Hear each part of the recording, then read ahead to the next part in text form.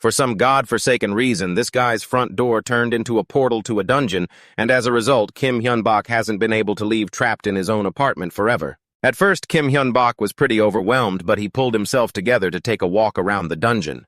He even thought he'd become some kind of overpowered protagonist, like in those stories. You know, fantasy stuff. But reality hit him like a truck when he actually met real goblins for the first time, got beaten up and chased until he literally peed his pants.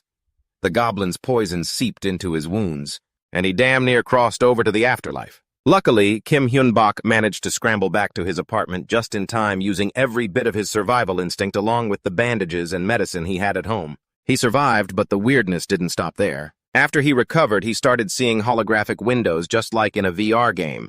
The system notified him that Kim Hyun-bok met the requirements to become a dungeon explorer, but Kim Hyun-bok wasn't happy about it at all. After his fantasy of being a badass protagonist was shattered, and he experienced a brush with death, he turned into a hardcore introvert and locked himself inside, though he couldn't leave even if he wanted to, since his door was connected to the dungeon anyway. Kim Hyun-bok even went on online forums, begging for help, but of course nobody believed him. He tried contacting the police or the fire department, but that didn't work either. However, the one consolation was that on the dungeon web, there were a few others who had ended up in the same boat, so the site started showing some pretty bizarre info from guides on raiding the market area to various tips for newbies. And there were even quests with various rewards. After some research, Kim Hyun-bok discovered that Dungeon 0795 was the one connected to his home, and he had to conquer this place along with the other connected people. But since Kim Hyun-bok is a grade A coward, he kept thinking that out of the 30 guys connected, at least one of them would conquer this dungeon for him. But in the end, Kim Hyun-bok still had to step up and hunt because he needed money to put food on the table. Kim Hyun-bok would receive money if he took down some monsters. With that money, he could buy essential items from the dungeon web market. The first few days were okay, but then Kim Hyun-bok read a post saying the deeper you go, the stronger the monsters get. So he continued his cowardly lifestyle, choosing to survive by just picking off goblins on the outskirts of the dungeon. Kim Hyun-bok lived like that for 3 months, and his blood ran cold when he discovered that out of the 30 people connected to the dungeon, only 5 were still alive. This immediately sent Kim Hyun-bok into a full-blown panic. He was terrified of dying too, and if all the other explorers kicked the bucket, he'd have to survive his whole life just hunting goblins. But what if one day the monsters from the dungeon crawled back? Through his front door, Kim Hyun-bok didn't know what to do. The crisis sent Kim Hyun-bok into a frenzy searching for info on the dungeon site, and finally he saw a post that seemed useful from someone who got the same quest as him. That person wanted to challenge the boss area tomorrow by gathering the 5 remaining survivors to form a party. Seeing this post, Kim Hyun-bok finally saw a glimmer of hope, even though he didn't know how capable the others were. But at least it was better than surviving alone. However, a few more days passed, and Kim Hyun-bok panicked even more when he discovered he was the only one left alive in that dungeon. Dungeon number 0795. With 274 days left to survive, Kim Hyun-bok had no choice but to struggle along, scraping by hunting goblins to stay alive. Dealing with these low-level monsters, he got more and more experienced, and his moves became much smoother, even though he knew he couldn't keep this up forever. Kim Hyun-bok couldn't find the courage to go deeper. He tried to sleep, to forget reality, but he couldn't. Kim Hyun-bok even tried posting desperate cries for help, but ended up eating dirt, because the keyboard warriors tore him to shreds for his cowardice. Even though he was annoyed, the fact that Kim Hyun-bok was a coward was true, so he had to face reality. He had no other path. If he didn't want to be trapped in this dungeon forever, he had to conquer it alone, and so Kim Hyun-bok decided to meticulously prepare his raid plan. First, he started by identifying what his skills were. The dungeon site returned results very quickly. Kim Hyun-bok seemed to be a magic user thanks to his ability to control and use mana. Plus, the site said his luck stat was A rank, though he wasn't sure how that worked. But maybe luck is a type of ability too. Eventually, by learning to use mana and control skills, Kim Hyun-bok was able to tame the goblins and turn them into his henchmen. To test it, he tried taming one goblin and then succeeded with another.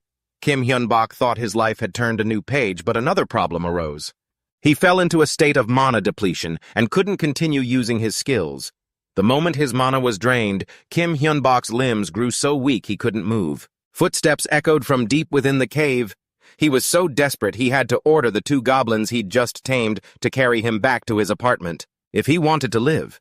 Kim Hyun-bak had to recover quickly, but ironically he discovered something on the dungeon site: too late magic and the skills connected to it are extremely rare, and the key factor for a successful raid is teamwork. But now he was the only one left in this dungeon. He couldn't team up with anyone even if he wanted to.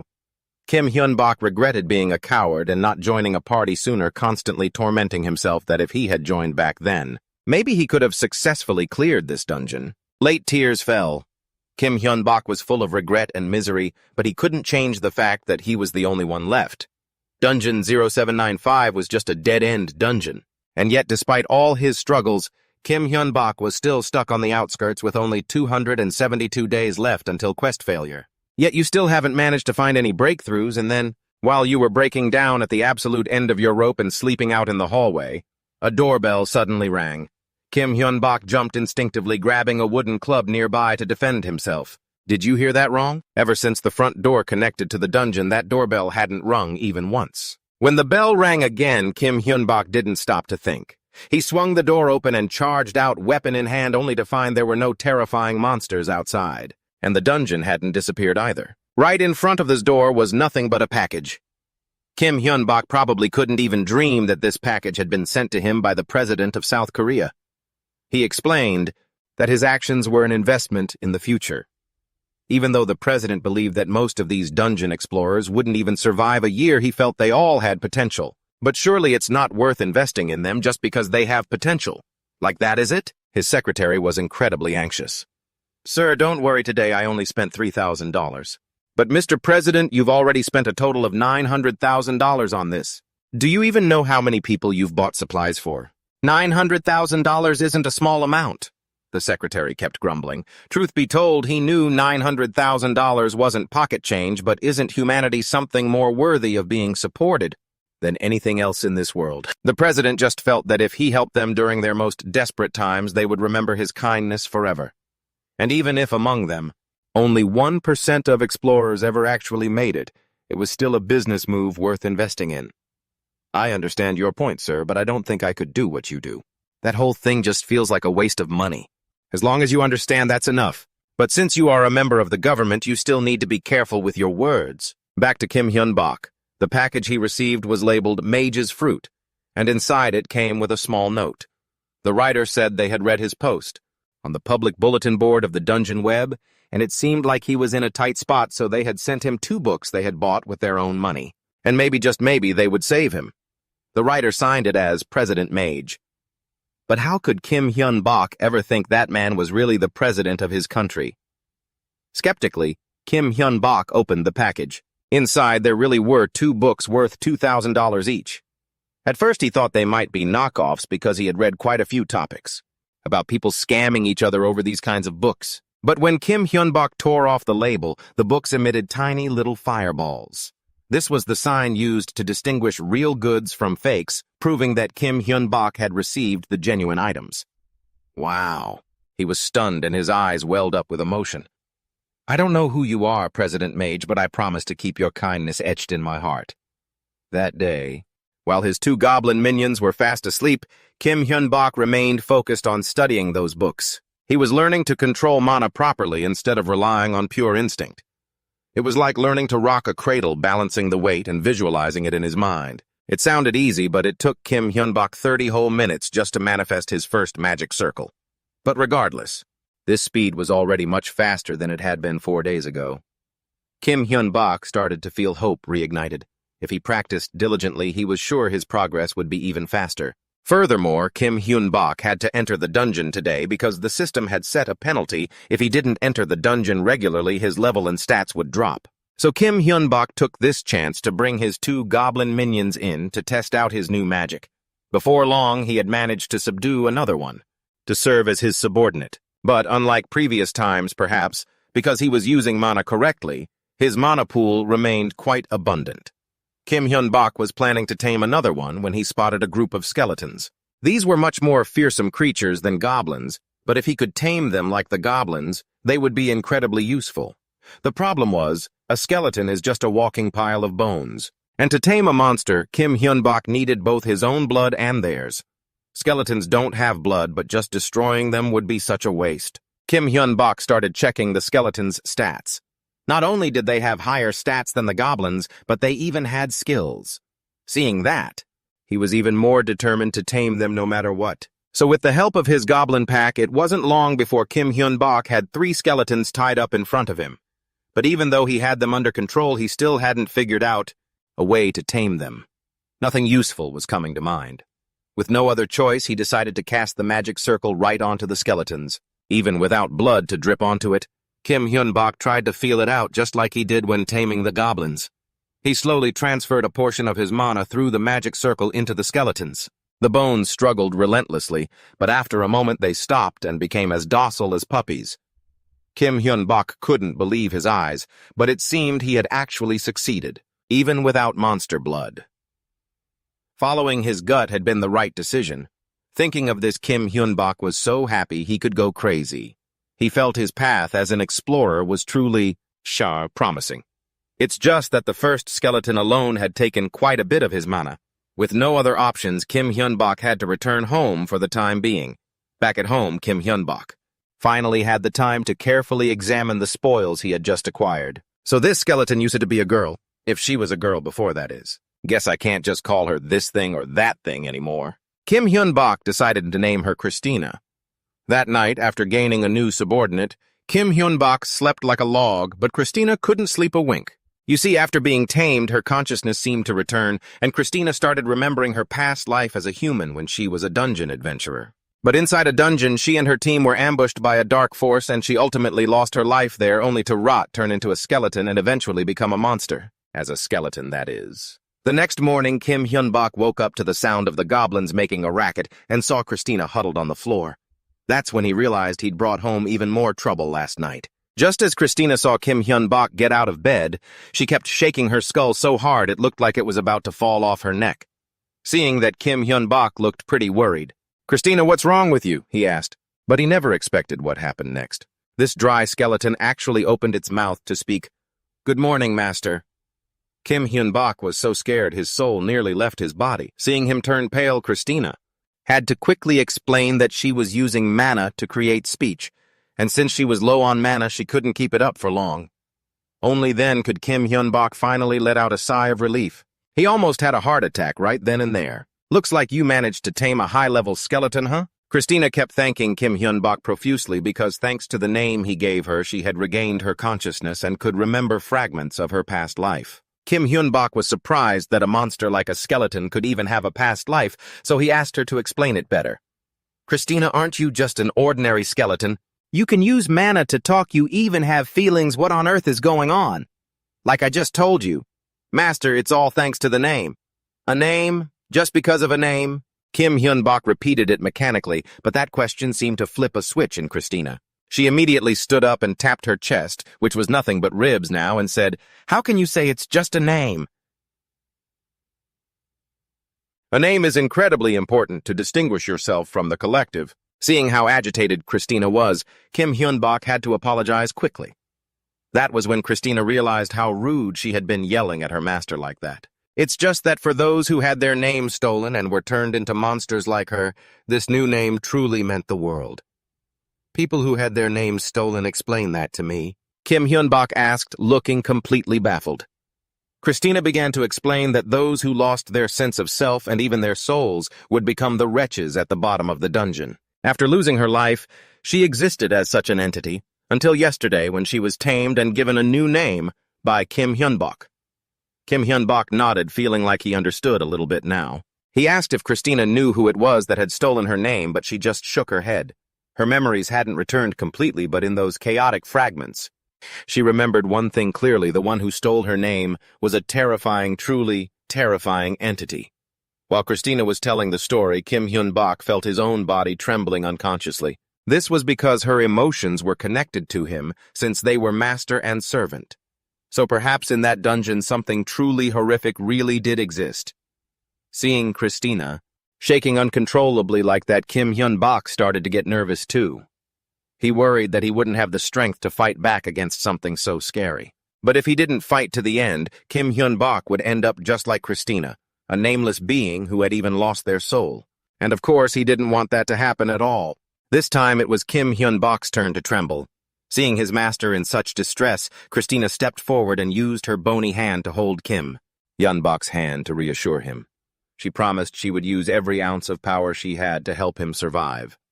The three goblins behind them, though they couldn't talk, also enthusiastically chimed in. Only then was Kim Hyun-bok able to relax a little.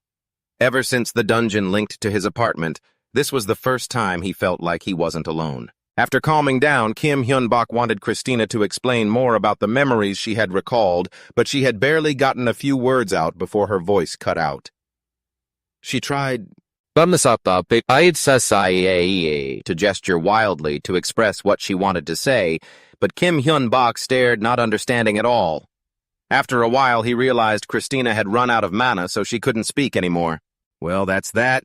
Guess we'll have to wait until your mana recovers. But in the meantime, what are we supposed to do? Kim Hyun-bok was just saying that. But unexpectedly, Christina actually found herself a way to kill time surfing the web.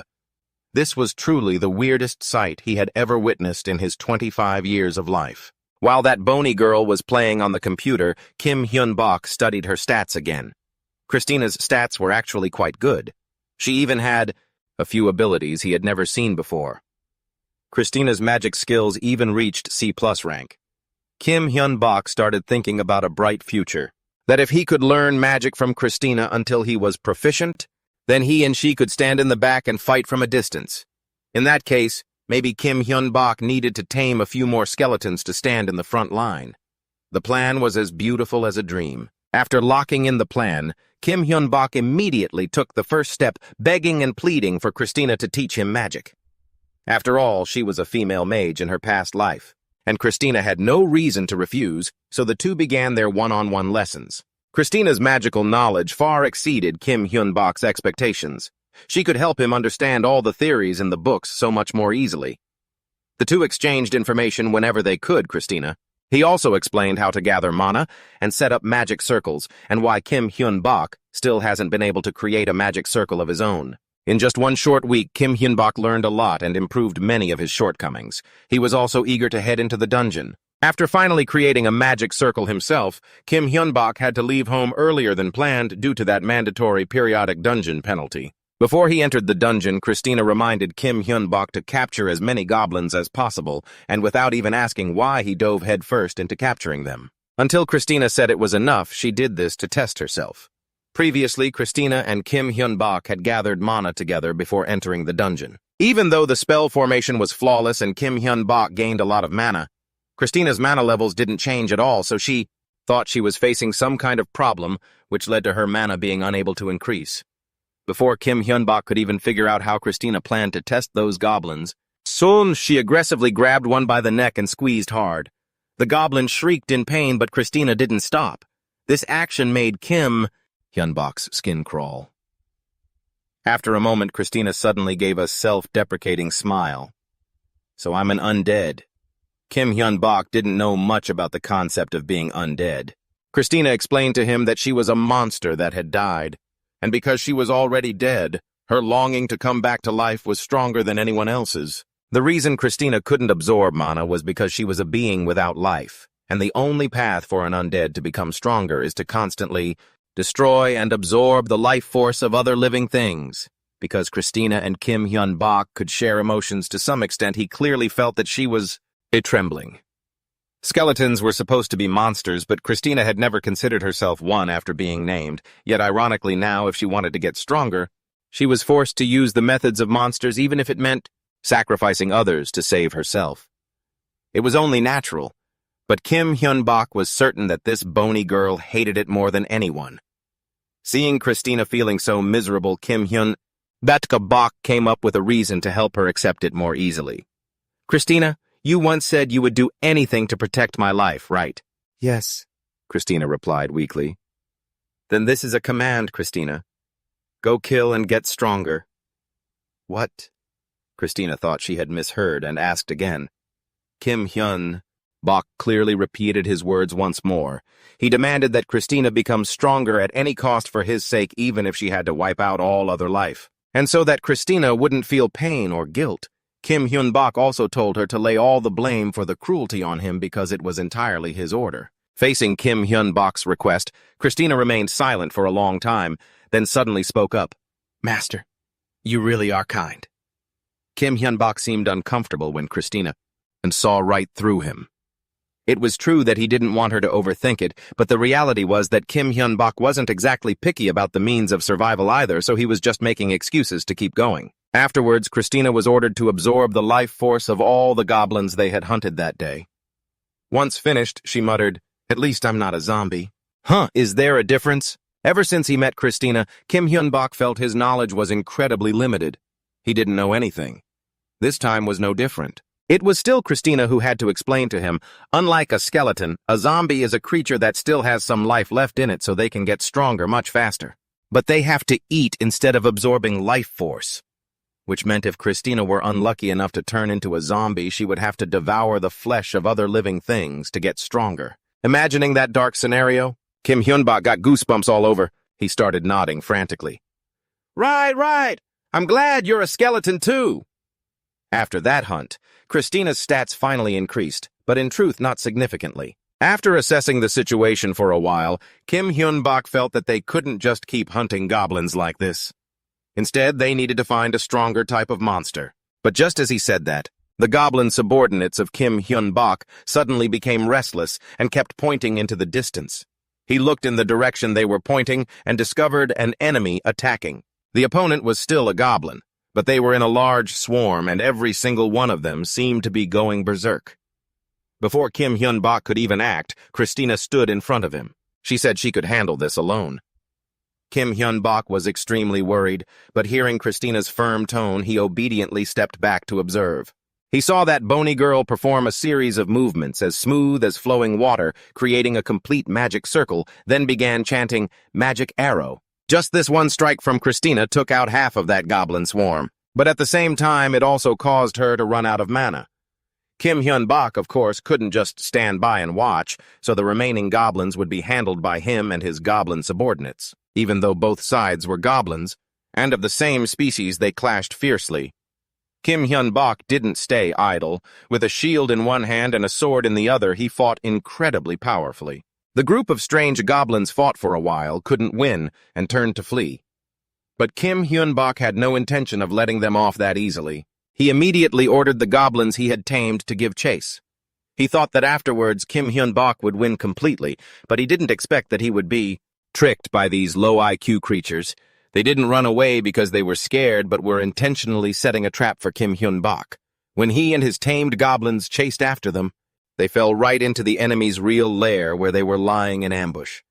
As a result, all the goblins that Kim Hyun-bak had tamed were wiped out, and he stood there completely bewildered. He didn't know what to do next.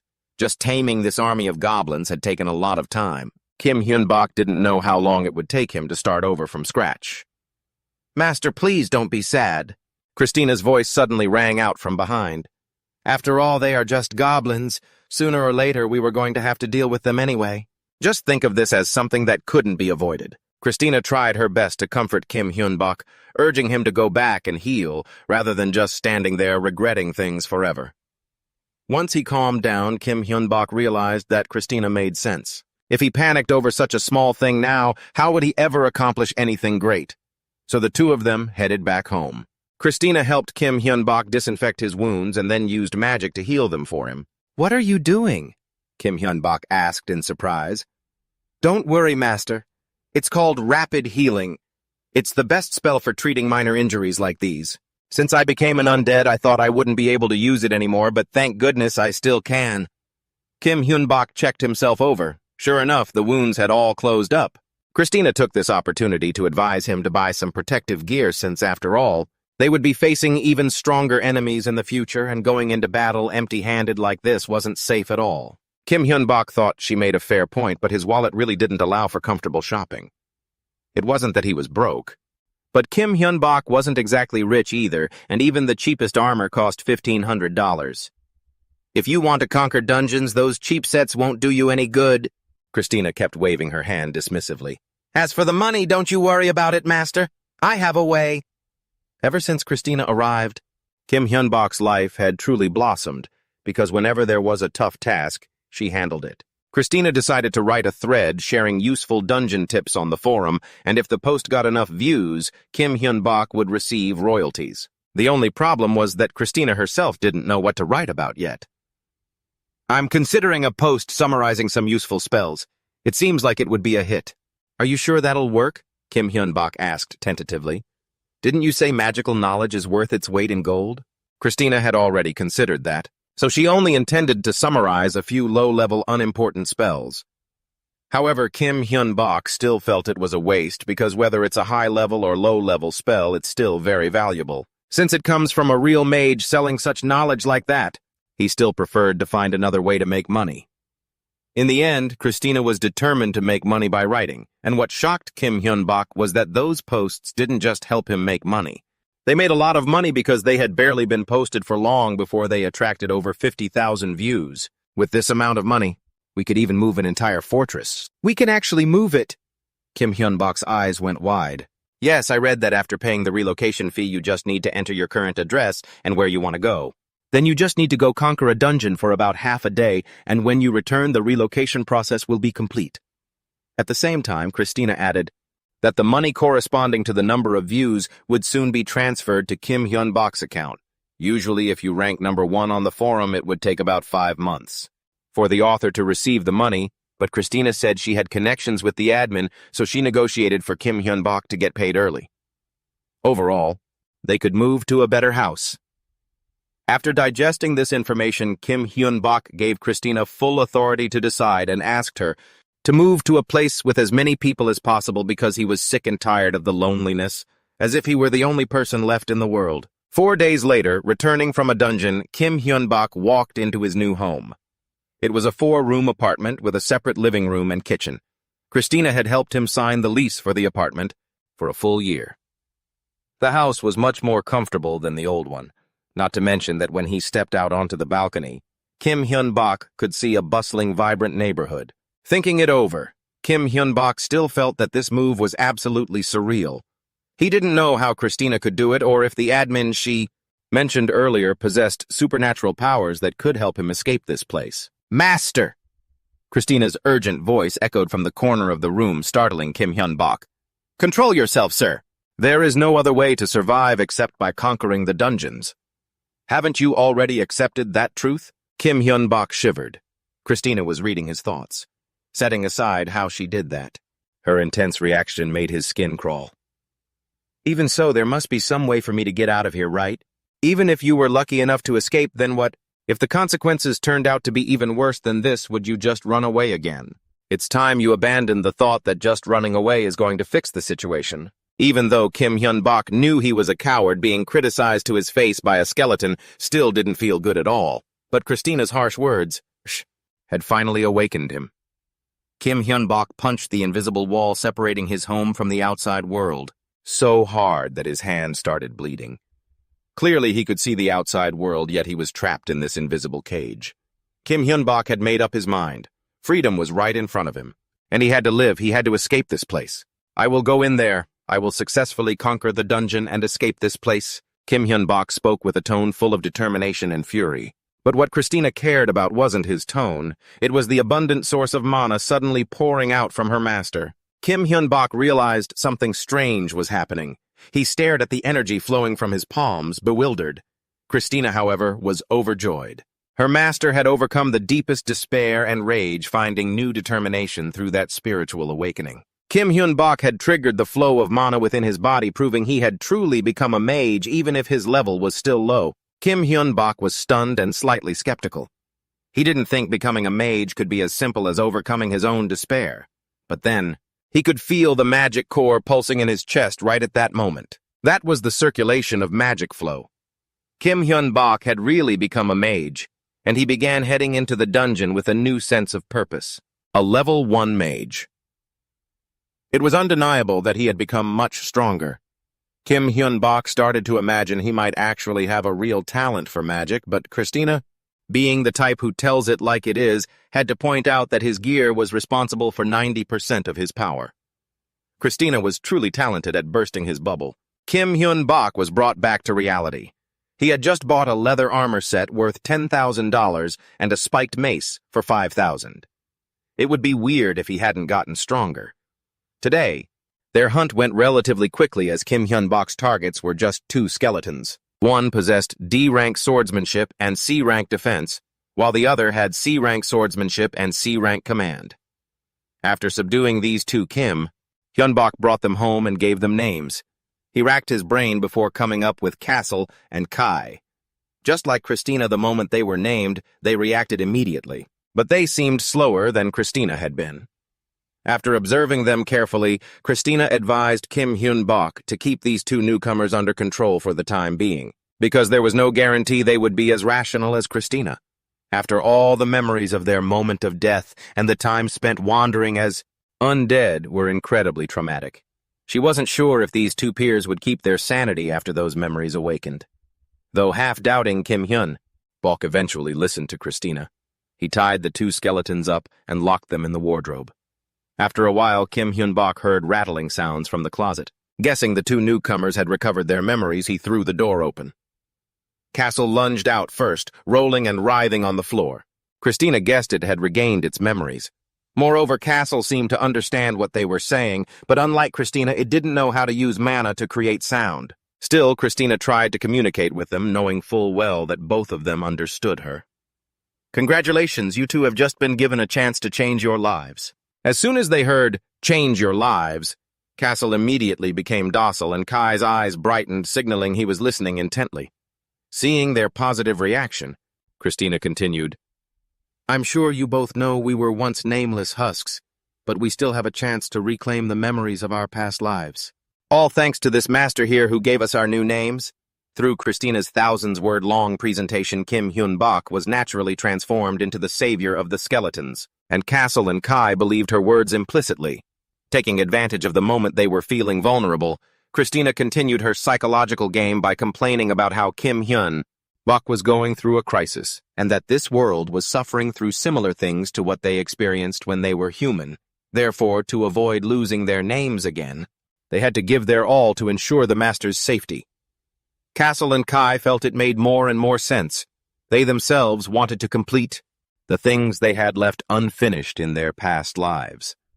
While they were weak-willed, Christina demanded they swear loyalty to Kim Hyun-bok, and naturally she led by example. "I swear by my very soul and the name granted by my master, as long as you allow me to live through your magic, I pledge my undying loyalty." Christina's serious demeanor made Kim Hyun-bok uncomfortable, but he knew this was necessary to fully win over Castle and Kai. After swearing the oath, Christina told them to do the same while simultaneously drawing a magic circle to threaten them that if Castle or Kai dared to refuse, they would be sent to the graveyard for good. After a few seconds of hesitation, they finally agreed. Both swore to be loyal to Kim Hyun-bok if he helped them take revenge and fulfill their unfulfilled wishes from their past lives. And just like that, in a short time, Kim Hyun-bok had recruited 3 sentient skeletons as his subordinates. After the oath, the bond between Castle, Kai, Christina, and Kim Hyun-bok became much closer. Therefore, Castle and Kai were finally able to speak without needing to use mana. Once they could communicate, the first thing Kim Hyun-bok wanted to ask was their specific goals. Because during the oath, both said they wanted his help for revenge and to achieve their wishes. Castle's memories hadn't fully returned, so he could only remember vaguely how he died in his past life. Castle had been a mercenary, but at the decisive moment he was betrayed. He only remembered the feeling of the enemy's sword piercing his chest. How painful it was. So Castle swore to find the one who took his life and put them in the dirt. Kai had a different wish. He was once a knight in a prestigious family, and his family possessed a legendary heirloom.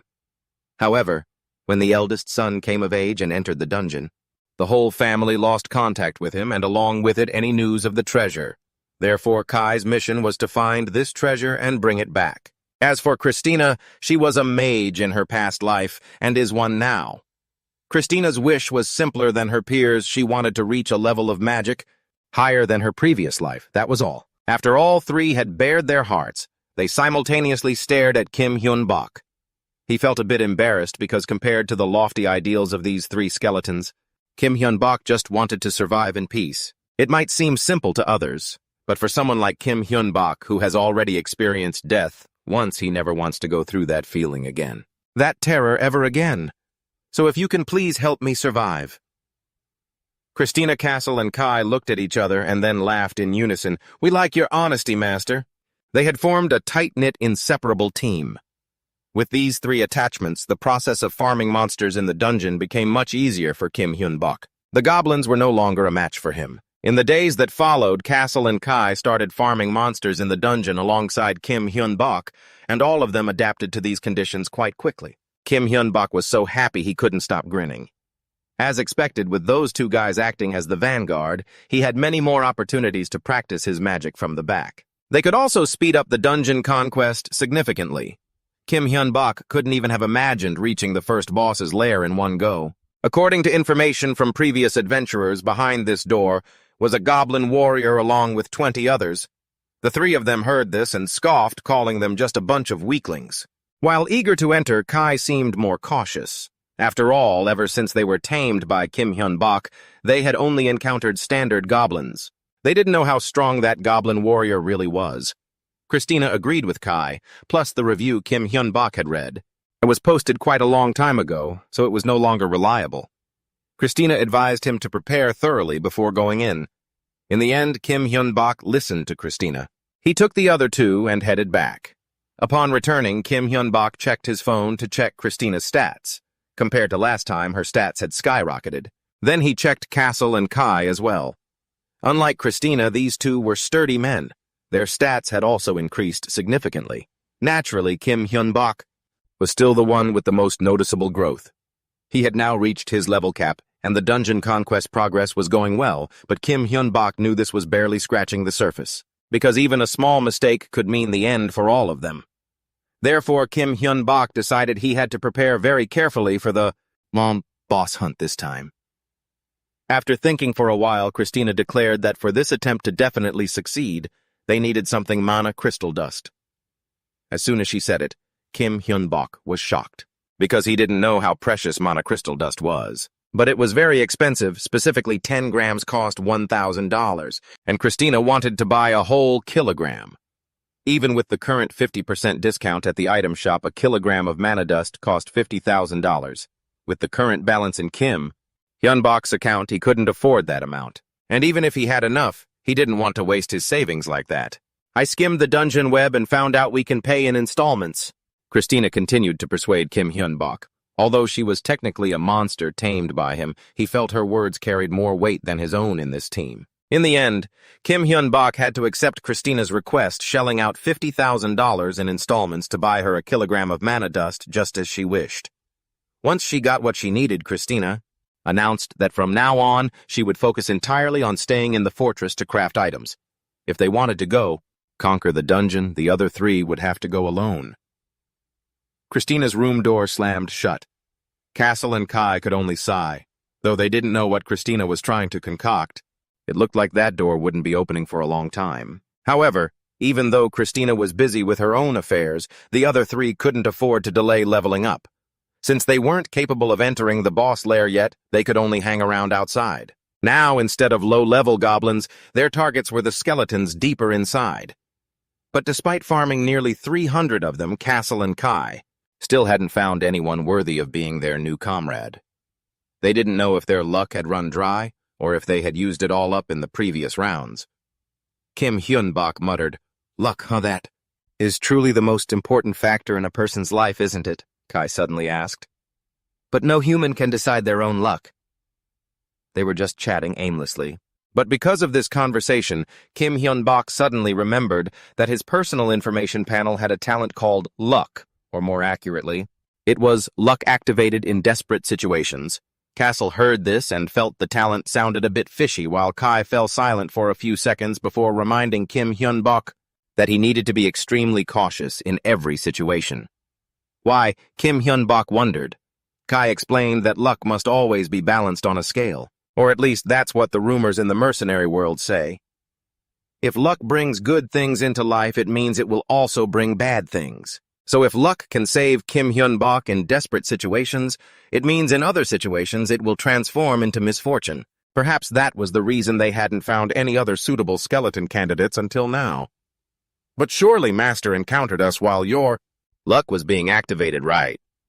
Castle suddenly chimed in, feeling happy. That must be it, Kai added.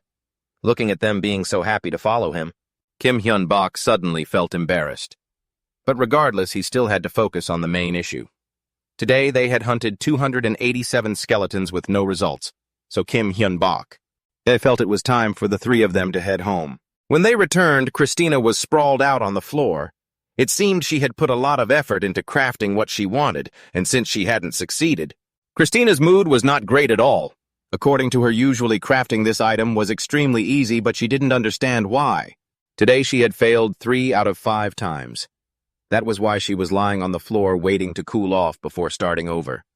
Oh boy, you're really out of luck, huh? Kim Hyun-bok gave a dry laugh, silently wondering if it was because of that luck of his. Of course, he didn't dare say it out loud for fear of being plucked clean by Christina. But just because Kim Hyun-bok didn't say it didn't mean that Castle didn't dare say a word after seeing how soft-heartedly Christina tried to comfort Kim Hyun-bok. But the other two guys were quick to chime in. Could it be the Master's luck? What luck? Christina asked, and Kai started gesturing wildly, telling her all about Kim Hyun-bok's weird talent. He honestly thought that after hearing it, the skeleton girl would fly into a rage and blame everything on him. But to his surprise, Christina was remarkably level-headed and said, I really don't understand what you're talking about. It's all on me that it failed since I was the one who crafted it. But then again, if the failure was truly due to the Master's so-called luck, then I guess it's not that bad. Kim Hyun-bok let out a sigh of relief. He didn't know when he started living his life while constantly checking the expression on a skeleton like Christina, but he was just glad she didn't chew him out. After chatting for a bit, Christina stood up ready to head back to her room to continue her crafting. Even though the other three were burning with curiosity, she had no intention of revealing what she was actually making.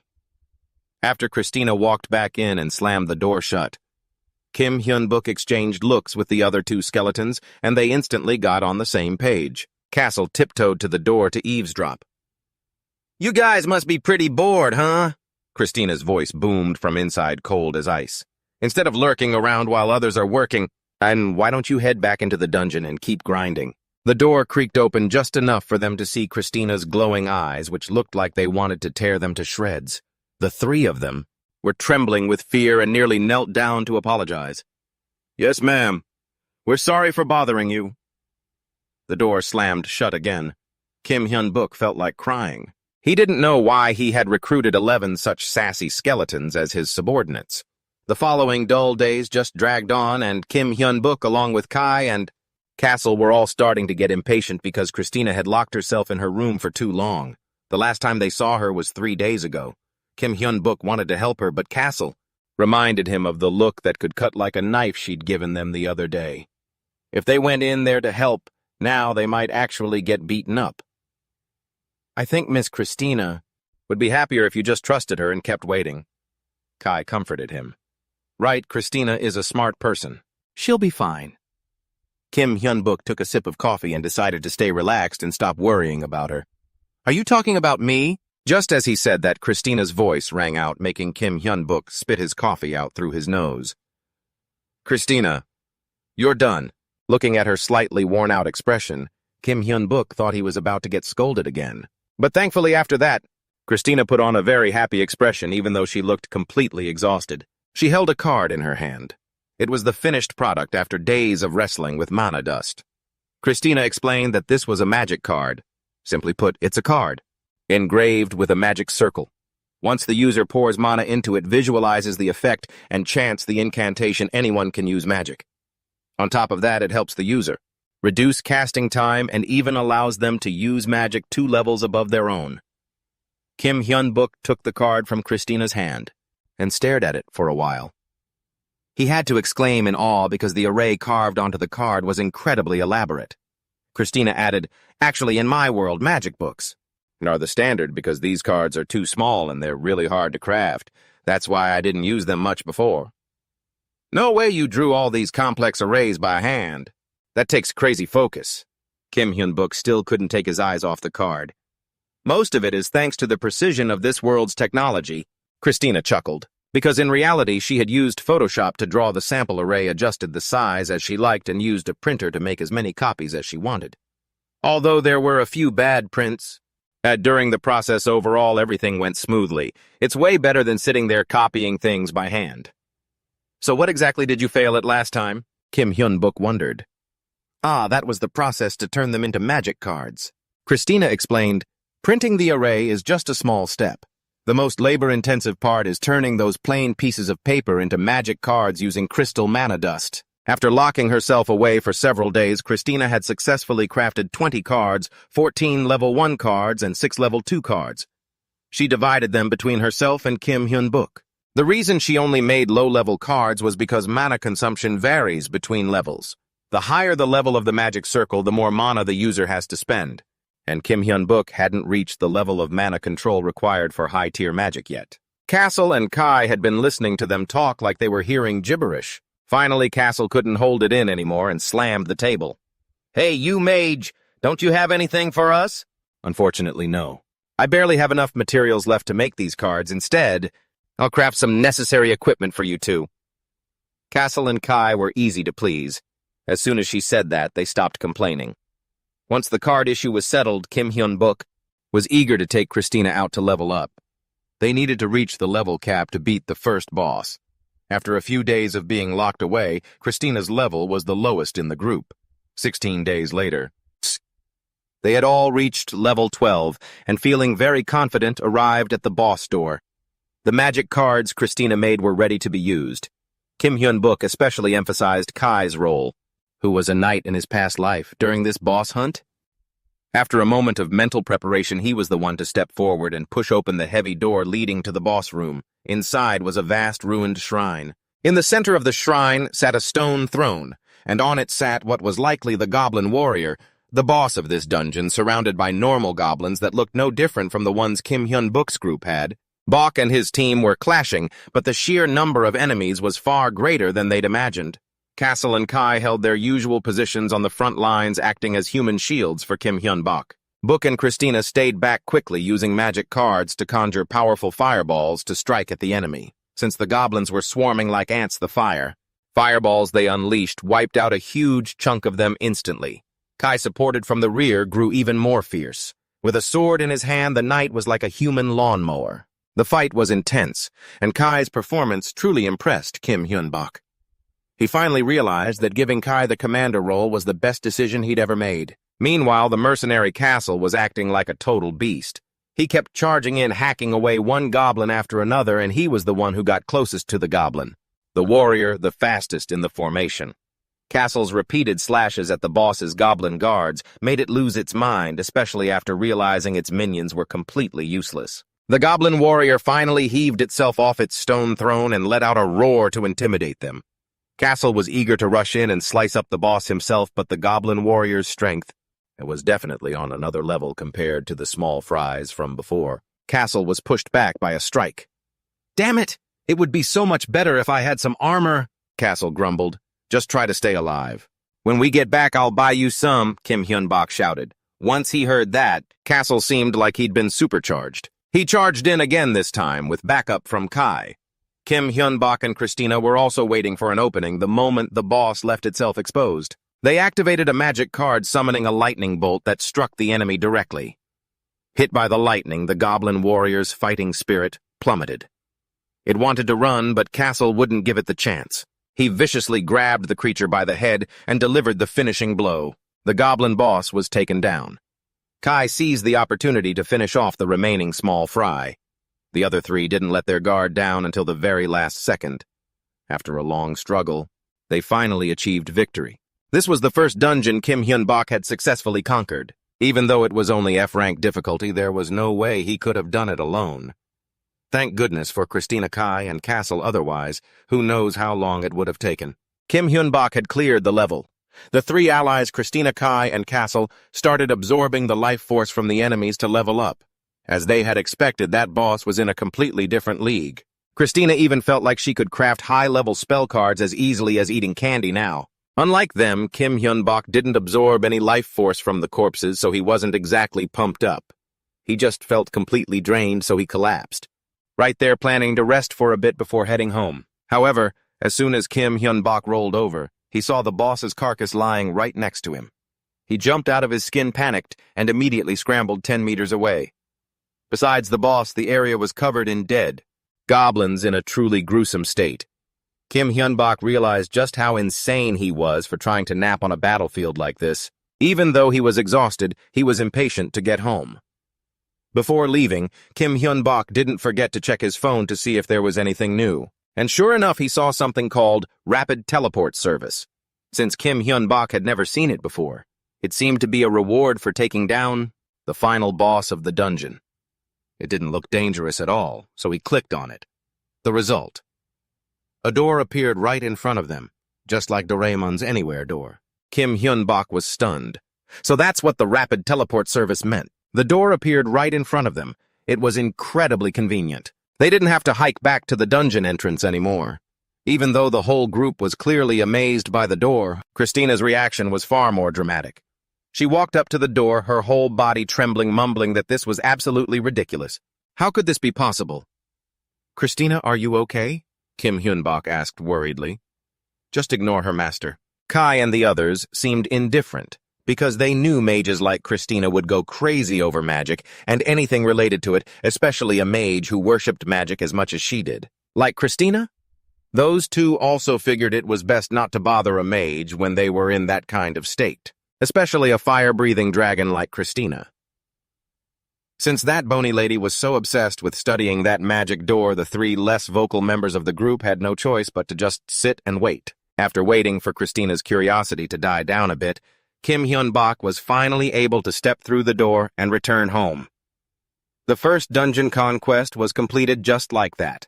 Kim Hyun-bok's F4 team returned home completely drained of energy. As soon as he got back, he flopped onto the floor, but he hadn't been resting for long before Kim Hyun-bok heard the doorbell ring. At first, he thought it was just Christina buying something online again, but the bony lady immediately shook her head. Kai went to open the door, but there was no one outside, only a giant package. Kim Hyun-bok looked at the sender's name. It was that mage president again. Impatiently, he opened the package. Inside was a suit of shimmering armor, along with a letter. "I was so glad to see that the person I helped wrote a top-ranked post on the Tips forum. Additionally, I was also very impressed by how you cleared the dungeon slowly but very surely. However, exploring a dungeon alone is extremely difficult and dangerous. Therefore, I have sent this equipment to help you out a bit." The suit of armor the president sent was described in the mail as armor made of interlocking metal rings. It was much lighter than a solid iron suit, allowing the user to move with ease. Christina saw it, and immediately knew it was incredibly expensive. Also in the letter the president, it was also specifically emphasized that he hopes to meet Kim Hyun-bok in person someday. A word of encouragement, hoping he can escape the dungeon soon. This was the second time Kim Hyun-bok had received help from the mage president. Even though he didn't know who the other party was, he truly wanted to repay this support. And based on the price of that set of armor, the man was definitely not short on cash. Christina suggested that Kim Hyun-bok gift the mage president some magic cards in return. Judging by the nickname on the letter, he was a mage himself. So spell cards would be a meaningful gift, and besides, it's a great learning opportunity for you too. "Master," Christina said. For some reason, Kim Hyun-bok had a bad feeling about this. Sure enough, Christina continued, "Now, Master, you need to learn the first magic circle and the array. Since you're a mage yourself, the gift will be even more meaningful if you craft it with your own hands before sending it off. So we should start right away, shouldn't we?" Kim Hyun-bok couldn't accept being bossed around by an undead he had tamed like this, so this time he decided to fight back. "I just got back from the dungeon. I need at least 1 day of rest." But Kim Hyun-bok's protest was completely futile, because according to Christina, studying and training are also considered a form of rest for mages. With that, she dragged the exhausted Kim Hyun-bok off to his room, preparing for a special training session that would last until he could create a new spell card all on his own. Kai and Castle felt bad for their master too, but standing before a roaring lioness like Christina, they didn't dare to speak up. As for the president, after sending the gift to Kim Hyun-bok, he called his secretary Mark over. Seeing the president's cheerful expression, Mark immediately guessed something good had just happened. "Do you remember that boy from before the one, who was the last member in his dungeon? He's still alive and continuing to conquer the dungeon. That's why I sent him that armor set. Mark was stunned for a few seconds. What, sir? Why did you send such an expensive item as a gift? The president was used to being nagged by his subordinates for being a big spender, but just like last time, he had no regrets. Afterward, the president opened the top post on the web. Dungeon for Max, he showed Mark. This post was actually written by Christina, but outsiders like the president naturally assumed the author was Kim Hyun-bok. It was precisely because of this that the president felt he had the most potential among all the dungeon explorers, and thus he placed even greater hope in him. He simply couldn't stop sending supplies to support him. Meanwhile, Kim Hyun-bok really didn't get a single second of peace. After learning the first magic circle, he was dragged by Christina to conquer the second floor of the dungeon right away. This time, all 4 of them were fully equipped. Kim Hyun-bok even had the new armor sent by the president and a few goblin guards tagging along, although the second floor of the dungeon didn't look much different from the first, but according to Christina, the monsters here had a slightly higher level. One moment of carelessness and you're toast. Kim Hyun-bok hadn't been nervous at all, but after hearing Christina say that, he started to tremble. And just as they were talking about the devil appeared. Out of nowhere, nearly 10 goblins jumped out in front of them, including one that was much larger. Looking closely, it was actually an ogre. Seeing how aggressive it looked, Kim Hyun-bok didn't dare to underestimate the situation. He deployed his formation just as they had discussed earlier. His goblin guards, along with Kai and Castle, charged in to clear a path. Kim Hyun-bok had already upgraded his goblin subordinates before heading to the second floor. But the current situation didn't look too optimistic because they were being overwhelmed by the enemy. Even the fierce skeleton castle was being pushed back by that ogre. Before they could finish off this group of monsters, another bunch just like them appeared behind them. Kim Hyun-bok was so stressed that his hair stood on end. But Christina reassured him, calm down, because this bony girl already had everything calculated.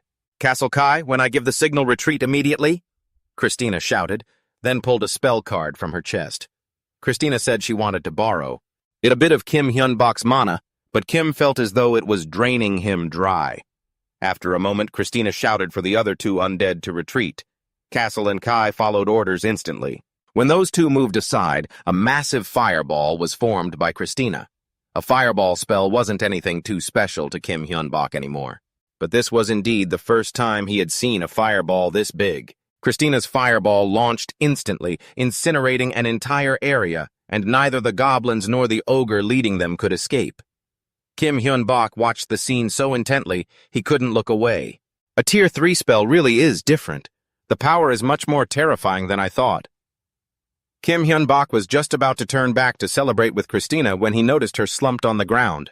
He was terrified and instinctively shouted out, "I'm still fine, master." Christina spoke up to reassure him, "I'm just a little exhausted." "But because I'm a skeleton, I fell apart like this." "Interesting, my foot. You scared the hell out of me."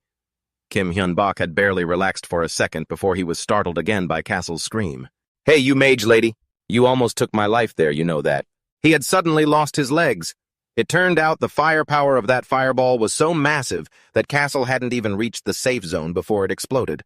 He ended up losing his legs and was now being carried by Kai. Looking at Castle's state, it was very dangerous to keep going. Furthermore, Christina was out of mana. Kim Hyun-bok had to order his team to retreat. They returned home. Christina recovered very quickly, but then it was Kim Hyun-bok's turn to be drained of mana. As for Castle, Christina reassured everyone not to worry because a skeleton's bones can regenerate on their own. After a while, he would be back to normal, or in an emergency situation. Bok can't even harvest someone else's bones to replace his own, and yet here is Christina talking about it as calmly as can be. Castle was even more furious. "Just because it's not your legs, you're being so cold-blooded, huh? This is all because of you. Don't you think you owe me an apology?" "Fine, I'm sorry, okay? I'll be more careful next time." Christina's attitude didn't soothe Castle. It only made him angrier. What kind of half-hearted apology is that? In the end, Kim Hyun-bok had to step in to mediate, or else his eardrums would have been blown out by Castle's massive volume. It was a relief that everyone made it back safe and sound this time. It was just a shame they lost all those goblin guards. Now that they were finally settled back home, Kim Hyun-bok finally had the chance to ask Christina about that giant fireball. "How were you able to conjure such a huge fireball? Don't tell me you had that prepared beforehand." I did prepare it in advance just in case. Kim Hyun-book nodded in approval. It was a good thing to have someone as far-sighted as Christina in the group, otherwise they might have ended up. I'm 6 feet under today. The monsters on the second floor were much stronger than the regular goblins on the first, but to be fair, their strength still couldn't compare to a goblin warrior. Even those orcs, though big and strong, were nothing compared to a goblin warrior. As long as they were careful not to get surrounded, they could easily control the flow of battle. Therefore, they started to sit down and discuss their combat strategy. Castle also took this opportunity to pester Kim Hyun-book into buying him new gear, which actually wasn't an unreasonable request. Because according to Kai, since they were skeletons, their body weight was very light, which made it impossible for them to resist force and easy to get blown away. But if they had equipment like armor, the increased body weight would help them stand their ground against enemies much better. The more Kim Hyun-book heard, the more sense it made. He had already planned to invest his money in these two guys, but he was stopped by Christina once again. According to her, instead of using equipment, they could create cores. Cores? What are those? Kim Hyun-book barely finished his sentence before he saw Christina's face darken. I taught you this last time, didn't I? It seems someone here is too lazy to study.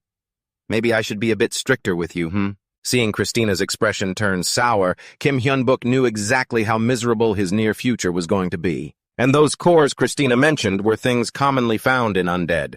They served as hearts. No matter how strong an undead might be, once their core is destroyed, they're finished for good. Oh, so the core is a weak point, and we can create them? Kim Hyun-book asked, full of curiosity. It seems you really don't remember anything, do you? Christina's tone was colder than a winter wind. Kim Hyun-book felt it would be best for him to keep his mouth shut from now on. But in truth, what Kim Hyun-book asked wasn't wrong. Undead were monsters that felt no pain or fatigue, so they were extremely difficult to deal with. Their only weak point was the core. As long as the core is destroyed, the undead can be eliminated. That is why, when facing undead, one always aims for the spots where the core is hidden, like around the head or the left side of the chest. But the undead I've met before didn't have cores. Kim Hyun-book's 100,000 Whys program continued. Christina explained that it was because those low-level undead don't have cores. That thing needs a long time to form and requires the accumulation of a certain amount of experience. Therefore, undead that aren't old enough or haven't cultivated enough usually don't have cores. Christina herself, as well as Kai and Castle, were undead without cores, but after today, Christina had changed her mind. To explore the dungeon deeper, they needed to upgrade their power. But Kim Hyun-book still didn't understand what upgrading power had to do with creating cores. Because based on what Christina had described so far, that thing sounded like nothing more than a weak point. The core has more benefits than drawbacks, Master. Christina sighed at Kim Hyun-book's ignorance. Because with a core, you can use magic circles and aura orbs. Those are very important for swordsmen and mages. Then why can you use magic all the time, even without a core? That's because I have been storing a certain amount of mana inside my bones. But this method isn't very effective, so I'm asking everyone to create cores. Kim Hyun-book barely needed to think about it, as he knew Christina had no intention of harming him. So Kim Hyun-book quickly agreed to the idea. It's just that for now, the creation of the cores couldn't begin immediately, because they were made from materials capable of absorbing mana, such as special minerals, monster hearts, or gemstones, and currently among those things, gemstones were the only ones they were most likely to use. Furthermore, it had to be pure gemstones to enhance the mana absorption capability. Just hearing this, Kim Hyun-book knew where his problem lay. Pure gemstones were very expensive, but his current budget was less than $30,000. And according to Christina's research, the price of a 1-carat diamond with a diameter of 6.2 millimeters was already up to $1,000, while the minimum diameter of a core was 5 centimeters. He didn't even need to calculate the exact figure to know he couldn't afford it, not to mention that there were 3 undead here, which meant they needed 3 cores. Is there any other way? Kim Hyun-book let out a long sigh. Of course there is. Wait a moment. Christina replied cheerfully, then scurried off to find something. Not long after, Christina brought out a thick book from her private room titled Business Plan. Looking at this skeletal girl, Kim, Hyun-book guessed that Christina had prepared everything a long time ago. Turns out asking for his opinion was just for show. I don't even know who's really in charge here anymore. Anyway, back to the main point. Christina says money for gems isn't an issue because it's come up with a super profitable product. It's spell cards. If they sell these, they could make a fortune enough to buy all the gems they need, and buyers get a real ace up their sleeve. They're perfect for high-stakes battles. A win-win for everyone. Even though the mana dust used to make them isn't cheap, Christina's figured out how to optimize it. It can churn out 1,000 spell cards from just 1 kilogram of raw material. After factoring in the risk of failure and labor costs, it estimates each card will hit the market at $3,000. After rattling off its entire plan, Christina handed the proposal to Kim Hyun-book.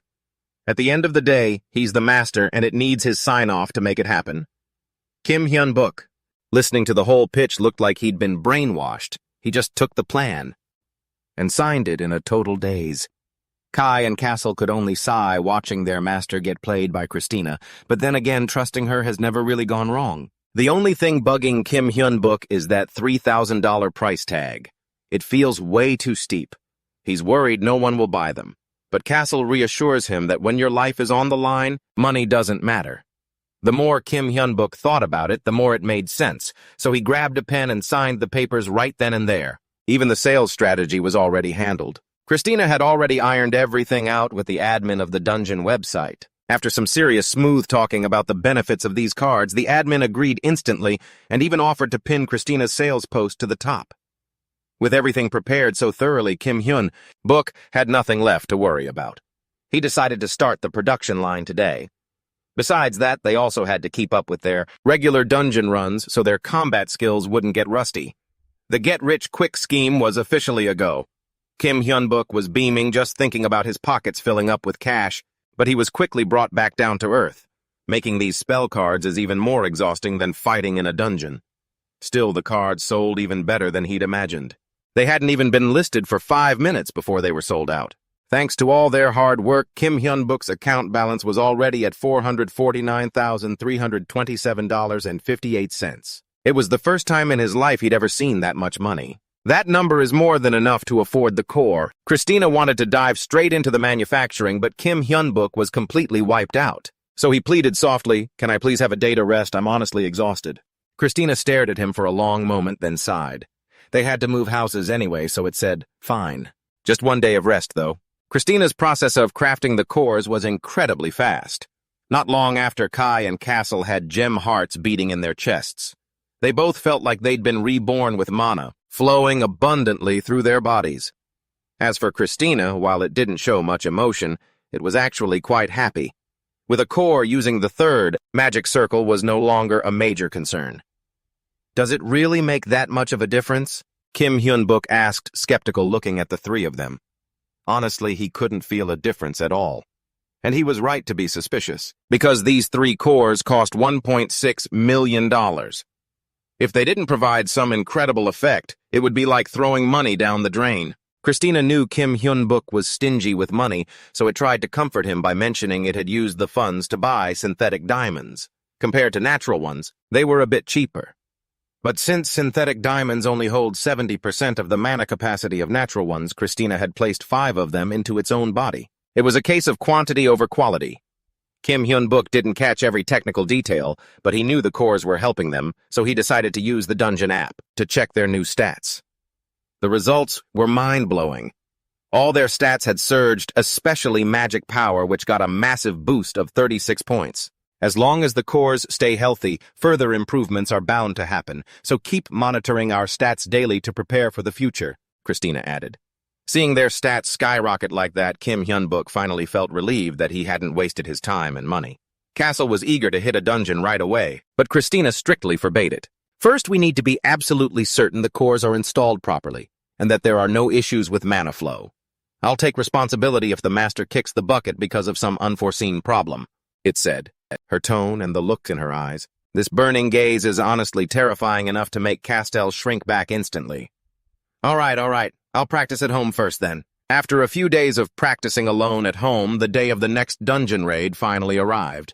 As soon as they entered, Castell was eager to show off his ultimate technique to Kim Hyun-book. Look at this. It's called Aura Blade. Mercenaries have to reach A rank just to be able to use it. Kai wasn't about to lose to his teammate either. After all, he is a disciplined knight with skill levels even higher than Castell's. Kai can even chain his aura blades, whereas Castel can only fire off one at a time. Not wanting to be outdone in Kim Hyun-bok's eyes, Castel tried to copy Kai's chain aura blade, but after showing off this ultimate technique, he ended up just like Christina earlier, drained of mana and collapsing on the ground. We collected so much mana before coming here, and you used it all up already. Are you sure you're okay? Kai and Christina could only sigh. Castel's competitive streak is just impossible to fix. Using an aura blade to cover such a large attack range burns through a ton of mana. Usually no one uses it for simple one-on-one duels, yet just to show off for Kim, Hyun-bok Castel used a chain mana blade just to kill a single goblin. That's only because I'm using it with this body. I could use it just fine back in the day, Castel shouted. Regardless, with Castel in his current state, they couldn't possibly push deeper into the dungeon. Even though he was being ridiculous, the mana issue still left Christina deep in thought. I think the fundamental problem is our mana regeneration being too weak. I'll try experimenting with mana absorption circles on the core. That sounds solid and amazing, but let's do it later. After selling the 2 circle magic spell cards, they were out of both energy and money. Kim Hyun-bok couldn't help but remind Christina, "You don't want to have to work overtime making spell cards that soon, do you?" The main issue right now was that they had to head back before more monsters showed up, because in this condition, Castel definitely couldn't fight anymore. Kim Hyun-bok was anxious to head back, but true to form, the more you fear something, the faster it appears. Before he could even gather up Castel's bones and open the teleportation gate, the enemy had already arrived. This time it wasn't goblins and it wasn't orcs either. It was a pack of gnolls, vicious hyena-human hybrids. Kim Hyun-bok could already feel cold sweat breaking out on his forehead. Castel was no longer in a state to fight. How were they going to deal with these monsters? "Master, please stay calm first," Christina reassured him, then raised her staff to start casting her lightning magic. A bolt struck and about 10 gnolls were taken down instantly. Not stopping there, Christina followed up with ice breath magic to slow down the remaining enemies. Taking the opportunity, Kai performed a beautiful sword strike, instantly taking out the rest of the gnolls. Even without Castel, the two of them worked together seamlessly. Their movements were so swift that it took a moment for Kim Hyun-bok to realize they had already defeated the monsters. Looking at his master struggling on the ground, Christina couldn't help but offer a word of advice. "Master, a mage must always maintain their composure. If you panic, you can't fully utilize your skills to their maximum potential, and the worst-case scenario is that it could cost you your life." Christina's words weren't harsh, but they truly made Kim Hyun-bok feel ashamed. "You're right. I really am still lacking so much." Seeing Kim Hyun-bok so sad that he hung his head, Castel yelled out, "Hey, Master, you haven't done anything that terrible. Please don't lose heart like that." Kai and Christina quickly chimed in. "He's right, Master. Up until a few months ago, you were just an ordinary person, right? You've grown at an astonishing rate, Master. You still have flaws because you've grown so fast, but you have us now, so don't worry." Kim Hyun-bok's earlier feeling of guilt vanished, replaced by the embarrassment of being coddled like a baby. Honestly, ever since the dungeons suddenly appeared, Kim Hyun-bok had lived in constant anxiety and exhaustion. But it felt like ever since these 3 undead appeared, his life wasn't so bad anymore. That night, Kim Hyun-bok completely relaxed his mind and drifted into a deep sleep. And he had a strange dream. In the dream, Kim Hyun-bok saw himself in a strange space. Everything around him was a pure, endless white. He tried walking a few steps. He knew clearly that he was dreaming and wanted to escape, but he couldn't find a way. At the same time, he felt his chest suddenly heat up. Mana began to fluctuate violently, then poured out like a waterfall. Kim Hyun-bok started to feel uneasy. He didn't know if this would cause any danger, but he couldn't stop the mana from pouring out like that. Just as his body began to go limp from exhaustion, Kim Hyun-bok suddenly felt someone shaking him. At the same time, there were urgent calls, "Master, wake up!" Kim Hyun-bok opened his eyes wide. The first thing he saw was 3 skulls huddled together staring at him intently. They all looked worried to see Kim Hyun-bok having a nightmare. It turned out that earlier Christina suddenly sensed an extremely abnormal wave of mana in Kim Hyun-bok's room and pulled Kai and Castel inside. When they checked, they saw a massive amount of mana leaking from Kim Hyun-bok's body. If it had continued, Kim Hyun-bok could have been in danger, so they frantically tried to wake him up. It was exactly like what happened in the dream, but Kim Hyun-bok couldn't explain why. Furthermore, Christina, Kai, and Castell weren't the ones who stopped the flow of mana, it had just suddenly stopped on its own. Since then, the mana flow within Kim Hyun-bak has become much more stable than before. Wait, did you guys do this or did I do it myself? Kim Hyun-bak asked, half doubting. After a moment of being stunned, he lifted both hands and skeptically cast a glowing spell. Suddenly, a blinding golden light erupted from both of Kim Hyun-bak's palms. In that moment, he had an epiphany. It seems he had truly mastered the mana source within his own body. It was just like a director controlling the employees in his company. Kim Hyun-bak could now control the mana flowing in and out of his body and even channel it to Christina's group. Congratulations, Master, on becoming a true mage. I didn't expect you to clear the second magic circle in one go and reach the third circle instantly. Truly surprising, Christina said suddenly. Kim Hyun-bak could hardly hide his astonishment. Even though he knew he had mastered his mana, jumping straight to the third magic circle was indeed shocking. He didn't even know what he had actually done to make such a leap. Magic is a discipline heavily influenced by one's mindset and enlightenment, as I mentioned before. Mastering it on the first try is nothing to sneeze at. Enlightenment. That sounds so profound, Kim Hyun-bak said, full of self-doubt. Christina had to explain it to him. Actually, it doesn't necessarily have to be something grand. It's like realizing one's own self to advance to a higher level, that's all, of course. And each person's perception of enlightenment is different. For example, the realization during Kim Hyun-bak's growth process wouldn't necessarily hold value for others. But even so, mage families always share their enlightenment, whether it's useful or not, and Christina is no exception. So, Master, please share your enlightenment with me. Christina suddenly grabbed Kim Hyun-bak's hand. Man, this was truly the first time he had seen that bony girl give him those puppy dog eyes. All right, but could you let me eat first, please? I'm so hungry. Unfortunately, Christina insisted on hearing Kim Hyun-bak's enlightenment first, so even though he was starving to death, he had to tell her. After putting everything he had figured out into words, Christina drew her conclusion. I see. So from now on, you must study magic at any given moment. Kim Hyun-bak froze the moment he heard that. Why on earth? Because with your potential master, the more magic you learn, the more your power will be maximized.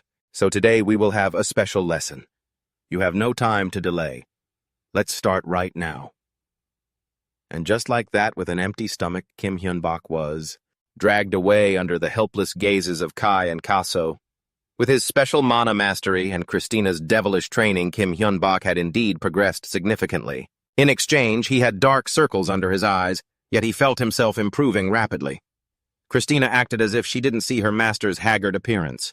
Every time they finished practicing with the monsters in the dungeon, Christina was ready for the next session, regardless of whether Kim Hyun-bak still had any energy left. Besides that, there was one more procedure that these three undead were looking forward to: checking their stats. After each dungeon training session, Kim Hyun-bak was no longer surprised that their stats increased steadily. But today something was different. Their jobs had changed. Before, they were all displayed as undead. Now Kaso had become a warrior, Kai was an assassin, and Christina was a mage. Furthermore, their caps and attribute limits had all increased. Their skills remained the same, yet Kim Hyun-bak seemed to be the only one surprised to see the new jobs of the three. It seemed they had all anticipated it. How did you all know? Since it's our own change, of course we would know.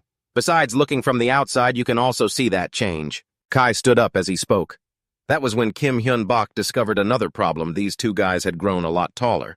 Before, they were clearly his height, but in a blink they were a head taller, their presence incredibly overwhelming. Kim Hyun-bak's only comfort was that Christina still kept her original height. She also felt it. The fact that she had quite a few internal changes, and even if Kim Hyun-bak didn't realize it, Christina's group could feel that he had changed too. Kim Hyun-bak had successfully created the third magic circle. This very thing affected the creatures he had tamed, the three skeletons. To put it simply, during Kim Hyun-bak's growth process, the creatures he tamed would also become stronger. It seems that raiding dungeons is becoming more and more promising. Speaking of dungeons, Kim Hyun-bak had recently learned a few new spells and wanted to attack the dungeon again, but the one with the most authority in the group, Christina, still disagreed. Even though Kim Hyun-bak had enough strength, attacking the dungeon would be better if they had good equipment. When Kai and Kaso heard the word equipment, their eyes lit up. It turned out that during this time, besides being busy training Kim Hyun-bak, Christina was also specially crafting equipment for these two. By early next week, when it was finished, they could continue conquering the dungeon. A week later, fully geared up, the group was eager to engage these monsters in battle. Besides their new armor, their power was also boosted by Christina's enhancement spells. Now, if the monsters attacked, it would just be like a mosquito bite on stainless steel. Besides strength, their speed was also boosted by acceleration spells, and their weight could be adjusted with lightness spells. With automatic recovery spells, even their weapons were enchanted with sharpness by Christina. Enhanced with buffs and automatic recovery compared to a week ago, both Kai and Kaso were much stronger. Seeing them so happy they were dancing, Kim Hyun-bok felt happy for them too. Even happier was when he realized he also had a share. Christina had specially crafted something for Kim Hyun-bok. Bok wore a jacket enchanted with buffs for auto-recovery and weight reduction, plus an expanded space enchantment in the pocket so it wouldn't feel heavy at all. Since they had to carry so much gear, as soon as Christina said that, the guys hanging back Castle and the others rushed over, diving their hands into Kim Hyun-bok's pockets to test it out. They started stuffing a bunch of items inside to see for themselves. He didn't even have to ask to know that all this had cost Christina a fortune and a lot of effort. But since they were headed deep into the dungeon, they had to invest as much as possible. Plus, no matter how good this gear was, it was still consumable. If they were attacked by stronger monsters, the rate of wear and tear would also increase, so Christina couldn't help but remind the other three to take care of their equipment. The long-winded lecture finally came to an end. Castle and Kai were already itching to rush into the dungeon. Once Kim Hyun-bok finished gathering his mana, the group of four charged in together. Just like last time, their first opponents were a pack of goblins led by a hobgoblin. Castle was eager to jump in, but before he could even move, Christina's fireball whizzed right past his face, taking out the whole pack in front of them. "Are you out of your mind?" Castle shouted, throwing a tantrum. "Last time it was your fireball that cost me my leg." "It was an accident. Don't be so dramatic. I didn't know how much power I was putting into it back then. Besides, this time I was just attacking before anything else happened. It's totally different from last time." Christina and Castle were bickering like two kindergartners fighting over a lollipop, completely ignoring the fact that they were deep in a dungeon. Kim Hyun-bok and Kai tried to intervene, but it didn't do much. And what made things worse was that while the two were arguing, the monsters that had been left half dead by the fireball managed to escape completely. Kai poked his head out to look ahead. There was a swarm of green-skinned goblins and ferocious hyenas packed tightly together, blocking the path. Among them were some of the injured goblins. Kai turned back and said to the others, "Looks like the monsters have regrouped, about 50 of them." "These guys are persistent, aren't they?" Tesla yelled. Hyun-bok spoke up. "All right, let's take them all out at once." Kai and Tesla threw the doors wide open, startling the monsters. Chris and Hyun-bok followed right behind with their staffs. As soon as Chris held the fire card, he quickly raised his staff toward the monsters and shouted, "Fireball! Immediately fireballs with—" Immense power shot forward. Black smoke filled the air, but the monsters didn't seem to have taken any damage at all. In fact, a hyena monster even charged forward with a sharp spear. 2 red rays of light appeared instantly. Hyun-bok calmly curled his fingers and shouted, "Ecstasy!" A pale blue ring of light appeared in front of Hyun-bok's chest, blocking every single one of the monster's sharp spears. Not only that, he also used ecstasy to take control of their very weapons, forcing all the sharp swords and spears to turn around. That massive amount of weaponry plunged directly into the monsters' bodies, making them howl in pain. Tesla, feeling restless, excitedly rushed forward to take his turn. "My turn now." He immediately rammed the sharp spikes on his armor into a hyena's face, but one lucky hyena managed to slip past Tesla. He spun around shouting, "Spikes! Spikes!" Kai slowly drew his sword from its sheath and swung a beautiful strike right across the chest of the lunging hyena. Countless sounds of thumping and kicking echoed, scaring the goblins so badly they almost wet themselves. They decided that retreat is the best strategy, but Chris noticed it and hurriedly warned his master. Hyun-bok replied, "I know. Earthquake." He struck his staff hard against the ground. Massive, sharp stone pillars erupted from the earth, blocking the goblins' escape route. Hyun-bok announced exit blocked.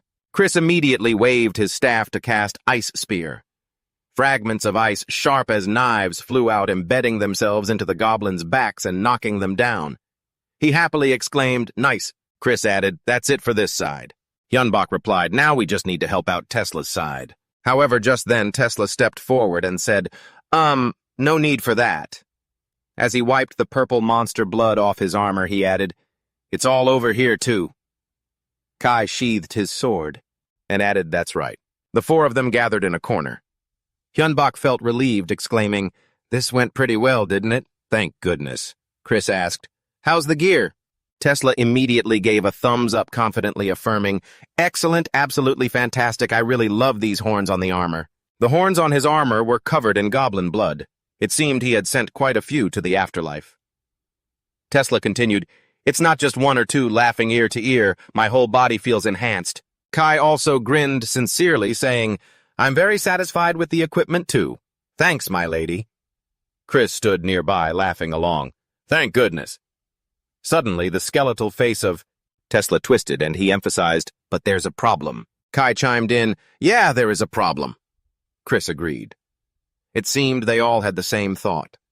The three skeletons stared at Hyunbok, making him stammer. He asked, "Problem? What kind of problem?" Chris replied, "The quantity. The monsters are all wiped out, so I'm worried about the quantity." Chris added, "I mean, there aren't enough people." Hyunbok didn't think the issue was that serious, so he just indifferently said, "Relax, that'll increase over time. Just let it be." "Is there anything special about that?" Chris went silent for a moment, then spoke seriously about the matter. "I have a few words, but let's just head back first and talk about it then." He replied, "All right, let's head back."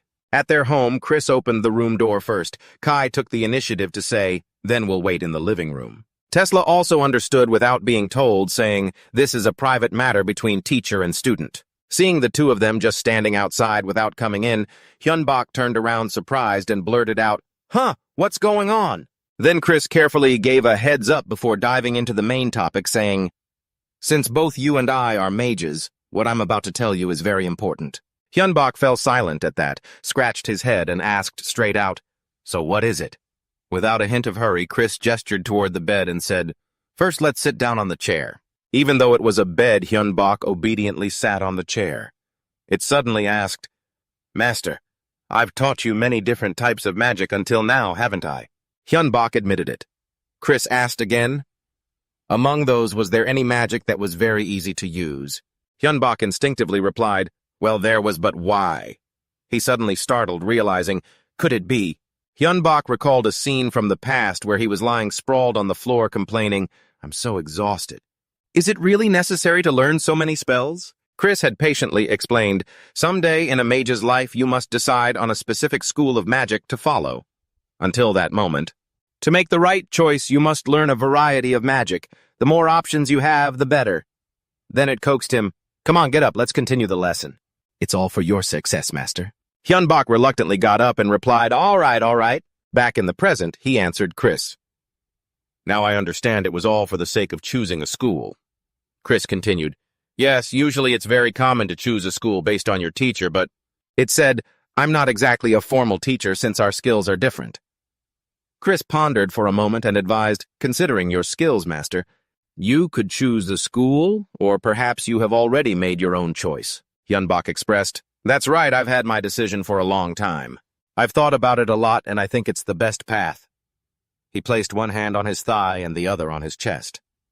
Hyunbok gave a definitive answer, "I choose the necromancy school," and his eyes flashed with a brilliant golden light.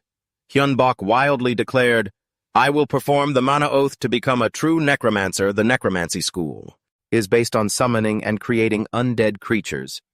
Golems or Kamiza are schools that specialize in researching poisons, curses, and experimental reagents for offensive capabilities. It is ranked in the top 5. Due to the nature of the magic it uses, it is considered a detestable and dangerous existence." Chris pondered and offered advice. "I think it's still a bit too early to perform the mana oath. Perhaps you could learn a few more spells first and decide later." Hyunbok rested his chin on his hand, silent for a moment, then blurted out, "Because once the mana oath is made, the nature of your mana will change based on the school, just as you said before." Chris affirmed, then added, "That's right, that makes learning spells of that school easier, but..." It reminded him the magic of other schools will become harder to learn or even impossible. Hyunbok clasped his hands together and after hearing that firmly said, "I've made up my mind regardless." Chris asked, "Why is that?" He held up 2 fingers and replied, "There are about 2 reasons. First, every time I learn about necromancy magic, I feel like, if I choose this school, I can become stronger. Chris asked. I see. And what is the second reason? Hyunbok wore a goofy smile, but tilted his head and scratched his cheek. A few seconds later, he finally confessed, It's because of you guys, Chris Tesla and Kai. Hyunbok sincerely poured his heart out. I think having you all by my side isn't a coincidence. Later, if I learn necromancy magic, it might be able to help everyone. Chris listened silently as he spoke. Hyunbok smiled happily and continued, and your existence will also be useful, will also in return to me. Chris gently said, Is it fate then? You really are different from other mages. Hyunbok bared his teeth in a happy grin, even taking the opportunity to joke. People often say mages can be impulsive at times. Perhaps that's me right now. It was still worried and reminded him again, it will be difficult. He replied nonchalantly, I know. It persisted. You might be hated by many people. Hyunbok joked humorously, That's tough, huh? I'm a bit weak-willed after all. He tilted his head, clenched his fist, and decisively chose, But I have no intention of changing my choice. Hyunbok said trustingly to Chris, When I regret it and get tired, please help me. If I become corrupted and do things I shouldn't, please stop me. I'm counting on you. Just as Chris finished, his room door was kicked open. Hyunbok was shocked, caught off guard while he was being vulnerable. It turned out to be Tesla and Kai. Tesla pointed to himself and shouted loudly, If Master has requested such a thing, there is no other way, leave it all to us. Kai, even more dramatic, politely bowed and said, As a guardian, advising and stopping the monarch is a natural duty, so please do not worry. Are you listening, sir? In the end, Chris stopped insisting on dissuading him and followed his lead. I understand your intentions, Master. I will not try to persuade you further. Hyunbok called out to Chris. Immediately after, he clenched his fist and a small blue magic circle quickly appeared near his heart. Hyunbok spoke up. All right then. He solemnly read the oath. I, Hyunbok, swear before the mana that I will walk the path of a necromancer. The blue light grew brighter on his chest. Hyunbok shouted the oath. Purple light sparkling like the Milky Way immediately appeared around him.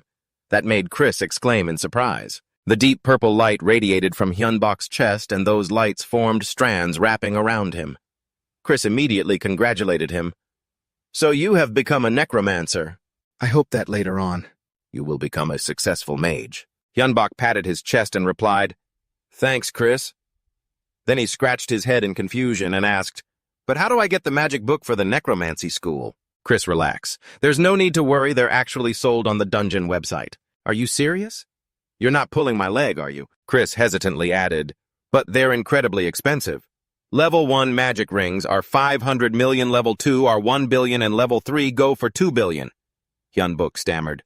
Seriously, can I even afford that? Tesla and Kai both looked at Chris. Hyunbok tried to guess, Maybe I can manage a level 2 spell book. Sweat poured down his face as he asked, Exactly how much is left in the account? Chris replied, Master, here is the situation. He gestured grandly, shouting, Empty hands and empty hands out, so let's get loud. Hyunbok, feeling defeated, told Chris to lay off the internet memes. He took a deep breath. Inside the dungeon, Hyunbok gripped his staff and spoke up. I'm going to try going solo this time. Please provide support. Tesla confidently assured him, Leave it to me. He dug through his pockets for some white bone fragments. Hyunbok threw them forward and chanted, Lazy skeleton, lazy white bone archer. A stream of purple magical energy instantly surged into the bones on the ground. Guided by that power, they assembled themselves and slowly rose to their feet. They formed a white bone legion. Chris gasped, Wow, there are so many, Hyunbok said proudly. I can probably summon about 15 more. Tesla and Kai stood behind them, chatting. If they're going to be effective, they'd better be stronger than the ones on the first floor, Kai remarked. Hyunbok chimed in, Let's hope so. Time to test them. Enemies incoming. A pack of hyenas was approaching. He raised his hand and ordered the skeletons to move. The White Bone Legion charged with their weapons. They lunged at the vicious hyena monsters. The hyenas clawed at the skeletons, but they took several arrows to the body in return. A skeleton pinned a hyena's head and bit down hard on its shoulder. The monster's purple blood sprayed like a light drizzle. In no time, the Bone Legion had defeated the pack. The hyenas were all sent to the afterlife, yet several skeletons remained standing. Hyunbok exclaimed in surprise, Is it really this easy? He turned his head and said humbly, "This actually seems pretty useful." Before he could finish, Tesla happily complimented him. "It's not just useful, it's amazing." Kai smiled and added, "With the right weapons, they'll be even stronger." Chris was more thoughtful, asking, "Master, are you feeling tired or low on mana?" Hyunbuk replied, So far so good." Chris heaped on the praise, "You're incredible. Summoning that many undead creatures costs a ton of mana. I didn't expect you to be this impressive." Hyunbuk puffed out his chest and cheeks, turning beet red at the praise. Chris continued, "Using offensive magic here consumes more mana, so we need to see just how far we can explore." He excitedly declared, "All right, today we're going to the very end." Tesla laughed happily while Kai cautioned him, "Even so, don't let your guard down, Master." Finally, the system notification appeared, F-Rank Dungeon 0795. Time remaining until failure 148 days. Kim Hyunbuk began the dungeon raid after 127 days of scouting. Leon couldn't hold back his anger and slammed his hand against the desk. "Damn it, missed it again." Exhausted, he asked, "Max, how is it on your end?" Max reported everyone in the guild has tried, but no one could buy any. On the phone screen, a list of second-hand spell card trades appeared. Leon sighed in frustration. "I never thought we'd have to go to the black market for these. Those people are reselling life-saving spell cards just for profit, and I can't even buy a single one." Suddenly, his phone vibrated. Leon grabbed it, and the news on the screen made his eyes widen. He jumped up excitedly. Outside the door connected to the basement, there was a package. "Bring it here." The cardboard box popped open, revealing 3 small, familiar-looking packages. Max exclaimed in disbelief. "The person you helped is the one who sells the spell cards." Along with the packages was a sincere typewritten thank you letter. Leon laughed loudly. "Didn't I tell you? Even if only 1% of the people I help succeed, that 1% is still gold." He hugged the packages in delight. "Max, I'll leave the task of buying more spell cards to you.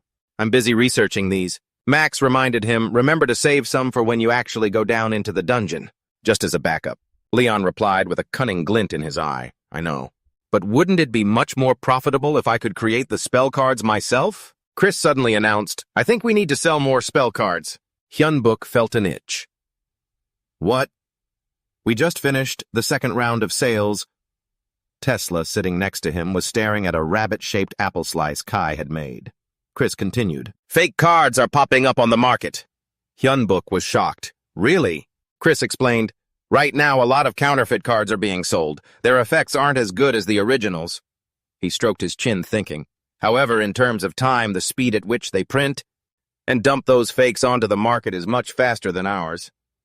Chris smiled slyly. "So we need to hurry and sell as much as possible. We have to monopolize the product." Hyunbuk broke into a cold sweat and laughed awkwardly. "Gotta make as much as we can, huh?" They carefully took each step inside the dungeon. Kai and Tesla led the way, keeping a close eye on their surroundings. Hyunbuk was a bit tense. "According to the walkthrough, the 3rd floor has timberwolves and slimes. Be careful with those slimes. Their acid can damage your gear, especially yours." Tesla and Kai, "Your equipment is still brand new." Tesla is skeptical, "But can we really trust that completely?" Walter Rowe. No, Kai disagrees. "That's right. The info on the 1st and 2nd floors doesn't match what they claimed at all. The bosses on the 2nd floor are way stronger than Walter Rowe said. Those towering monsters are closing in and the brute charges ahead to clear the way. The boss and the magic-wielding brain are both at the 3rd circle rank, much stronger than I expected. When faced with the boss's magic, Chris just snaps her fingers and it instantly dissipates. The brain is absolutely stunned, but it's just a brain. Just a brain. They go berserk and attack, but eventually they're completely wiped out. She easily uses her own magic to utterly dismantle the giant creatures in front of us." Chris sighs, bored. "If it were stronger, I'd summon it into our team, but it's just not up to par." Hyunbuk can only manage a sheepish laugh at that. Kai is uneasy. "Something's weird, my lord. Monsters should have appeared by now. But there's nothing. We should check the situation before moving on." He's been scanning since they got down here. "I don't sense any life at all." Tesla laughs, excited. "Maybe they're just too scared and ran away." Chris glances at him and suggests we'd better listen to what Kai said. Hyunbuk understands. "Got it. I'll summon ghosts to scout." He summons shadows that drift up silently. Hyunbok gestures, giving orders, and the wide-eyed, flat-eyed spirits nod and move out. Once done, the ghosts scatter. He guesses they might be hiding somewhere to ambush us. He replies, "Even though we've gotten stronger, we can't let our guard down like that. We should use that strength to probe the situation." Hyunbok shares his vision with the ghosts. Many scenes from the dungeon appear, and suddenly a massive, mysterious-looking door shows up. He's startled, his eyes widening in shock. I just saw something." After confirming the target, they start moving. They quickly arrive in front of that door. "This is it. This is the boss room. This is the only place with signs of life." All four look up confused. "But I can't scout inside because this room is where all the dungeon explorers were wiped out. The dark aura radiating from it is suffocating and constantly seeping out." Tesla asserts firmly, "The boss is an undead." Hyunbok is surprised. "You're sure Kai and Chris don't object? Perhaps because we are also undead. We can sense it immediately. Based on the nature of the undead, any monsters around it, whether high or low rank, are extremely hard to deal with. In the worst case, we could be overwhelmed." He's worried. "But we've come this far already. Before we go back, let's try to probe the monsters here. We can use magic after all. Be careful. If the boss is an undead, it might detect the magic." A ghost is sent in. It moves slowly, acting extremely cautious, creeping closer and closer. The ghost hides behind a pillar and peeks. In the center of the room, darkness consumes everything. The gloom is terrifying, but slowly the shape of a grotesque skeleton becomes clearer. Hyunbok recoils in fear. What the hell is that?" He's so terrified he falls flat on the ground. "Oh my God!" Hyunbok's face muscles tighten. "This isn't... Could it be? Why is something like that here?" Kai and Tesla stare at each other, feeling awkward. Hyunbok clutches his head in agony and slumps over the table. Chris sighs. "So tell me, my lord, what exactly did you see in the boss room?" Hyunbok ponders for a moment before speaking. "A dragon." The three are absolutely stunned. He thinks for a moment, then details it further. A dragon with bone-white skin. A bone dragon. They conclude, "Bone-white, it's not just bones." Hyunbok snaps back, surprised. "What?" It continues. "Dragons are entities that can change their own nature, so every characteristic of a dragon is reflected in their appearance. A dragon with white bones must be a white dragon that dwells in ice mountains. The bones of a white dragon radiate a freezing cold that can solidify everything around it." He asserts, "But I didn't see any ice or snow in the boss room at all, I'm certain of it." Chris rules it out. "Then the dragon can only be one thing, a corpse zombie in dragon's clothing. Its skeleton is made from the bones of other creatures, an abomination bone dragon." Hyunbok mumbles in a daze. "Abomination bone dragon?" She confirms, "Yes. An abomination bone dragon takes a very long time to form, so the dragon you saw is still incomplete. Furthermore, I just came up with a hypothesis after our last trip to the dungeon." He asks, "A hypothesis?" Chris is excited. "It's called dungeon capacity. Dungeons have tiers, and the levels of the monsters are arranged based on those tiers. Therefore, the level and quantity of monsters are limited by those set tiers. Based on that hypothesis, we can see why there are no monsters on the third floor. It's because that dragon has occupied the entire capacity of the floor. If that theory is correct, that single dragon alone would be as strong as all the monsters on the third floor combined. But no matter what, it's still within the limits of an F-rank dungeon. We still have a chance to win." Hyunbok probes. "Do you really think so?" Chris sighs. "Yes, don't worry. I will ensure we survive and win. For our master. And for us." He is touched and stunned upon hearing those words. Hyunbok thinks to himself, "In the end, it's also for her own sake." He smiles and says, "Help me ensure our victory, then." Chris, she is very reliable. She replies, "Of course." Then they happily laugh together. Tesla screams, frustrated, "Hey, are you two forgetting something?" Kai is hurt. "We're still here, my lord." Hyunbok hurriedly makes an excuse. I know I'm counting on you two as well. I didn't forget." From that day on, we continued to train, and 3 months passed. They encouraged each other. "Phew, I'm still worried. We've got everything ready. My lord, be confident, at least this floor is the final one." Hyunbok reminds them, "I know, everyone is ready, but we won't get a second chance. We have to win this." You touch the door to the final floor. A powerful pressure surges, almost overwhelming you. It's definitely gotten stronger. The bone dragon reigns amidst a pile of white bones roaring madly.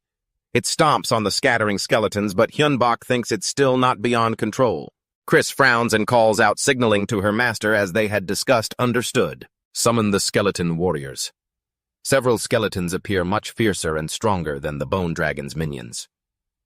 Hyunbok, I'm counting on you. You take command, Kai replies. Please trust me! Suddenly, the bone dragon roars insanely. You jump, turning sharply to see the dragon unleashing waves of crimson power rushing toward Hyunbok.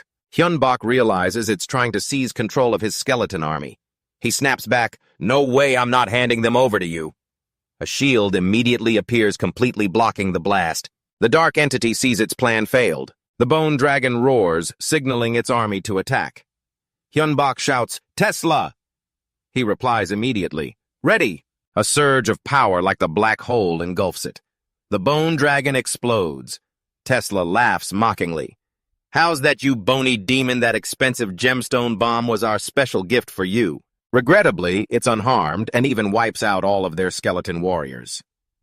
We need more skeletons, master, Chris calls out. He sneers, got it. Every time the dragon is hurt, more minions appear. We can't drag this out, he groans.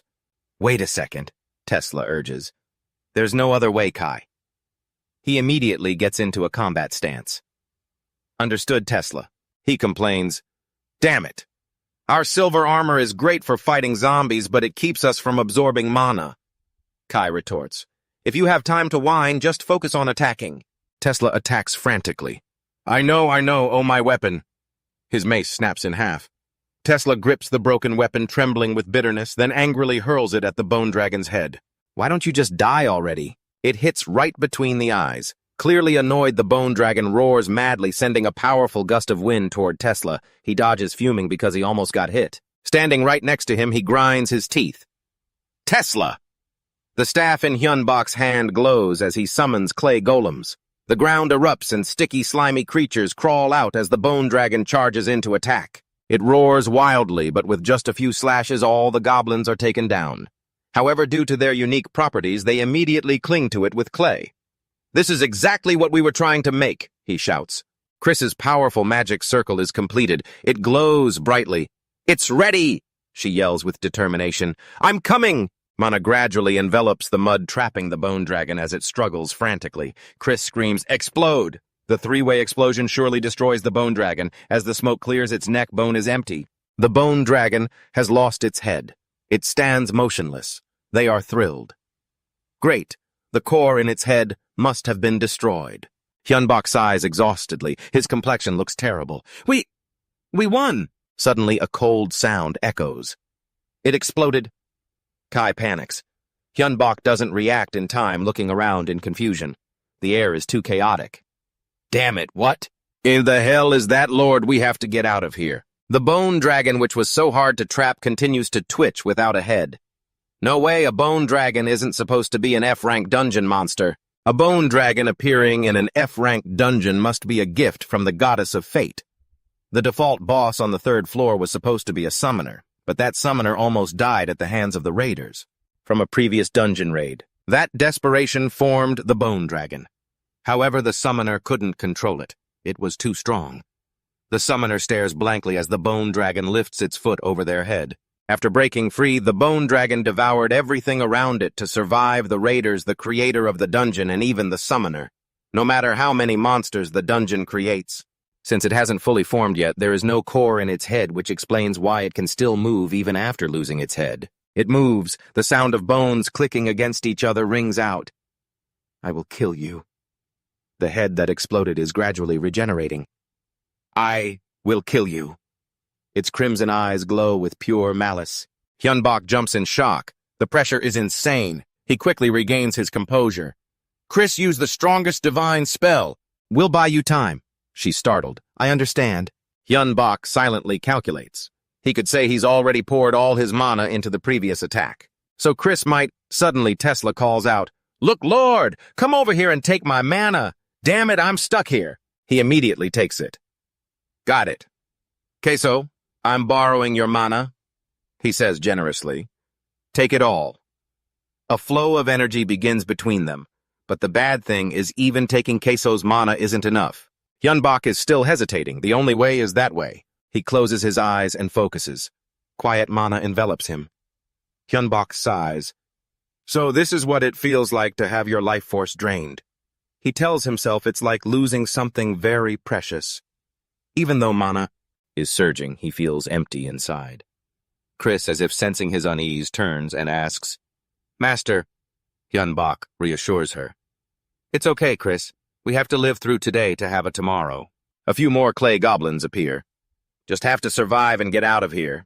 Tesla nimbly throws a bomb. I can still use my hands, see? Small explosions appear one after another. The bone dragon glares angrily, squinting to get a better look at its target. Very quickly, the bone dragon spots Chris and Hyunbok. Look over there, Lord, be careful. It immediately charges madly, ignoring the wall of goblins in between. The bone dragon unleashes a powerful mana-infused attack. Tesla realizes it immediately. Dragon breath hide. Chris quickly erects a magic barrier to protect everyone. It strikes with a powerful blow, shattering all the goblins and even destroying the barrier Chris created. Hyunbok quickly raises his hand to shield himself. A moment later, only he and the scattered bone fragments remain on the field. The staff is shattered. Hyunbok coughs up blood, rolling on the ground in pain. Damn it! He struggles to stand up, looking at the clothes that are still there. But all three skeletons have been shattered to pieces. Hyunbok shudders in fear. His teammates had been torn to pieces just to protect him. The bone dragon is still very powerful. It stands there, growling. It's a desperate situation. The enemy is too strong, my body won't move, and none of my teammates have the strength left to fight. Hyunbok steels his resolve. But I can't die like this, he thinks. He knows there's still one way, though. It's incredibly risky and could easily fail. Hyunbok resolutely charges forward despite the low chance of success. I have to try. He grits his teeth, determined, and prepares to face it. Hyunbok touches the bone dragon and shouts, Surrender and submit to my rule. Suddenly, they are both pulled into a different dimension. The bone dragon growls in anger. Human, don't you dare try to control me. I am a mighty dragon. He retorts boldly. Nonsense, you're just a knockoff of a real dragon. A cheap Chinese-made imitation, you hear me? Hyunbok declares, so what if you're a fake? There's no rule saying a fake can't be cooler than the real thing. Submit to me and I'll upgrade you to surpass those so-called real dragons. The dragon aggressive snaps, a human dares to, but he immediately counters. It's precisely because I'm human that I say this. Humans are always facing endless challenges. You know yourself that growing on your own will only get you so far. But if you join my side, you'll go much further. The proof is clear as day. Just look at Chris, Tesla, and Kai. They've grown beyond imagination. Hyunbok declares grandly, Come to my side and let's move forward together. If you don't submit, then you and I will have to die together. I am your lord. The dimension quickly falls into silence. Afterward, he is able to touch the bone dragon's head.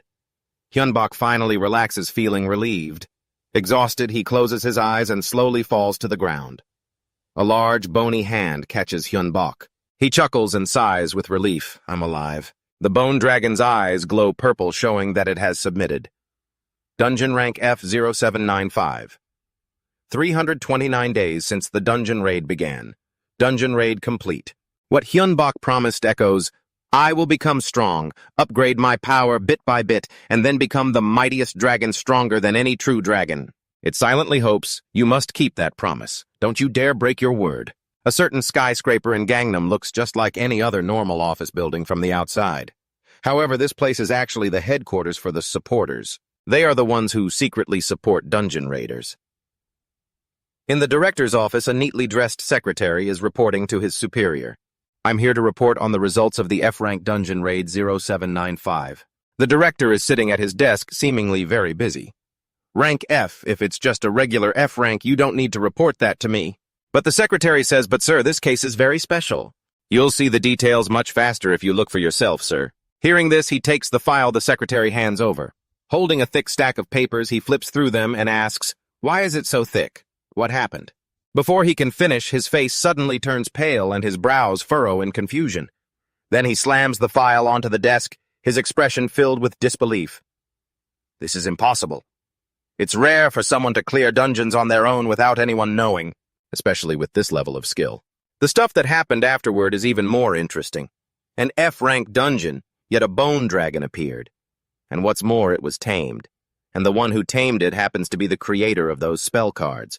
He's a third circle summoner. Beside him are Scotland, a master rank swordsman, and Scotland, a mage, estimated to be at the fourth circle. He also has a very special talent rank. After finishing his sentence, he slams both hands on the desk and stands up abruptly, his attitude irritable. Why am I only being reported about this talent now? Faced with his superior's probing gaze, the secretary quickly explains. That dungeon raid was on the verge of failure. So the staff didn't pay much attention to that case. I will discipline everyone involved in this oversight.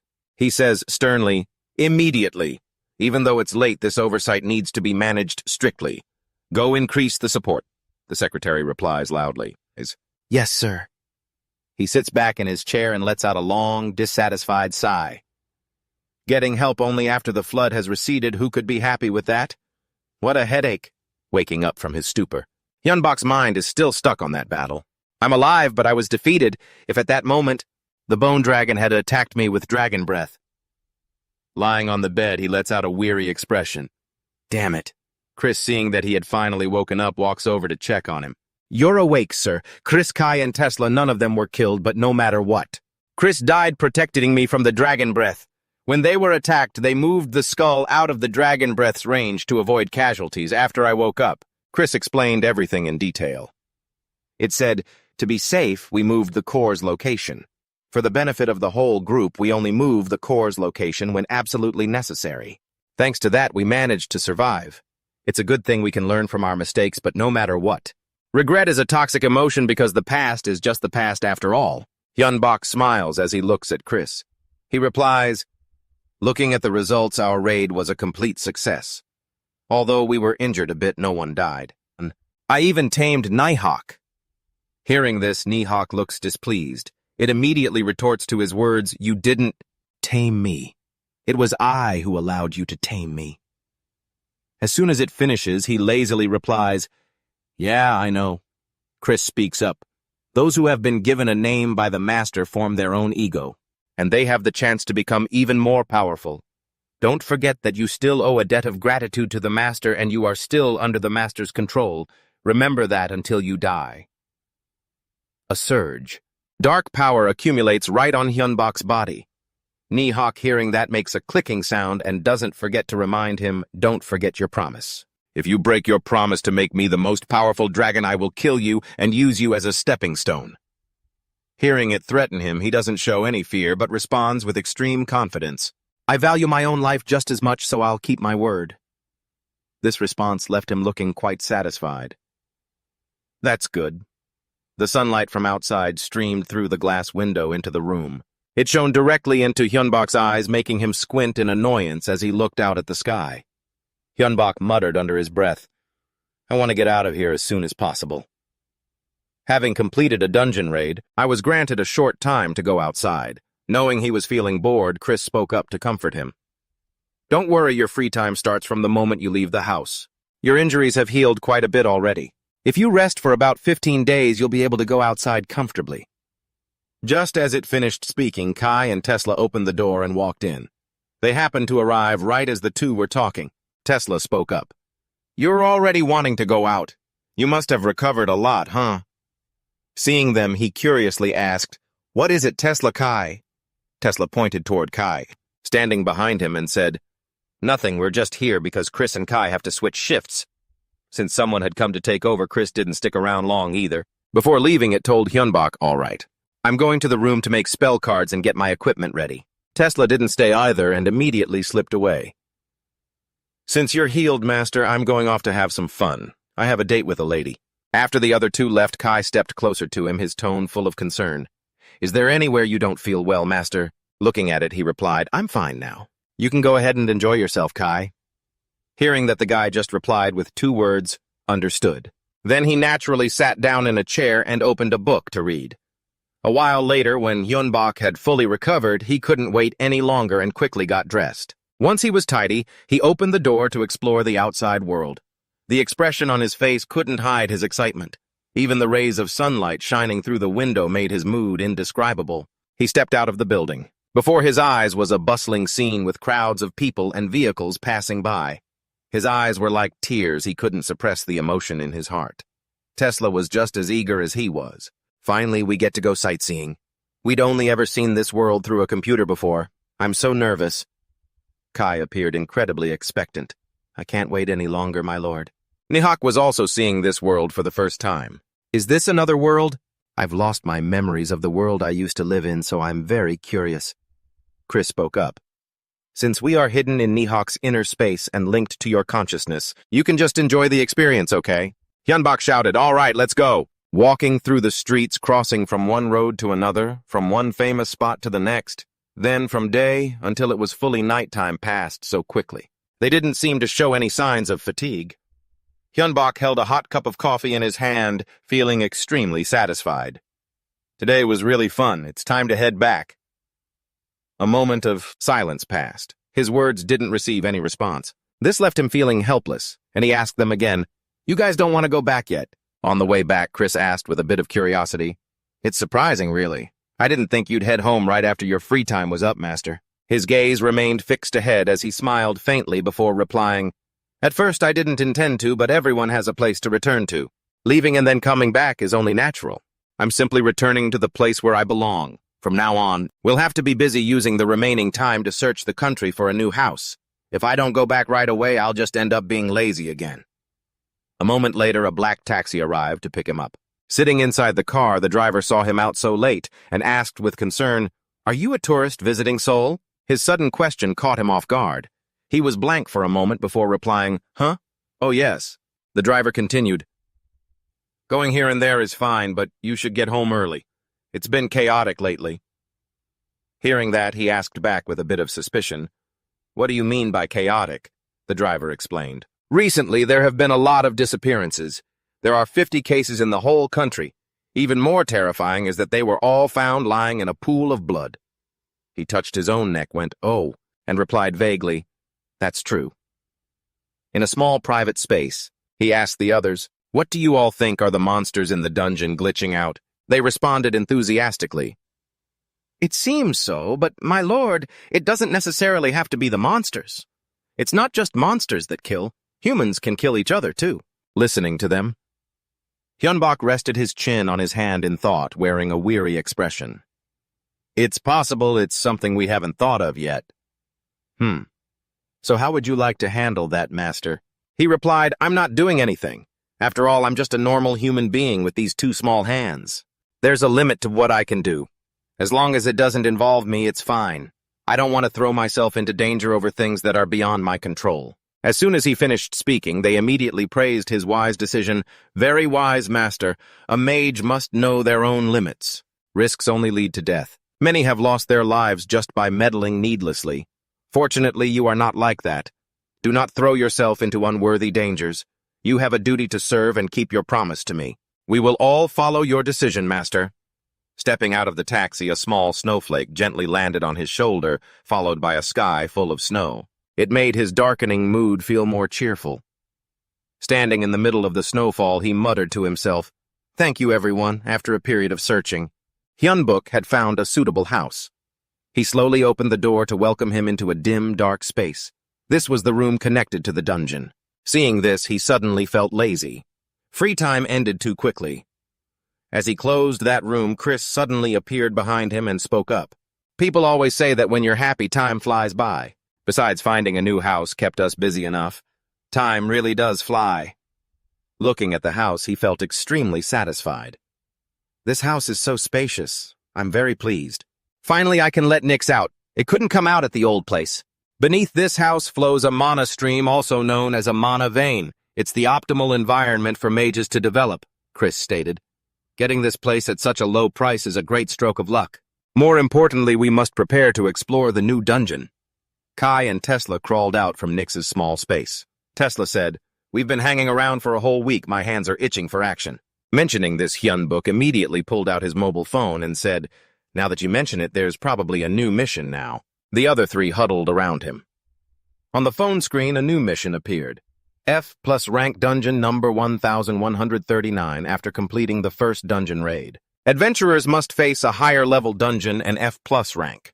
Pay close attention because this could be a dungeon with a difficulty level similar to or slightly higher than the one you just rated. This dungeon is likely to be more dangerous and arduous. Do not be arrogant, do not be careless, always be aware of your surroundings, and clear this dungeon as soon as possible. Looking at the mission level, they couldn't help but sigh, thinking the next dungeon would be E rank. It's only an F+ rank, it should be easy as pie. Chris, however, did not think so. It said, this is a good thing. This time, we will experience a true F-rank dungeon. Hyunbuk remained focused on his phone, and this time he spoke in a slightly serious tone. You all are being too laid back. In the previous dungeon, a special creature Nyx was born. So there is a high possibility that an F+ rank dungeon will be much more dangerous because the level is higher. Chris had once said that no one knows what might happen in a dungeon. Confidence is good, but don't be conceited. Carelessness and arrogance only lead to death. Chris felt his words were very reasonable. You are absolutely right. We were too unguarded just now. Thank you for the reminder. Both Kai and Tesla also felt ashamed. They were extremely ashamed of their own shallowness. I am truly sorry, Master. Actually, I knew that being reckless isn't good, yet I foolishly made that mistake. I am sorry. Looking at them, he could only sigh helplessly. That's fine. Everyone just be a bit more vigilant from now on. All right, let's plan for the second raid. Hearing this, Tesla became excited. Great! Let's get fired up, everyone! In an F+ rank dungeon, miserable screams echoed through the space. Help me stop! A young man sat motionless, leaning against a rock. Deep down, he was still incredibly confused. How did it end up like this? Before him was a ferocious monster devouring his teammates alive. Screams continued to ring out. Monster! Everything started when my house was linked to a dungeon. At first I was terrified, but after joining a group of dungeon explorers, we successfully cleared the dungeon. Although a few people lost their lives once we had free time, I had the chance to connect with my teammates outside the dungeon. I was so moved. Right then we decided to form an alliance. We would make this alliance the strongest in Korea or even the world. That was just a dream. That dream seemed to have been extinguished. In this very moment, as those miserable screams continued to echo in his ears, everything was just too hard to accept. The monster had swallowed each and every one of his teammates.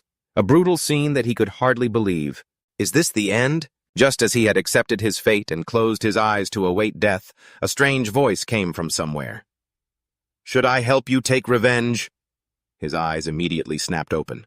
Blankly, he didn't understand what was happening. The mysterious voice continued whispering in his ear. Shh, speak quietly. It's very smart.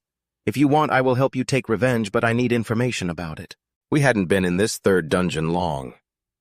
Sweat ran down his face and he gritted his teeth, still saying, I will tell you everything I know. After he finished speaking all the information about the monster and the dungeon, that voice spoke up again. A wandering boss with the ability to grow. It seems that warning wasn't redundant. The walking skeletons under the control of Hyunbuk surrounded the boss. Looking at those intending to attack it, the beast let out an angry breath. It swung its arm at a skeleton, causing it to shatter instantly. Other skeletons immediately moved in to approach it. The beast let out an angry roar. Two skeletons joined forces to attack the beast, successfully inflicting a wound on its body. Taking 2 hits to its leg and shoulder, it suddenly turned to run. It dove into a spatial hole and vanished. Hyunbuk stepped toward the spot where the beast had disappeared. Thinking it had gotten away, he wanted to curse. Damn it, it escaped! The young man opened his eyes wide, looking at the masked man standing in front of him. Suddenly he shouted, Look out! Behind him, the beast had suddenly appeared right behind Hyunbuk. It swung a powerful fist toward him, but things did not go as it had hoped. The young man's eyes widened, his voice unable to hide his astonishment. What the hell? A foot made of pure energy erupted from a spatial rift, stomping the beast beneath it into a pulp. Its head and wings emerged, and soon its entire form was fully revealed. Seeing the man and the monster before him, he couldn't help but be shocked. A bone dragon. Hyunbuk immediately cleared up his confusion. It's not a bone dragon, just a bone dragon-type summon. It's much weaker than a bone dragon, but one day it will be even more powerful than a real dragon. Nihok let out a roar as if trying to say something. He turned to look at it, then back at the boss and said, That's your first gift. Nihok, finish it off. Following that command, a series of miserable, painful screams echoed out. Leaving the beast for Nihawk to handle, he crouched down in front of the young man and continued. More importantly, your condition doesn't look too good, does it? How about this? If you agree to the deal, I will restore your arm. The guy looked at him disbelieving and asked, For real? Hyunbok replied, I don't do things for free. I already said it's a deal. Can you really do it? Hearing this, the guy suddenly shouted, I'll give you everything, please. Hyunbok pointed a finger at him and calmly said, Everything, huh? You shouldn't say that so easily. Anyway, I'm not a bad guy, so I'll just take your soul. Constant clicking sounds echoed through the room. An email appeared on the computer screen. Legal spell card trading. We are emailing customers who purchased fake spell cards. Fake spell cards have very poor effectiveness and a high risk of explosion. Our authentic spell cards are crafted using a secret method passed down to us by the original creator. Note the effectiveness of... These spell cards has been verified by the admin department. Chris gathered around Hyunbok. He spoke up. The sales department has already started handling it. Chris, feeling incredibly irritated, snapped. It took so long, I already sent the detailed production and analysis methods, yet it took a whole month to finish. He looked at her with a wry smile and helplessly said, Give them a break, Chris. Their skills aren't at your level. They've been studying magic for less than a year. Returning to the S-Rank dungeon, Hyunbok was still negotiating with the young man. If you agree to a soul contract with me, I will restore your arm. Another one of his teammates, not believing what he said, suddenly shouted, Restore an arm. How is that possible? But he didn't explain much, simply answering, It's possible, leaving the guy stunned on the spot. Stepping closer to the young man, Hyunbok. Bok spoke up. I know what I'm saying is hard to believe, so let's try a little something. The guy didn't understand what he was trying to do. A purple light emanated from his hand, and then a magic circle was activated right where the young man was lying. Restore. The moment his words finished, the young man's arm underwent a transformation. His eyes widened in disbelief. His arm, which had been bitten off in a split second, had recovered as if it were brand new. My arm. He looked at the masked man. With a mysterious air, his eyes filled with curiosity and disbelief.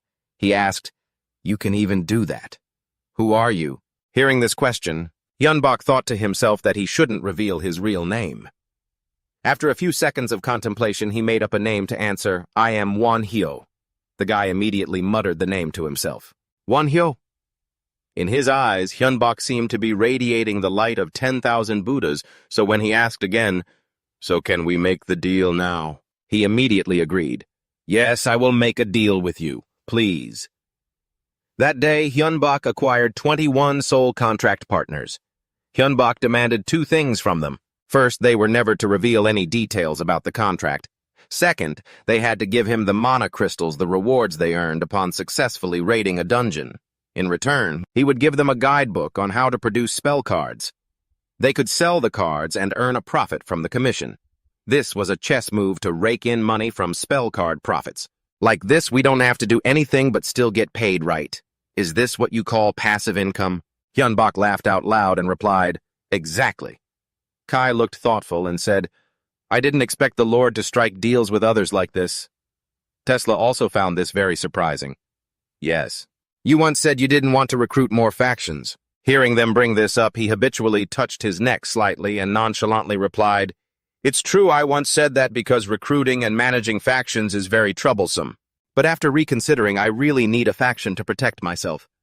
A soul contract is similar to a mana oath. It's a binding pact. Usually they can act freely.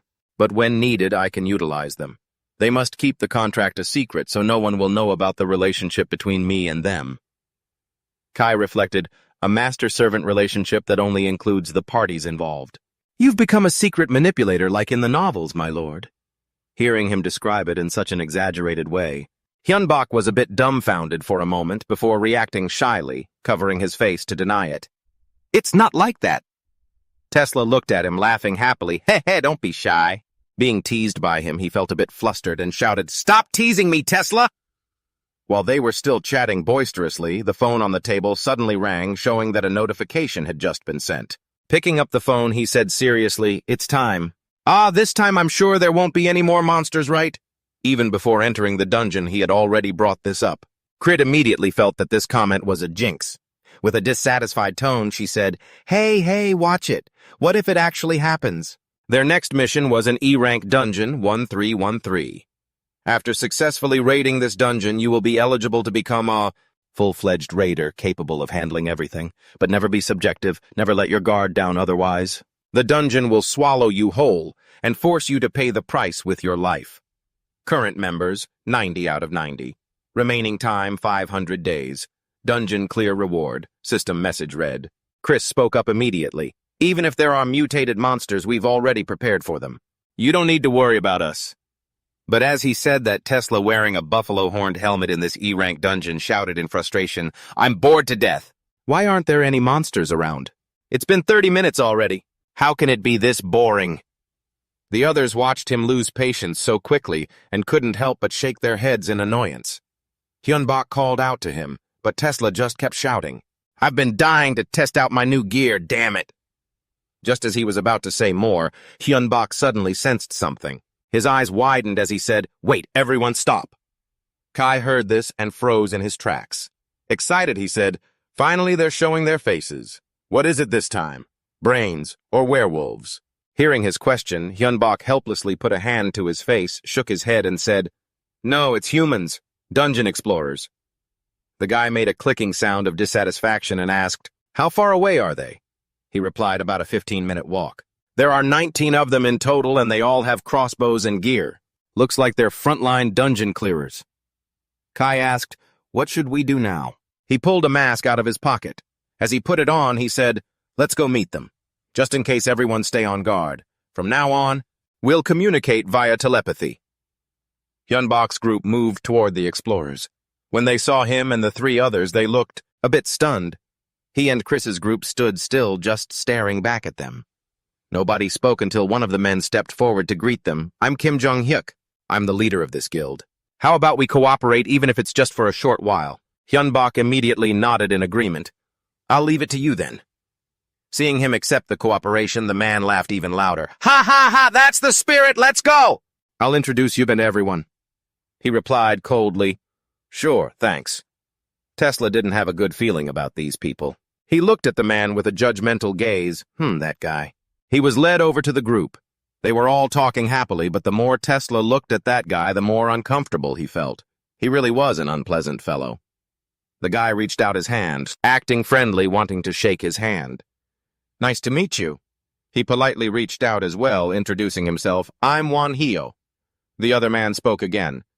It's a pleasure to meet you, Wanhyo. Forgive me for asking, but do you have a guild? He calmly replied, No, I'm on my own. As soon as he finished, the man looked suspiciously at the three people behind him and asked, On your own? Then who are those people behind you? He pointed to them and explained, They're just zombies. I captured them in the first basement level and have been taming them ever since. The man looked astonished. He said, Surprising truly, to be able to make it this far with just skeletons. His eyes suddenly narrowed. He made an offer. If you're on your own, would you like to join our forces? Looking at those subordinates, you must be a mage, a very powerful mage. But the fatal flaw is that they need a lot of time to cast spells. Perhaps that's why you need skeletons as protection. But this is the E-rank dungeon. Who knows what we'll face later on? Hyunbok looked at him and suddenly realized something was off. He mused to himself. This guy. On Hyunbok's mobile screen, the mission information appeared. Reading it, he suddenly frowned and said with a serious tone, 16 people have died in just one day. As Chris walked over to him, it felt like this was completely normal. Their abilities are only at that level. What's so strange about that? Hearing that, he realized it made sense. Honestly, the skills of those dungeon explorers are quite disappointing. They've cleared 2 dungeons, so I thought they'd be better. But they're struggling just fighting at that level. I don't think there's any need to go with them anymore. Chris spoke up again.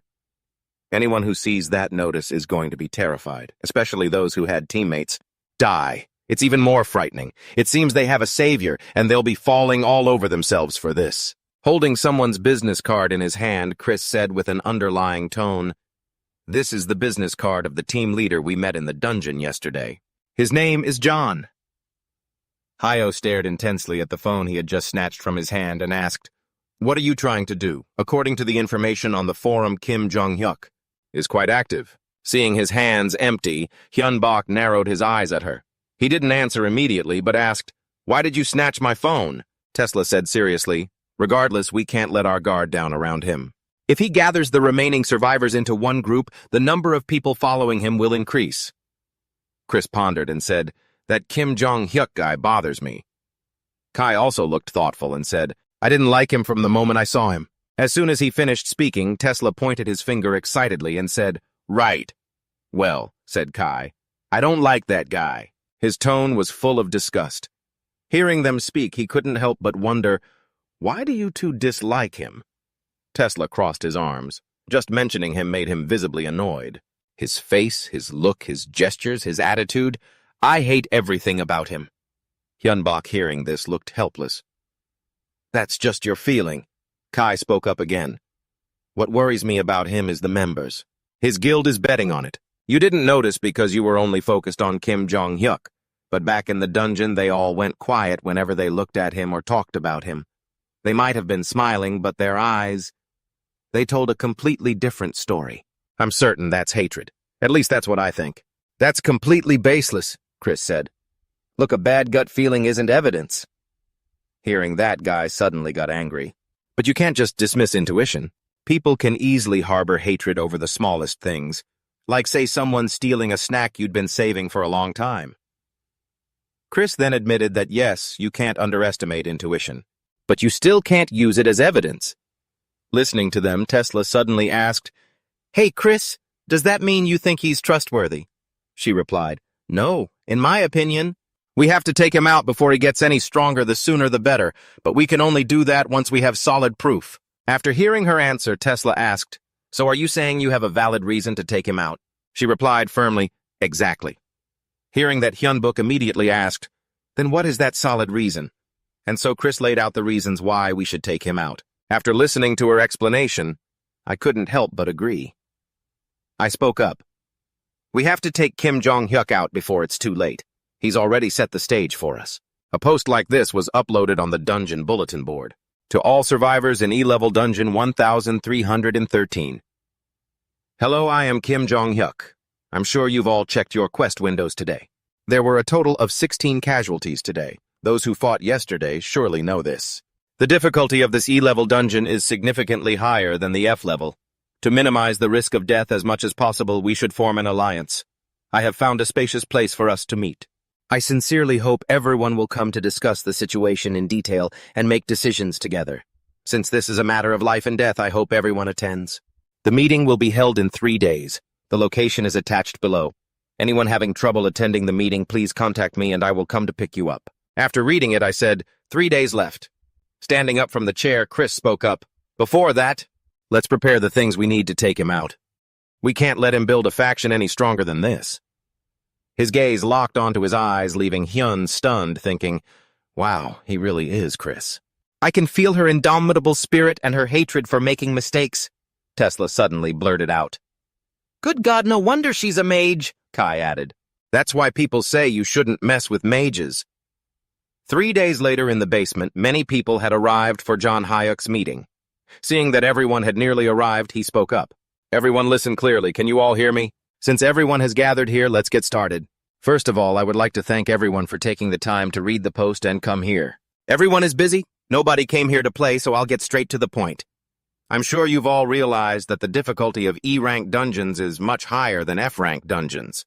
In just a short time, 16 people have already lost their lives. I've already prepared myself. But the monster levels were much higher than what I had read about. Fortunately, my group had many people and we coordinated so well that no one died. Dungeons are very dangerous places. One moment of carelessness and you could lose your life. But that doesn't mean we can't overcome them. There are many guides online. We're just like them, so we can do it too, right? Of course, everyone has different skills. If we join forces, we can do it. Since everyone's abilities are different, I've come up with a few calculations. But I'll tell you all about that in a moment. People can't live on ideals alone. It has to be combined with reality. The biggest problem is money.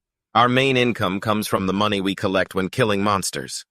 If we have to split the loot among so many people, everyone's benefits will decrease. And what if a conflict arises? Since everyone is strong, the problem will be extremely serious. That's why we really need a leadership system to regulate things like that. The goal is to solve more practical issues. I stand here to announce the founding of a guild. I've been checking dungeon websites and learned that there will soon be an upgrade to the guild system. Once a guild is established, the profit earned from killing monsters will increase by 30%, along with other benefits.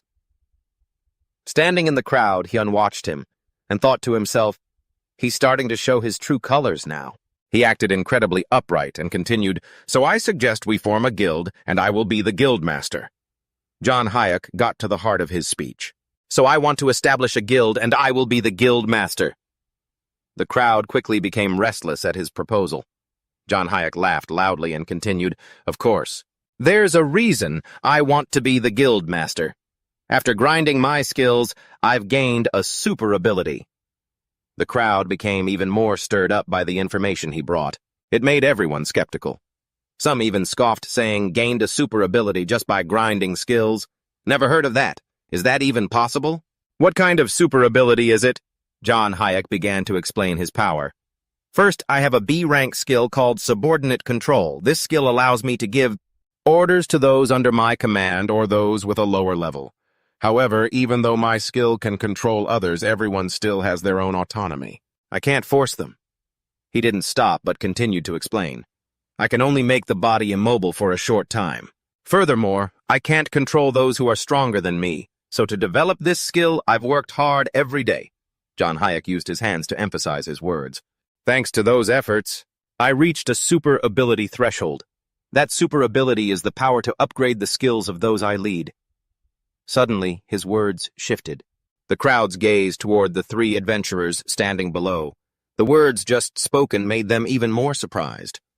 Then they were even more incredulous as they looked at John. Hyuk, what upgrade skills is that for real? He was excited and laughed, continuing to brag about it. I call this super ability Blessing in Disguise, just as the name implies.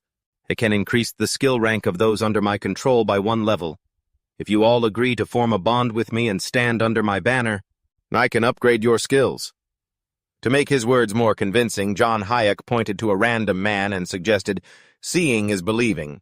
Could you come here for a second? He instructed the guy, and while grabbing his hand, he said, you just need to say, I will form a bond with you, and that's it. Hearing that, the man replied immediately, I will form a bond with you. Yet no special phenomenon occurred after the man spoke. However, John Hayek patted his shoulder firmly and laughed, continuing, there now, this person is my subordinate. He quickly got straight to the point and performed his ability. Suddenly, the guy's thievery skill upgraded from C rank to B rank. Now I will show you my super ability is truly stronger. He immediately opened his status window. Amazed, he blurted out, it's real. My skill has upgraded.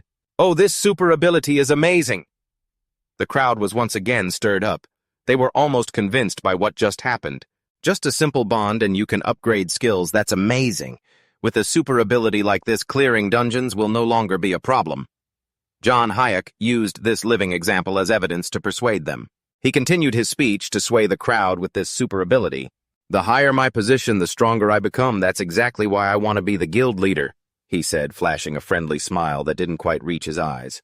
It's all just to boost everyone's survival rate, even if it's just by a little bit. Let's give this opportunity to as many people as possible. John Hayek placed a hand over his heart, gesturing a promise to his subordinates. My control will grow stronger, he declared loudly. So to prevent any potential risks, I will voluntarily make a mana oath right here, right now. A mana oath is an unbreakable vow. If you break it, you don't just lose all your mana. That very same mana will turn on you, causing you to wither away in absolute agony. A blue light flared where John Hayek had placed his hand, glowing even brighter as he spoke with a booming, authoritative voice. As a mana user, I swear, mana user, to never issue any unreasonable orders. The onlookers were visibly excited by what John Hyuk had just done. He actually took a mana oath. Look at that, John Hayek is clearly fit to be our leader. Let's join forces, become allies, and conquer this dungeon together. He heard them and wore a friendly smile for those in front of him, thanking everyone for their understanding. But for a split second, John Hyuk let his true colors slip, a mask of a wicked, twisted smile. Then a round of applause rang out, cutting through the noise from him and the crowd. Hyunbok, flanked by his skeletons, clapped as he spoke, drawing everyone's attention. Impressive! I knew you'd push for a guild. Not stopping there, Hyunbok added. But I never expected you to have the super ability to level up other people's skills. John Hayek maintained his fake smile as he listened. Thank you, Hyunbok. I'm surprised a high-ranking mage like you would actually praise me. Hyunbok continued posing a question that made both the crowd and John Hyuk turn their focus to him. I have a question. Care to answer it? John Hyuk replied instantly. Of course, go ahead. Hyunbok looked at him with a sharp gaze, repeating the description of the power, a skill that can level up. If someone is under the influence of the blessing in disguise skill, your ability to control them gets stronger too, right? John Hayek admitted, that's right, but if they are stronger than me, have a higher level, or have a stronger mental fortitude, they can resist it. Hearing that, Hyunbok rubbed his chin, looking thoughtful as he listened. So they can resist. He dropped his playful act, his expression turning serious as he confirmed, I see. So that's why you killed those 16 people. The crowd's expressions shifted at Hyunbok's words. John Hyuk couldn't help but break into a cold sweat, yet he kept that fake smile, acting innocent as he retorted, What are you talking about, me killing 16 people? That's ridiculous. Hyunbok cut him off. Stop the act. I'm talking about the people you tried to control but who died because they tried to fight back against your orders. Or were there even more than that? John Hyuk gritted his teeth, thinking to himself, You little bastard. Then he quickly placed a hand over his heart again and loudly denied it. What are you saying? Hyunbok, I have never killed anyone. If you don't believe me, I'll take a mana oath right now. The blue light of the mana oath flared again, this time glowing. Even brighter than before.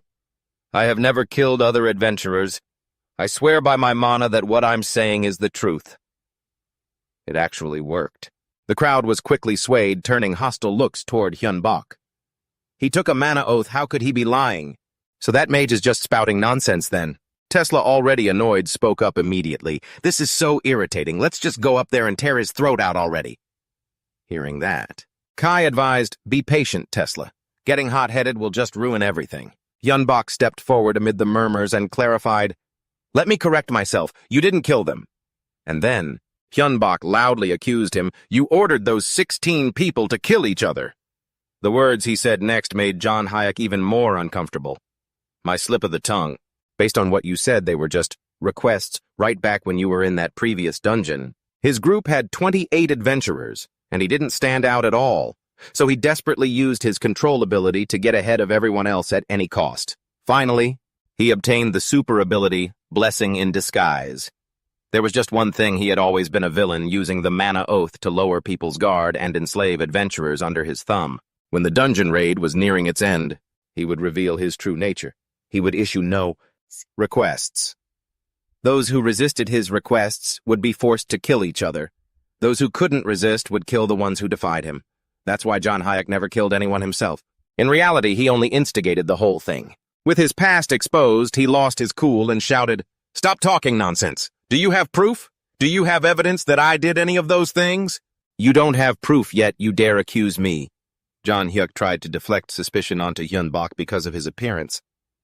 You never show your face, isn't it you who has something to hide? Don't think that because I was being respectful you can say whatever you want. Hyunbok responded calmly with a stern face. Proof you say if you want it, you've got it, though you won't believe it. John Hyuk laughed hysterically. How ridiculous! What kind of comedy show are you trying to put on? Yet deep down he thought to himself, he can't possibly have proof. The bodies of those adventurers disappeared along with the dungeon. John Hyuk, acting like a madman, had seized control of everything. Moreover, he had already influenced many of the survivors. Yun Hana, the girl standing in the middle, suddenly spoke up. Stop lying. She and the man beside her were clearly under his influence, screaming at the top of my lungs to protect him. John Hayek is incredibly reliable. We only survived thanks to him. If you don't know anything, keep your mouth shut. Hyunbok raised his staff high, chanting his spell, his mouth still murmuring, How pitiful. Just wait a moment. I will set everyone free. A magic circle formed beneath his feet. From the ground, the souls of the fallen adventurers rose up. They quickly rose from the ground, glaring at him with hatred before charging forward. Once everything was set, Hyunbok began to introduce himself. My name is Hyun. Book. I am a necromancer who studied magic at the Necromancy Institute. The crowd erupted in skeptical whispers. A necromancy institute? Where on earth is that? Are you one of those million-soul summoners? Hyunbuk continued to explain himself, while the spirits stood around him. As you said, I am a million-soul summoner. The magic I learned at the Institute has many uses. Magic comes in many forms. Some can summon undead and golems, others can curse or poison. Amidst the eyes watching him, Hyunbuk continued, Among them, my expertise is in the field of the undead. Jong Hyuk grew increasingly uneasy the more he heard. His lips pressed tightly together. Hyunbuk continued, Because of that, I have the ability to hear and see things that normal people cannot. To be honest, even if you, Jong Hyuk, want to do something, it doesn't affect me in the slightest. It has nothing to do with me. Then he turned his gaze toward the spirits standing before him.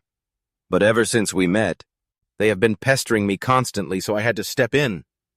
He suddenly lost his composure and screamed, Shut your mouth! There's no such thing as ghosts! This is just magic, a child's parlor trick. Suddenly, before John Hyuk could add anything else, a voice rang out a call that forced him to stop.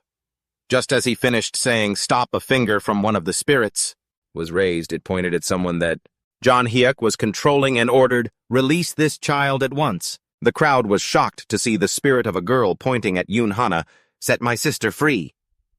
Several people looked toward her. Yoon Hana was now trembling, tears welling up in the corners of her eyes.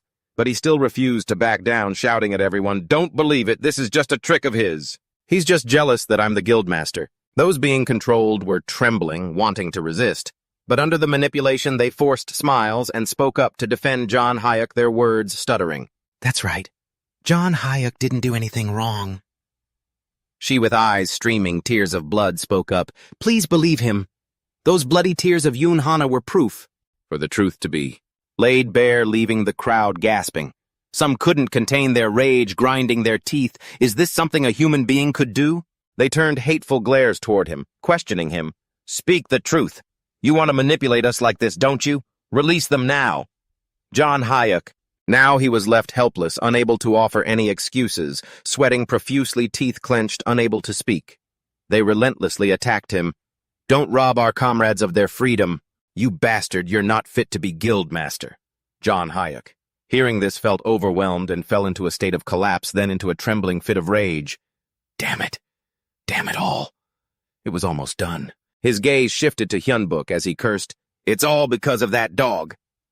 Unable to keep his composure any longer, John Hyuk lunged from a distance, shouting, You! He didn't hesitate to swing his sword down at him, determined to take Hyunbuk's life. I'll kill you! But he remained undaunted as the blade of John Hyuk drew near. Suddenly Tesla appeared and blocked the blow for Hyunbuk, sparks flying from the clash of metal. He even knocked at him back several meters, forcing him to plant his hands on the ground to stop his momentum. John Hyuk gritted his teeth, cursing, You bastard! He glared at both Tesla and him, continuing, You're just a puppet yourself. Why are you interfering in my business? But he didn't let John Hyuk speak further, lunging again with astonishing speed. Seeing this, he hastily stepped back. In that moment, he quickly reached out toward those being controlled and ordered, Stop them! Tesla swung his sword, not giving him a chance, slashing down, but fortunately, John Hyuk dodged it. He let out an annoyed, dissatisfied cry. His small sword was suddenly forced to disengage and collided with the great sword of the man who wanted to kill him. Sparks flashed as the two swords clashed. John Hyuk shouted a second order, Puppets attack. The controlled people began to move under that immense influence, helplessly falling into formation to act as fodder for him. All three quickly lunged toward Tesla to attack. Seeing the situation, the telepathic connection was used. He spoke to the others. There's no other way, we have to break their limbs. Kai from behind understood what Tesla meant and rushed to support. No, Tesla. They didn't do anything wrong. Minimize the damage as much as possible. Then each took a target and attacked. He collided with Yoon Hana. Sensing the strength radiating from her, a thought crossed Kai's mind. Great resistance. She isn't being pushed back at all. Has her ability been leveled up? On the other hand, John Hyuk saw this and laughed haughtily, mocking Hyunbuk, using those skeletons and piles of bones to go up against my subordinates. Don't even dream of it. No sooner had that boast left his mouth than Yoon Hana was blasted backward right in front of him, making Hyuk freeze for a moment. The attacker was none other than Chris. He used a magic circle he had constructed to blow her away. The smug look on his face had turned into one of annoyance as he saw Yoon Hana land hard on the ground. John Hayek immediately deployed a magic circle in his palm, but his mouth kept rambling, "Don't be arrogant. I'll show you what a real misfortune in luck looks like." The girl's eyes widened in shock as he pushed the skill enhancement control further. Yoon Hana clutched her head in agony, an eerie red aura radiating from her body. It wasn't just her. The two men were suffering the same fate. Their stats were spiking rapidly as Hyo boasted with a wicked grin. "This is the madness mode," he explained. "You trade your life force for a massive stat boost." Suddenly, the crazed men lunged at him. Even while carrying out orders, they wouldn't stop screaming. "Try fighting them now, you don't stand a chance, kid." One blade clashed against Tesla's greatsword, another against Kai's. Each of them was occupied with one of the men John Hyuk was controlling. Chris didn't join the fray. He stayed back to support them with his spells. Ice Arrow. But before the attack could hit, Hyun Hana intercepted it. Hyun Bak watched the situation unfold from behind his sharp eyes, quickly realizing the truth. Their stats had increased drastically, but before he could finish his thought, John Hayek lunged straight at him, snarling, "My minions are way stronger than your little dolls." John Hayek was on him in an instant, swinging his sword. "Go to hell, kid." Hyun Bak didn't even flinch. He stayed calm, thinking, "Talking trash a bit too early, aren't you?" A black hole suddenly tore through the air, crashing down on him. John Hayek grimaced, cursing, "You piece of trash, what are you doing?" But his expression didn't last. He froze, his blood running cold as he looked over his shoulder. A bone dragon was looming over him, its killing intent so intense that John Hayek couldn't stop trembling. He stammered, "Be bone dragon!" Hyun Bak didn't hesitate. "Skeleton warriors, move!" From the ground, the warriors surged up, grabbing the girl's legs. A hand reached out and struck the back of the necks of Hyun Hana, Kessler, Kai, and Chris. In one swift motion, all three controlled victims were knocked unconscious without a single casualty. John Hayek's face drained of color, turning deathly pale. Hyun Bak stepped toward him slowly. "You were almost there, weren't you?" He spun his staff in his hand and continued, "If I hadn't been lurking nearby, even if you had succeeded, I would have been none the wiser, and you would have just kept getting stronger." John Hayek shouted, his tone shifting from arrogance to panic as he saw Hyun Bak raise his staff ready to strike. Confused and terrified, he begged, "Wait, what do you think you're doing?" I get it now. I won't do it again, I swear I was wrong." John Hayek scrambled, his mind racing, gasping out desperate pleas to save his own skin. "Spare me. I promise I won't do it again. You're not the kind of person who enjoys killing, right?" Hyun Bak didn't lower his weapon. He asked, "Did you ever spare the people who begged for their lives at your feet?" John Hayek, though caught off guard, lied through his teeth. "Yes, I did, I swear it." Hyun Bak didn't buy it. He fell silent, his eyes turning cold and sharp.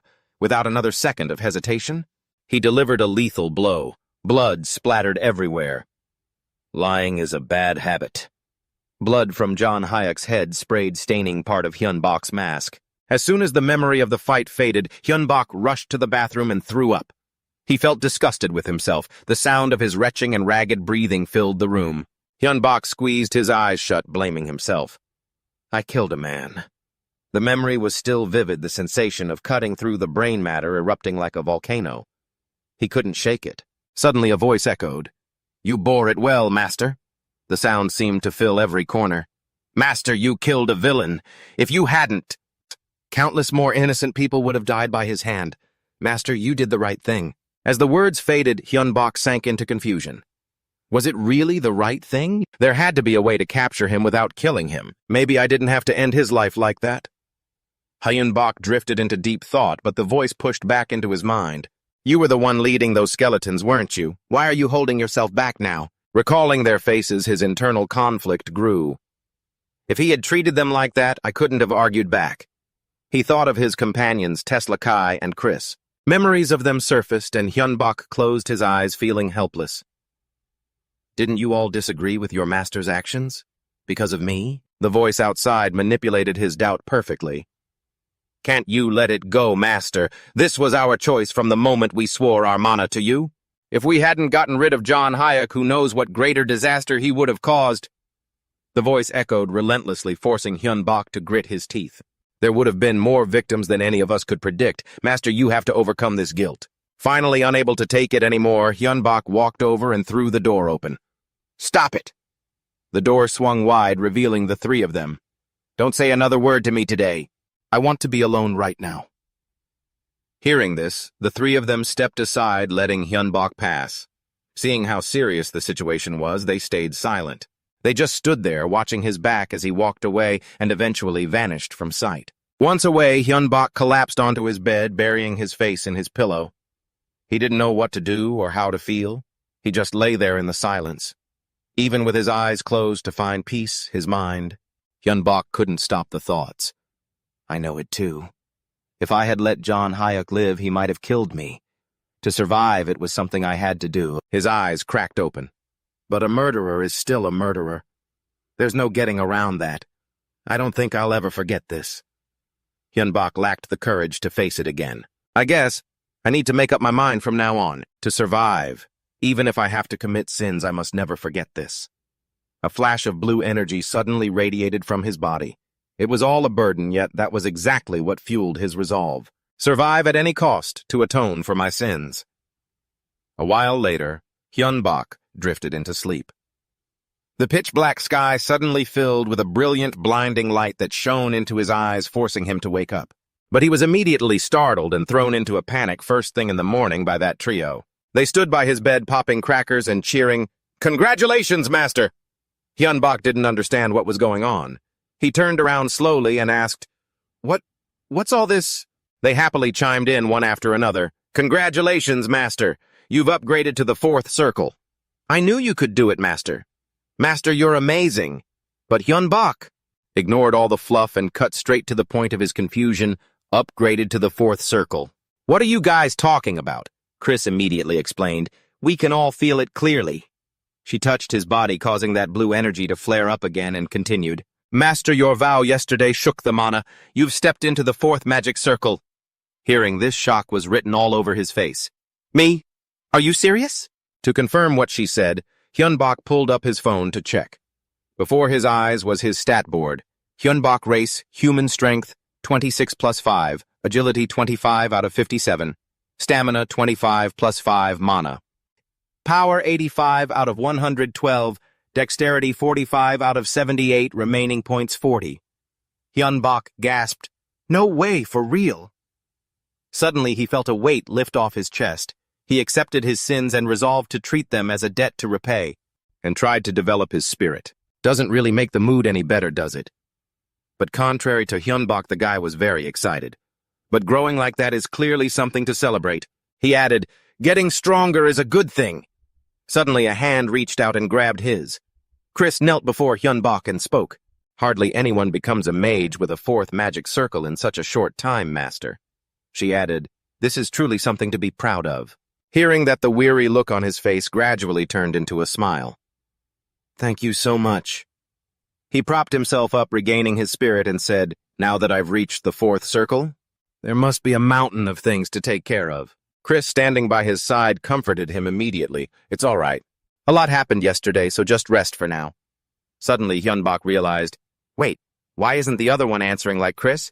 Hearing him, he had no choice but to explain about that the situation in Dungeon 5 is a bit complicated. Chris gradually recounted, according to the post on the bulletin board after we returned. "The remaining dungeon explorers have formed a guild." He lowered his head and continued, "But no one is capable of leading them. It seems trust is slowly fading among the explorers because of what happened with John Hu. And right now, the free bulletin board is flooded with comments about you, Master." Hearing that, he gave a wry smile, scratched his head, and said, "True, I did cause quite a scene." Meanwhile, on the bulletin board, news was spreading that yesterday, a guy named Hyunbok, who claimed to be a necromancer, had controlled a bone dragon. He appeared like a savior. He didn't hesitate to kill that guy, and even worse, he used some kind of staff to smash his head in. Wow, seeing that, I thought he was a total psychopath. Suddenly, looking at that post, someone spoke up. "There's no one else like that guy Hyunbok." Mark was standing behind Leonhardt, peering at the screen and asking, "So who's going to stop him?" "Are you reading the comments too, sir?" He replied, "Yeah, I'm checking out this news." Hearing that, he offered his opinion. "A necromancer controlling a bone dragon, who would believe that? Isn't that just written for attention? That's why the comment is ridiculous. There's no way a necromancer could move that monster." Not stopping there, Mark darted his eyes and continued, "At the very least, you'd need to be at the 6th circle to summon it. The bone dragon is powerful enough to wipe out our guild, and yet that monster was summoned by a necromancer from an E-rank dungeon. Hearing that, Leonhardt turned and replied immediately, "No, it's highly likely to be true." That left him bewildered. "Wait, didn't you just say it wasn't possible a second ago?" He explained to Mark, "There are many posts mentioning similar issues on the dungeon forums. Plus, because so many people have posted about it, I think it actually exists." Leonhardt remembered something else. "Furthermore, at the end of the 5th circle, it's almost at the 6th circle. We can't rule out this possibility of a necromancer's existence." After hearing his analysis, Mark was stunned, his mouth agape, not knowing what to say. Seeing that, Leonhardt smiled and asked, "Why so tense? Unpredictable things happen all the time, but life goes on as usual, that's all." However, Mark had his own judgment. "Even so, sir, don't forget about the dungeon conquest. I'll take care of the tasks the president requested." That. As soon as he finished, he laughed heartily and exclaimed, "As expected, I like you even more when you talk like that. I'm counting on you." Mark quickly shifted to a serious tone and said, "Then I'll handle the president's request first." Leonhardt also answered seriously, "All right, I'm leaving it to you." Meanwhile, on the other side, they were wielding wooden swords and clashing non-stop. Tesla was swinging his sword incessantly at Hyunbok. Hyunbok didn't fight back, only dodging, which made him rush forward and warn, "If you only focus on dodging, you'll never be able to control your enemy." Suddenly, Hyunbok's eyes lit up as if he had realized something. Silently waiting for the right moment, he stared at Tesla, who was flickering before his eyes, thinking to himself now that he had reached the 4th circle. His memory processing speed and calculations were truly much sharper than before. Even though he was lost in thought, Hyunbok didn't let his guard down. During the fight, he quickly parried the attack. Most of these basic moves were predictable. He quickly grasped the situation, countered, and knocked the sword away. Tesla felt as if he had turned into a completely different person. Before Tesla's jaw-dropped expression, the sword clattered to the ground. Tesla then exclaimed in awe, "That's amazing, you've already leveled up this much." A day or two later, Hyunbok wiped the sweat from his face and replied, "Chris says this is due to the grace of the mana in my brain." He couldn't help but ask back in surprise, "The brain, not my muscles." Suddenly, while they were talking, Kai chimed in, "Because you're limiting yourself to controlling your opponent with pure strength." Hearing this, Tesla turned around and barked, "Look who's talking, Kai. Are you saying I don't have a brain?" The guy didn't even turn around, replying, "You don't have one. We're just made of bones." As soon as Kai finished, he flew into a rage. "What, come here and let's see who's better." Hyunbok had to quickly grab him to stop him. "Kai didn't mean it that way. Don't get so worked up." Seeing him slowly stand up, Hyunbok immediately said, "Kai, even you." However, he didn't stand up to fight, but said, "Master, it seems 13 more explorers have died." Suddenly, the two of them went quiet and turned their heads. Hearing the noise, Kai quickly chimed in. Back then, the dungeon explorers formed a guild. Even though the guild they formed is called Noma, I've always had a bad feeling about it. More importantly, they're still trying to track you down and recruit you. Suddenly, a shout rang out, "Still!" He gave a wry smile and cut in, "I have no intention of joining their group." Then the voice continued, "That's right, Master. You've already entered the 4th circle. There's no reason to share anything with them, Master. You summon more monsters than those guilds ever could." Hearing this, Hyunbok smiled brightly. "Even so, just thinking about the difficulty of that dungeon, I want to conquer it even more." But suddenly Chris appeared out of nowhere with a creepy face and warned, "Absolutely not." It startled him, and then she continued, "How many times have I told you? Now is the time for you to develop yourself, so give up on the idea of going to the dungeon right now." Hearing that, he scratched his cheek shyly and replied, I know. I didn't really have that intention from the start, but is there anything else? Training is already done, isn't it?" As soon as Hyunbok finished, Chris clapped excitedly and said, "That's right." The atmosphere suddenly became cheerful. Finally, the most important plan had been completed. Night fell quickly. Hyunhana, on her side, wasn't much different from Hyunbok. After just killing Jong-hyuk, she gritted her teeth in pain while having nightmares, her mouth not stopping. Mumbling, "No, it can't be. Please, you have to kill them." In a flash, old memories surfaced in Hyunhana's head. She snapped awake, mouth agape, screaming loudly. The space suddenly fell silent, leaving only the sound of heavy breathing. Struggling! Hyunhana clutched her head, depressed. "Had a nightmare again." His face gradually appeared in her mind.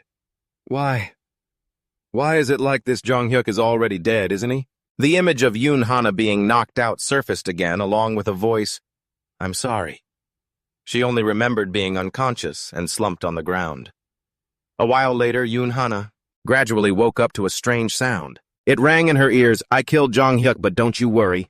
That person's hell starts from now on." That voice had just faded when Yoon Hana woke up in terror. The scene of him being dragged away by the protagonist and screaming in pain. It appeared again. Jong Hyuk begged in pain, "Stop!" But Hyunbok didn't care at all and tossed him aside without a shred of pity. "Now do as everyone wants." Just as Jong Hyuk lay on the ground, his nightmare appeared. Souls rushed toward Jong Hyuk and tore into that bastard, making him scream in agony. "Stop!" Seeing the scene before her, she couldn't help but stare in shock, eyes wide. What is this? Suddenly, Yoon Hana felt a sense of freedom. That belonged to her. She quickly looked down at herself. Am I moving according to my own will? In the moment she was still sitting on the ground, not understanding what was happening, a soul approached. "It's over." Hana's older sister stepped forward with a relieved smile. "Yoon Hana, your body is free now. You've suffered for a long time, haven't you? It's okay now." Seeing her sister approach, her tears streamed down in sorrow. She cried out, Sister, I'm sorry. I'm truly sorry. It was all my fault." But before she could finish, her sister stepped forward, touched Yoon Hana's shoulder, and comforted her. "It's okay, you're not at fault. From now on, you'll have to endure this on your own. Can you do that?" Then, under the flashing light of separation, her sister gave a final parting smile. "You must survive, okay?" It made her gasp and blurt out, "Sister!" in a fleeting moment. Her sister dissolved into bubbles and drifted upward our duty. Seeing the situation, Yoon Hana shouted in fear, Wait!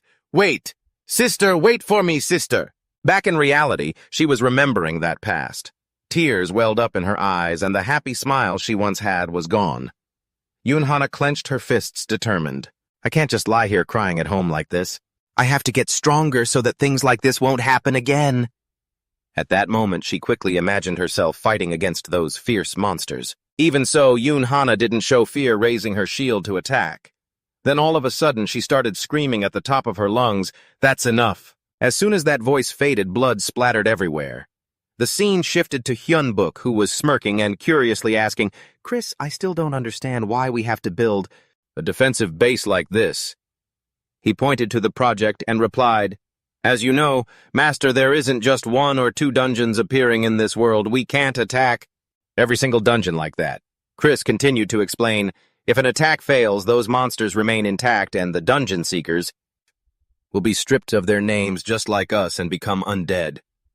He conjured an image to make his words more vivid. In cases of such reckless abandonment, using the houses where dungeon seekers used to live, those monsters can step right out of the dungeon. His expression suddenly turned very serious. "That's right." Just then that voice from the vehicle echoed in Hyunbok's head again. "Sightseeing is nice, but you'd better head back before it's too late. There have been some terrible things happening lately. There have been many missing persons cases lately. I heard there are 50 people worldwide. How terrifying. They were all found dead from blood loss." That thought was continued by him. That incident could also be caused by monsters. Understanding his thoughts, Chris gently pushed his glasses up and continued. "That's why we need a long time to increase our survival rate, a base that everyone can use." Hearing this, Hyunbok eagerly turned to ask immediately, "So that's why, when does construction start?" He held up one finger and replied, "First, we have to look at another issue." This left him confused and wondering, another issue. Chris pointed to the board on the wall and said, "Building the base costs a lot of money, and the profits from the spell cards are decreasing." Hearing that, Hyunbok shouted in surprise, "What? Didn't production increase by 2 times compared to before?" He lowered his hand and explained, "Recently, the quality of the spell cards has been relatively high. Naturally, the price matches it." Seeing this, he helplessly held his forehead. "So we have to double production again?" "Ah, no, triple it, rather." As soon as Hyunbok's words ended, Chris excitedly imagined a bright future. "So I am thinking about selling magic items." He couldn't help but worry and blurt out, wait a minute.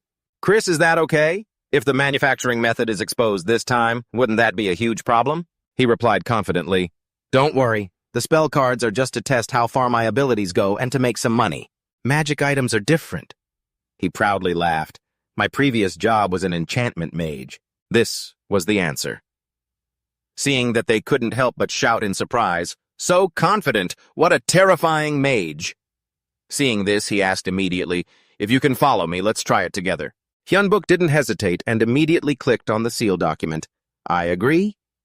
In an instant, he revealed his true intentions. "If so, the master and I will be busy for a while. Look forward to the enchanting lesson, too." Seeing his face darken, he hesitantly spoke. Do I have to participate, too?" Chris lunged forward and said loudly, "Of course, manufacturing items is the best way to build a foundation." Hyunbuk recoiled, feeling helpless. "Well, I guess I have to do it." The next day, the magic item manufacturing lesson began. As always, Chris was always watching. Whenever I made a mistake, she would point it out to me bit by bit. Thanks to Chris, I improved quickly.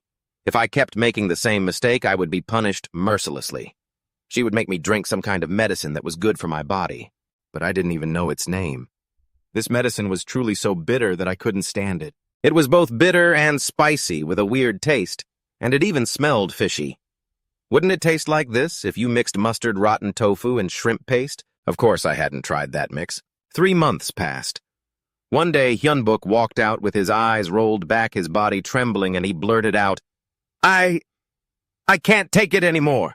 But Chris behind him was still holding that bizarre medicine as she approached him. "Master, you've forgotten one thing." Hyunbuk quickly ran away in tears. "Leave me alone. I'd rather you just kill me." Suddenly, he was blocked by a voice that rang out. "Is that you?" Kai said in a serious tone. "Finally, the moment has arrived." The words from the man made the other two quickly turn around, listening with serious expressions. "The boss room for the E-rank dungeon has been discovered." Time quickly skipped to 11:33. In a corner, someone was holding a phone saying, "I don't think they'll come." The person next to them quickly chimed in, "If they do come, they'll really help us out." Suddenly, Yoon Hana appeared out of nowhere and said, "Anyway, don't expect much." They stood proudly in front of the main door, then she ordered, "We have to attack." Yoon Hana, leader of the Noma Guild. She spun around and announced, "Everyone get ready. We're about to go in." With the authority of a leader, she spoke clearly, "I won't be long-winded. Don't let yourselves get killed." Suddenly in the cheering crowd, someone noticed something and glanced, "Over there." Then he turned his whole body around and shouted, "Look! Someone is coming!" In front of them were just glowing eyes without clear shapes. They were like a troop of soldiers rushing toward them. Leading the way was Hyunbuk, followed by his teammates Kai Chris Kessler and other subordinates. They were like two opposing schools of thought standing apart on two sides. Neither said a word to the other. 392 days remaining to fail at clearing the E-rank dungeon. This is Hyunbuk's 1313th dungeon raid. He is currently waiting in front of the boss room on the first floor. After a moment of silence, Hyunbuk speaks up to greet them. "Hey everyone, it's been a while." Masked, he says clearly, "It's a pleasure to meet you all again." Murmurs ripple through the crowd as they look at the sheer number of summons he brought with him. He summoned all of them himself, no way. Standing in the crowd, Yoon Hana speaks up, drawing every gaze. "We are all so honored to meet you. We are truly grateful you came all this way." Unfazed by the army he brought, she stands tall and continues, "I couldn't greet you properly back then, but for the record, I am Yoon Hana, Guildmaster of Noma." She bows respectfully with a bright smile. "Thank you for avenging my sister. Someday, I will definitely repay this debt." But Hyunbuk calmly brushes it off. "Don't mention it. As for that guy John Hayek, I just happened to find out. I predicted he would become my enemy in the future, that's all." As he finishes, a playful smile forms on Yoon Hana's lips. She looks up and says, "Is that so?" She slowly stands up and asks, "Then for our own benefit, can we join forces to take down this boss?" Hyunbuk is momentarily surprised. "Not asking for help, but joining forces." Yoon Hana replies calmly, "Yes, joining forces. No matter how strong you are, Hyunbuk, you have your limits." But before she can finish, he cuts her off. "Guild, Master, I'm not the type to struggle when it comes to killing monsters." His words leave her hesitant, unsure how to respond. Yoon Hana quickly thinks of another approach. "Well then, how about I pay you for your services?" Hyunbuk asks immediately, "Pay me." To clarify her offer, she pulls out a suitcase full of cash and 5 gemstones. Pointing at them with a bright smile, she says, 100 million in cash and 5 mana gemstones. If we succeed, I'll pay you an even higher fee. Seeing this, Chris telepathically links with Hyunbok, master the cash and those 5 mana gemstones. That's not bad at all. Hyunbok thinks to himself, yeah, but 100 million isn't that much money to us. He then asks, to be sure, if we succeed, what else will you give me? She puts her hands on her hips and laughs. After we take down the boss, I will yield all the loot to you to show my sincerity. Yunhana puts her hand on her chest and adds, and 5 members of the Noma Guild, including myself, will swear a mana oath to fulfill one request for you. Hyunbok clearly feels her sincerity. A flicker of hesitation crosses his eyes. After a few seconds, Hyunbok decides to shake hands. All right, let's join forces. Of course, this agreement is effective now and potentially for the future as well. Seeing this, Yunhana is delighted and reaches out to shake his hand. Thank you. To ensure we win, please help us plan this. After accepting the offer, Yunhana begins to explain her strategy. The Dungeon Explorer Guild brought shields. I'm not sure how the boss works. It should be simple, but we still need to choose our path carefully. But the plan is immediately disrupted. A giant wolf appears in Hyunbok's line of sight. It makes him realize, so that's the boss. A wolf. Plus, there are over 100 more with it. Hearing this, she looks stunned. If it's wolves... Seeing the worry on Yunhana's face, he reassures her. Don't worry, I have a plan. After that, we established a new strategy. Once prepared, the boss room opened. Following the plan, they lined up side by side to make the engagement easier. They stood on the left with their weapons, shields and swords. Hyunbok's side stood on the right with a diverse array of weapons. The crowd couldn't stay quiet for long. Someone spoke up, "This isn't as easy as I thought." In front of them are wolves and various other beasts, acting as soldiers for the boss. The wolf quickly asserts its dominance, letting out a massive roar that echoes everywhere. The giant rats understand it, as an order, and they rush forward to attack.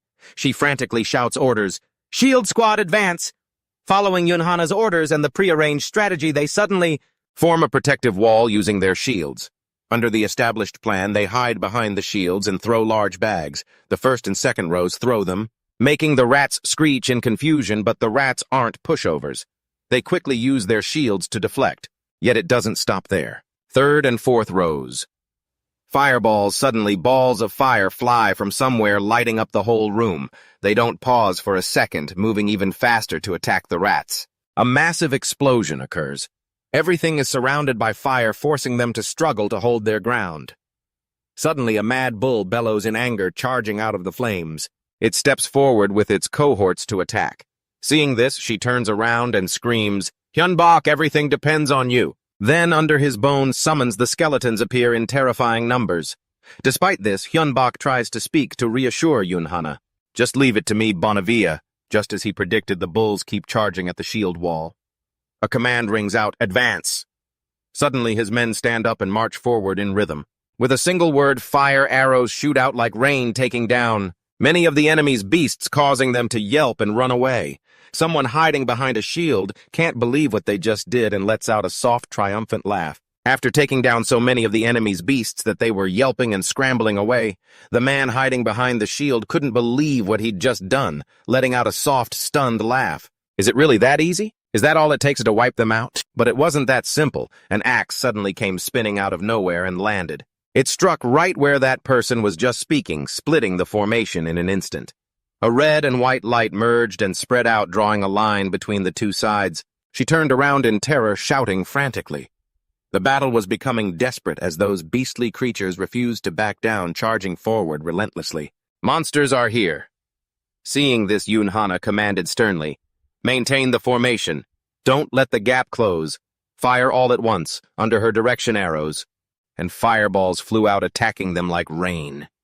Trying to turn the tide, a monster picked up a rat lying on the ground and hurled it with all its might. Explosions and flashes of light kept appearing. A question couldn't help but arise. How could it have blocked that hit? The tide of battle shifted quickly. "Don't let the line break. The monsters are swarming. Run." Yunhana suddenly took the lead. Everyone into battle formation, move in pairs. She tried her best to survive. Though she looked calm on the outside, inside, she was a mess. "We can't keep fighting and taking losses like this. Should we retreat?" While Yunhana was panicking, the skeletons slowly advanced, led by a voice. Everyone pull back. Seeing Hyun Bok with that mistaken idea, she barked, "This is too much for these skeletons. They'll fall apart in no time." But he wouldn't give up. He stayed firm with his plan. This isn't the end yet. In a flash, those bone-chilling figures appeared everywhere. Under Hyun Bok's command, they quickly formed a rectangle blocking every exit and surrounding the monsters. Yoon-hana gasped in shock, thinking to herself, did he really summon that many skeletons in the blink of an eye? Not only that, she noticed a massive skeleton appearing right above her. Seeing the formation arranged exactly as he wanted, Hyun Bok shouted loudly. The yin-yang aura from Nihawk spewed out rapidly a dark, blackish-purple mist that made them evaporate instantly. Seeing this scene, Yoon-hana couldn't help but gape in awe. She stood there dumbfounded, muttering, "Evaporated. Not a single trace left." Nihawk, with its fierce, glowing red eyes, opened its maw and spat out the yin-yang aura. The energy surged forward to attack. It lashed out like a whip, darting everywhere. In just a few short seconds, a trench had been carved out, smoke rising so thick that nothing could be seen.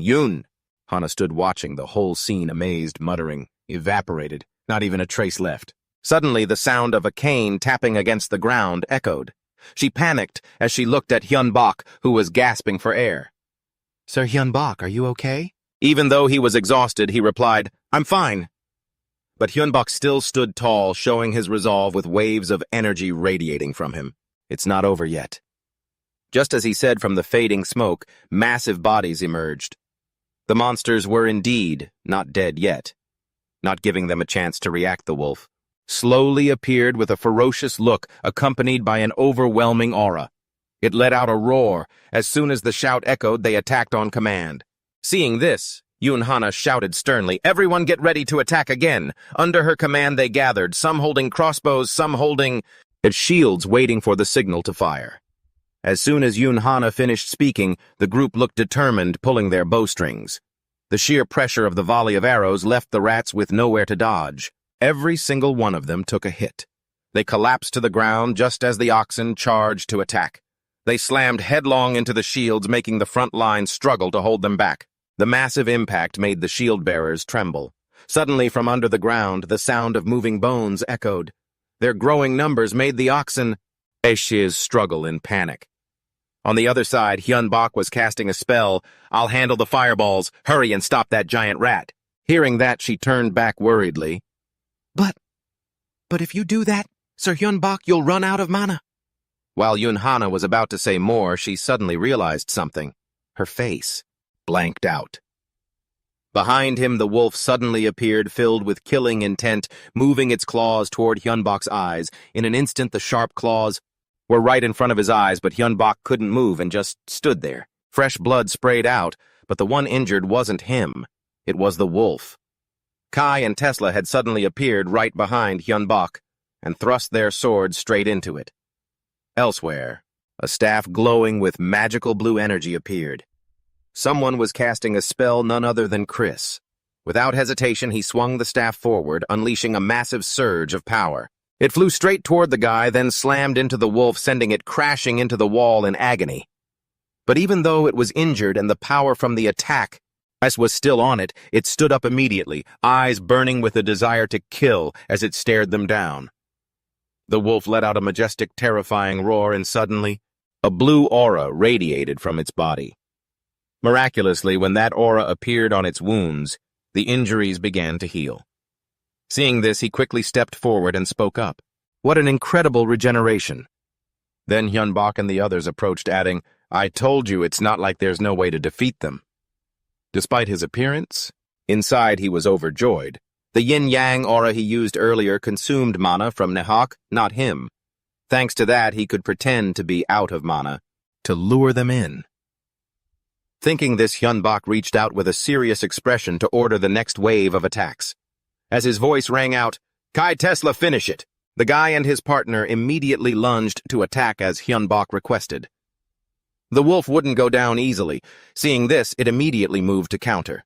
But just as the wolf's claws came swinging down, the two of them dodged lightly as if nothing had happened.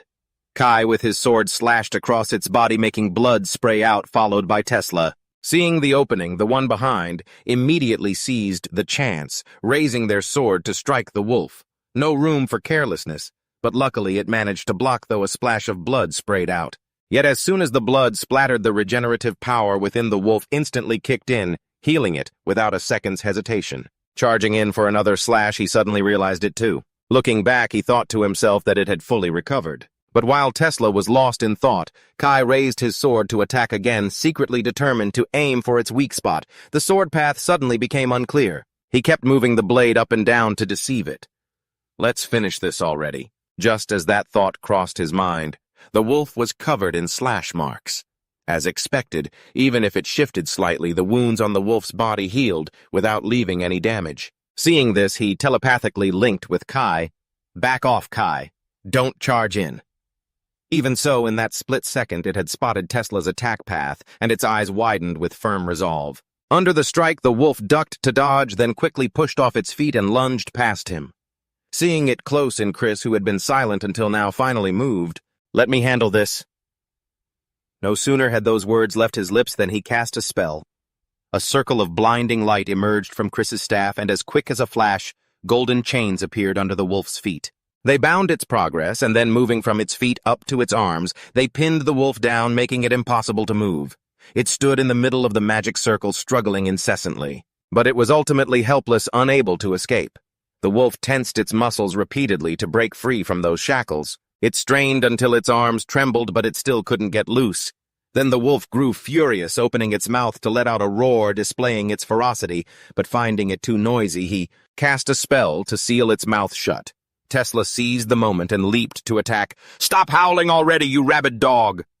And with that final word, he slashed. The wolf was decapitated instantly by his glowing sword. Blood sprayed out, and the beast collapsed to the ground dead as dust and debris filled the air. The monster lay there, bleeding out, its eyes rolled back. It was done for. Then its body dissolved into the void, leaving behind a glowing sky-blue crystal. Hyunbok reached down to pick up the crystal, which was the size of his palm.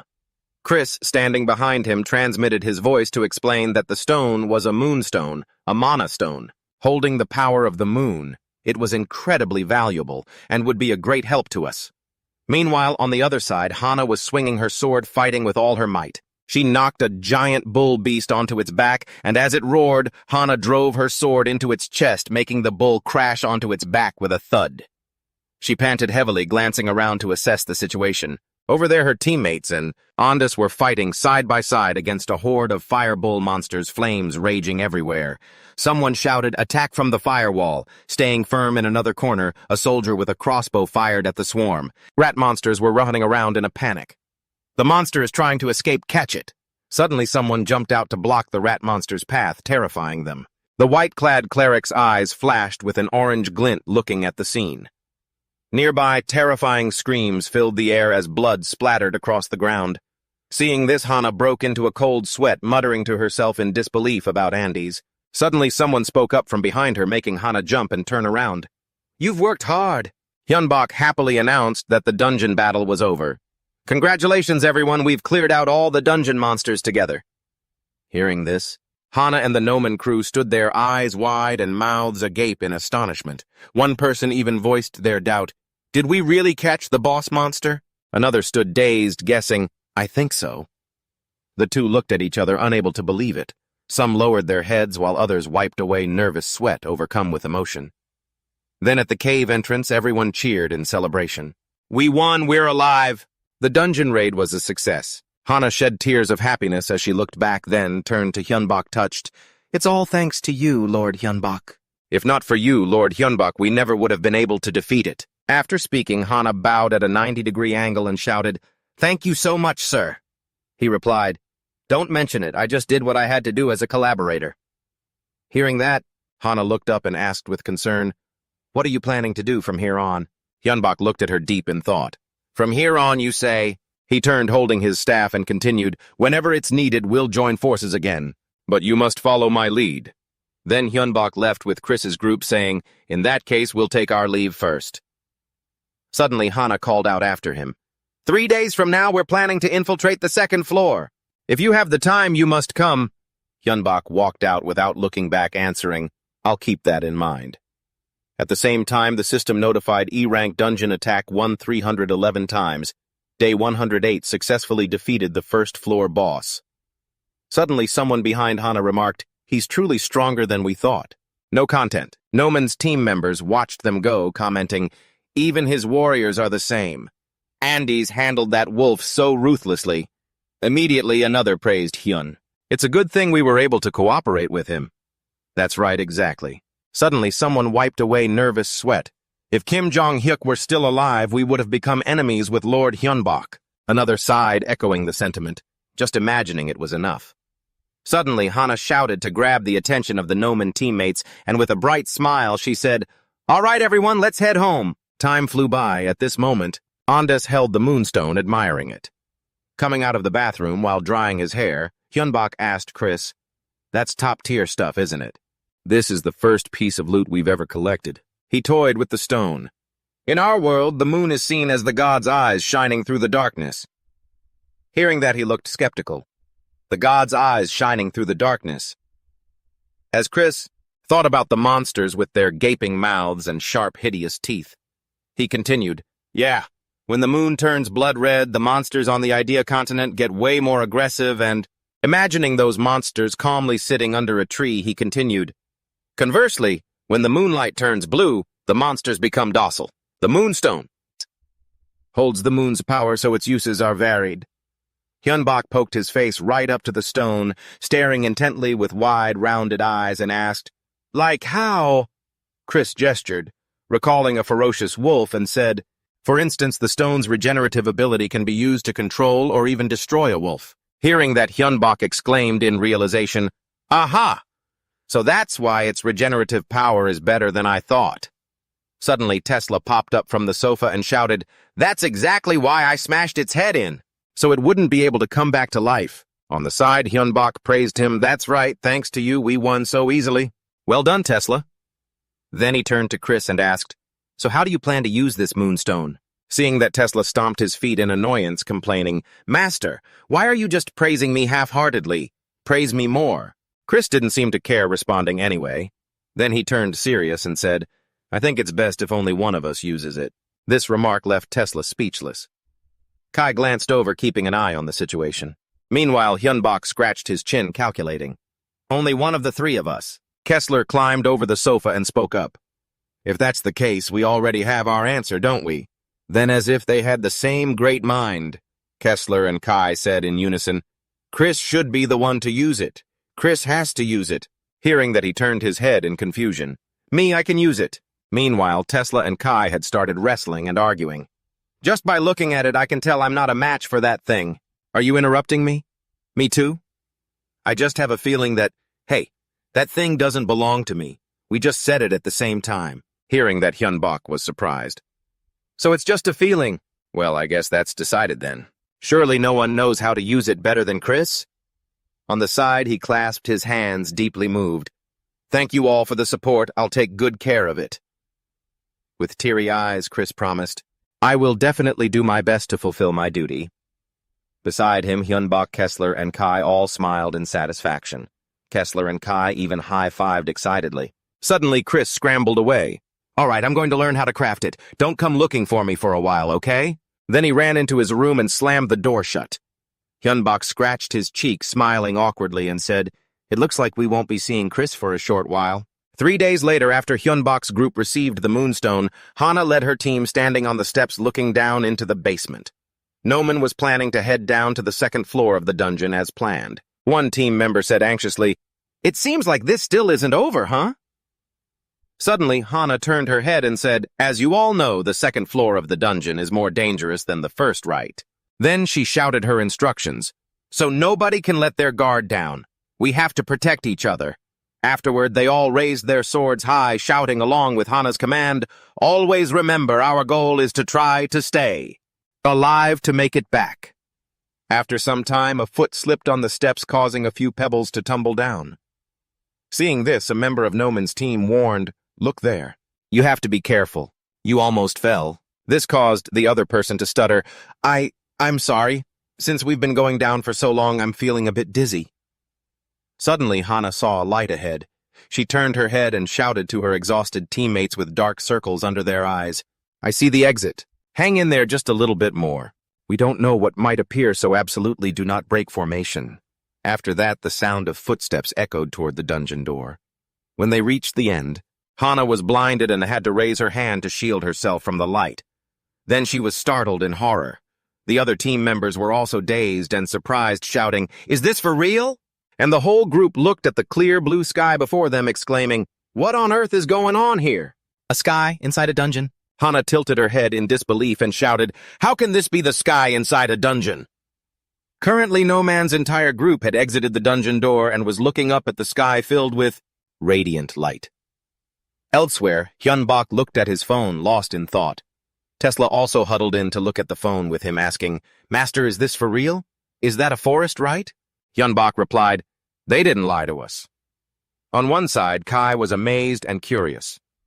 If there's an open space outside the dungeon like that, does that mean it's an even higher level than an E-rank dungeon? Hearing that, he became alert. If that's the case, then that's really... Then all three looked toward one side where the door to Chris's room had remained firmly closed. Hyunbok said, "I think we'll have to ask Chris." A while later, after he had scrolled through Hyunbok's phone, he clicked his tongue and asked, "What do you think, Chris?" He replied straight to the point, calmly, "Nothing special. There have been many cases like this on the Idea continent." Then, hearing Hyunbok's query, "Oh, so it's nothing special, it's no different from a normal dungeon, right?" Then Chris thought of a monster and speculated, "It's not entirely clear, but there must be a difference. There will certainly be a monster twice as strong as the ones in a normal dungeon.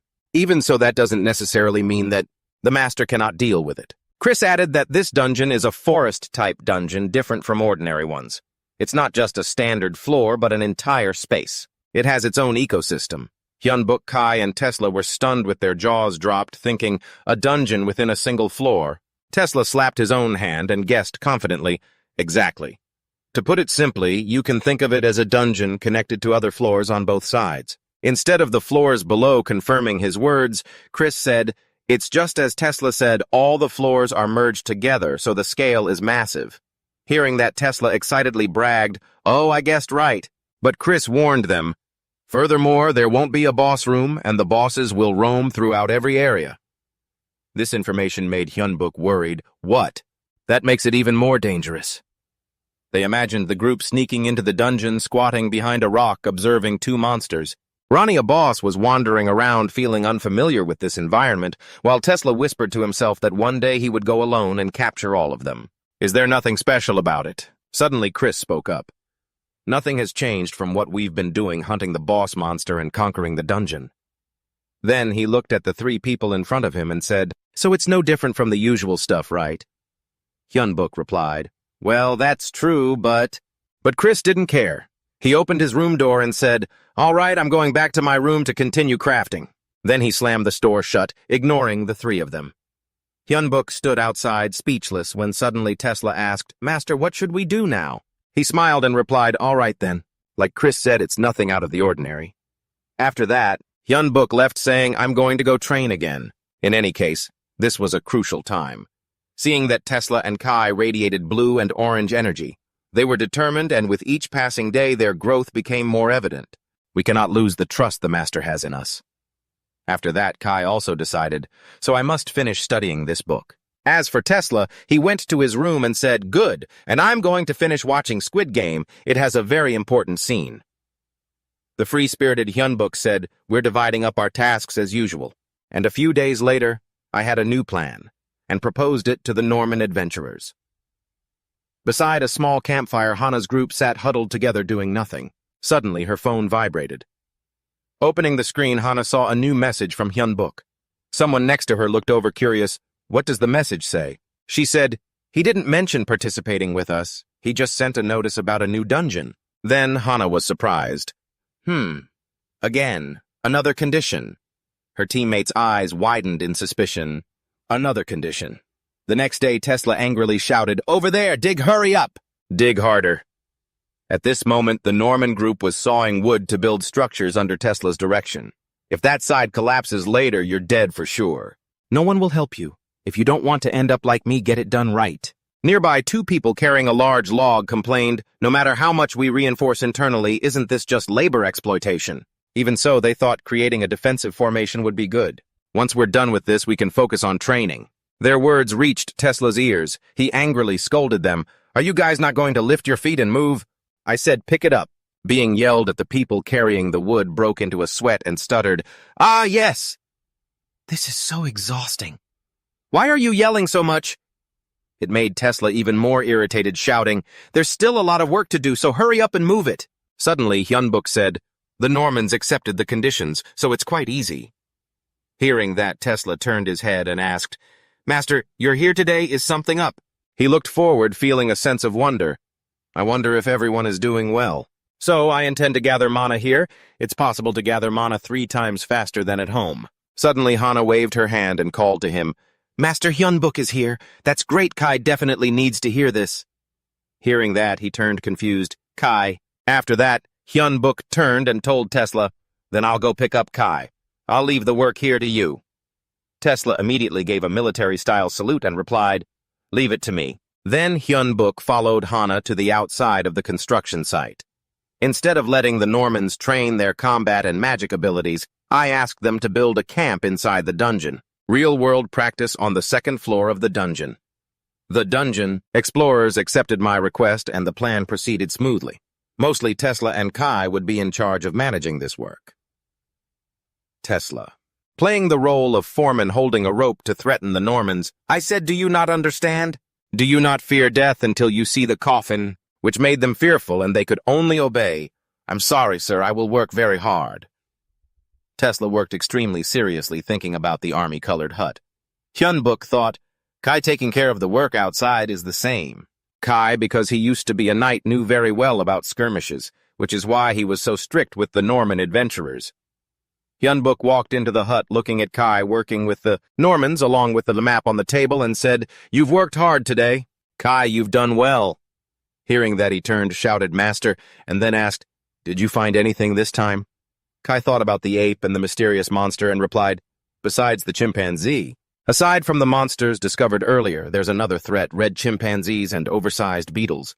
Remembering those cold red-eyed beetles, he reported? The oversized beetle is a creature the size of a human head and capable of flight. It's a terrifying monster with a horn on its head shaped like an axe blade. Hearing this, Hyunbuk pictured a bug with eerie blood-red eyes radiating killing intent under the moonlight and asked, A carnivorous insect with a horn. Kai immediately confirmed, Yes, those are monsters near the camp. This made Hyunbuk alert, in the vicinity of the camp. There's still no precise information, huh? He then walked away instructing, Do your best to gather more information. Get as much as you can, but don't overexert yourself. Kai bowed. Yes, leave it to me, master. Meanwhile, elsewhere, everyone was training their swordsmanship. The Norman team members were sweating and shouting as they swung their blades. Watching this, Hyunbuk observed happily listening to someone explain that basic skills must be practiced for a lifetime before him, Tesla. Pacing back and forth, he preached to the crowd, practicing their swordsmanship. A solid foundation will never betray you. Everyone spent their time extremely meaningfully. Hyunbuk stepped in as an instructor for magic spells. I also want to keep my promise to Chris that mages must return the money they received.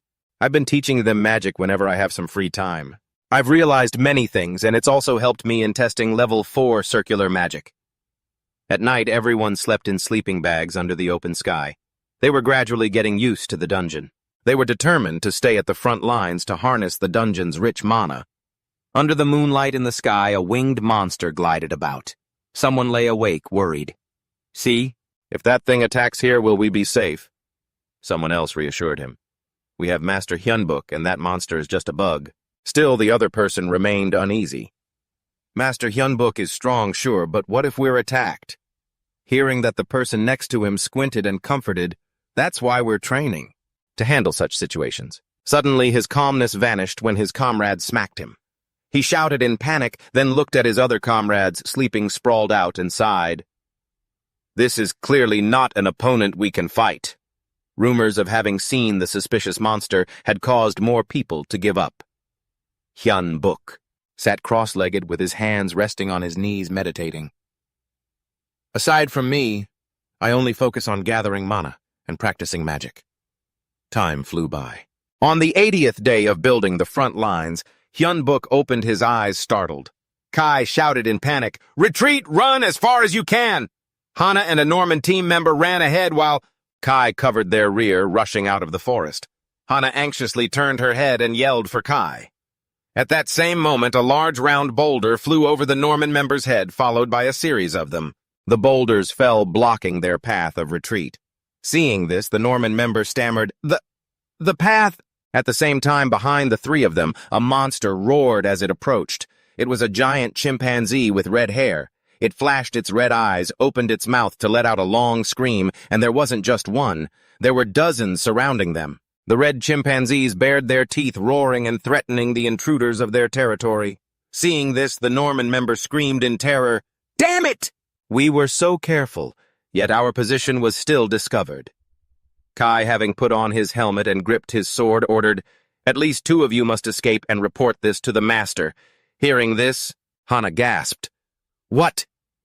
Before she could finish, Kai charged forward with his sword, shouting, "That is what a scout must do," Hana called out anxiously. "Wait, Kai!" But Kai charged in alone. He fought through the crowd, attacking the red chimpanzees. One raised its weapon and roared. Then a series of them threw spears toward Kai. His eyes flashed red. He dodged the incoming spears quickly. Suddenly, Kai's eyes widened in surprise. Right in front of him, a red chimpanzee appeared, its eyes filled with killing intent, and it swung its fist at him. It landed a devastating blow on his head, shattering his helmet. Kai was sent flying, sliding across the ground until rocks crumbled. He hit a boulder and stopped. His face was bruised and distorted. Kai gasped in shock. At the same time, the chimpanzee leaped up, raising its fist high, ready to deliver a finishing blow to Kai, who was still sitting motionless by the boulder. Then a massive shock wave of red energy erupted, causing a huge tremor. The chimpanzee stared at the dust eyes, flashing with anger as it roared. Its hands were being blocked by Hana's shield.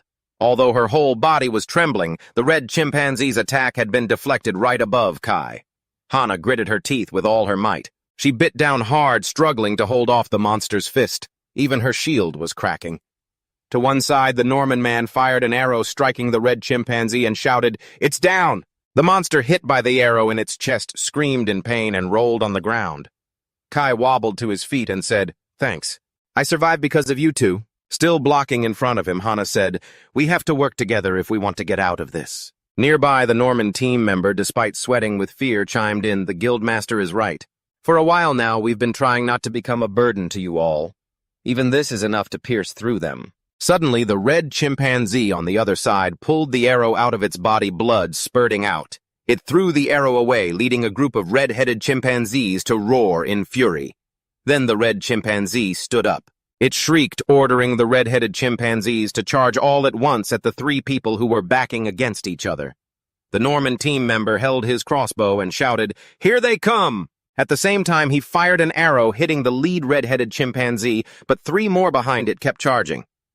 The Norman member raised his hand, intending to stop one that was opening its mouth to attack. But very quickly, Hana used her shield to punch the monster, leaving it dazed. On this side, Kai swung his sword, fighting 2 chimpanzees at once. A moment later, several chimpanzees had fallen. The 3 of them were still fighting frantically when suddenly a fireball shot down toward Kai, making him suspicious. Kai shouted a warning, "Another fireball, be careful!" The fireball landed in the open clearing and exploded. Kai turned his head silently, assessing, "This attack method is different from before. This time they're blocking our vision to divide us. Are we surrounded? What on earth are they aiming for?" Suddenly, the red chimpanzee rushed forward, blocking Kai's path of escape. His eyes flashed as he cursed, "That annoying ape! What on earth are they after?" Suddenly, Red Eye lunged out to block Kai's escape route. Its eyes flashing as it cursed, "You annoying monkey!" Then the 2 sides clashed in a brutal, up-close melee, punching and hacking away, but just moments later, with a few lightning-fast sword strikes, Kai had the red ape bleeding out. This only made the beast thrash about in a blind, furious rage, roaring even more frantically. Nevertheless, Kai slashed the monster 3 times, darted behind it, and turned to check on the 2 members of the No Man crew. "Are you all right?" Having defeated the red monkey, he was just catching his breath, when suddenly Kai panicked and whipped his head around. A massive white ape had appeared right behind him out of nowhere. It was the roaming boss monster, the white ape. With a casual flick of its hand, it swatted Hana and her teammates, sending them flying back. Seeing them get tossed away, trembling in pain, made him wince. Kai gritted his teeth in panic. Hana lay on the ground, brow furrowed in pain, but she was still breathing. Seeing that, Kai glanced down, calculating the situation, and grew suspicious as he studied the white ape's feet. That's when he realized it was raising 4 fists. Only then did Kai get a good look at the boss's full body. It stood like a human and had 4 arms, leaving Kai absolutely speechless. His sword-wielding hand trembled as Kai thought, "Forgive me, Master, I won't be able to fight by your side anymore."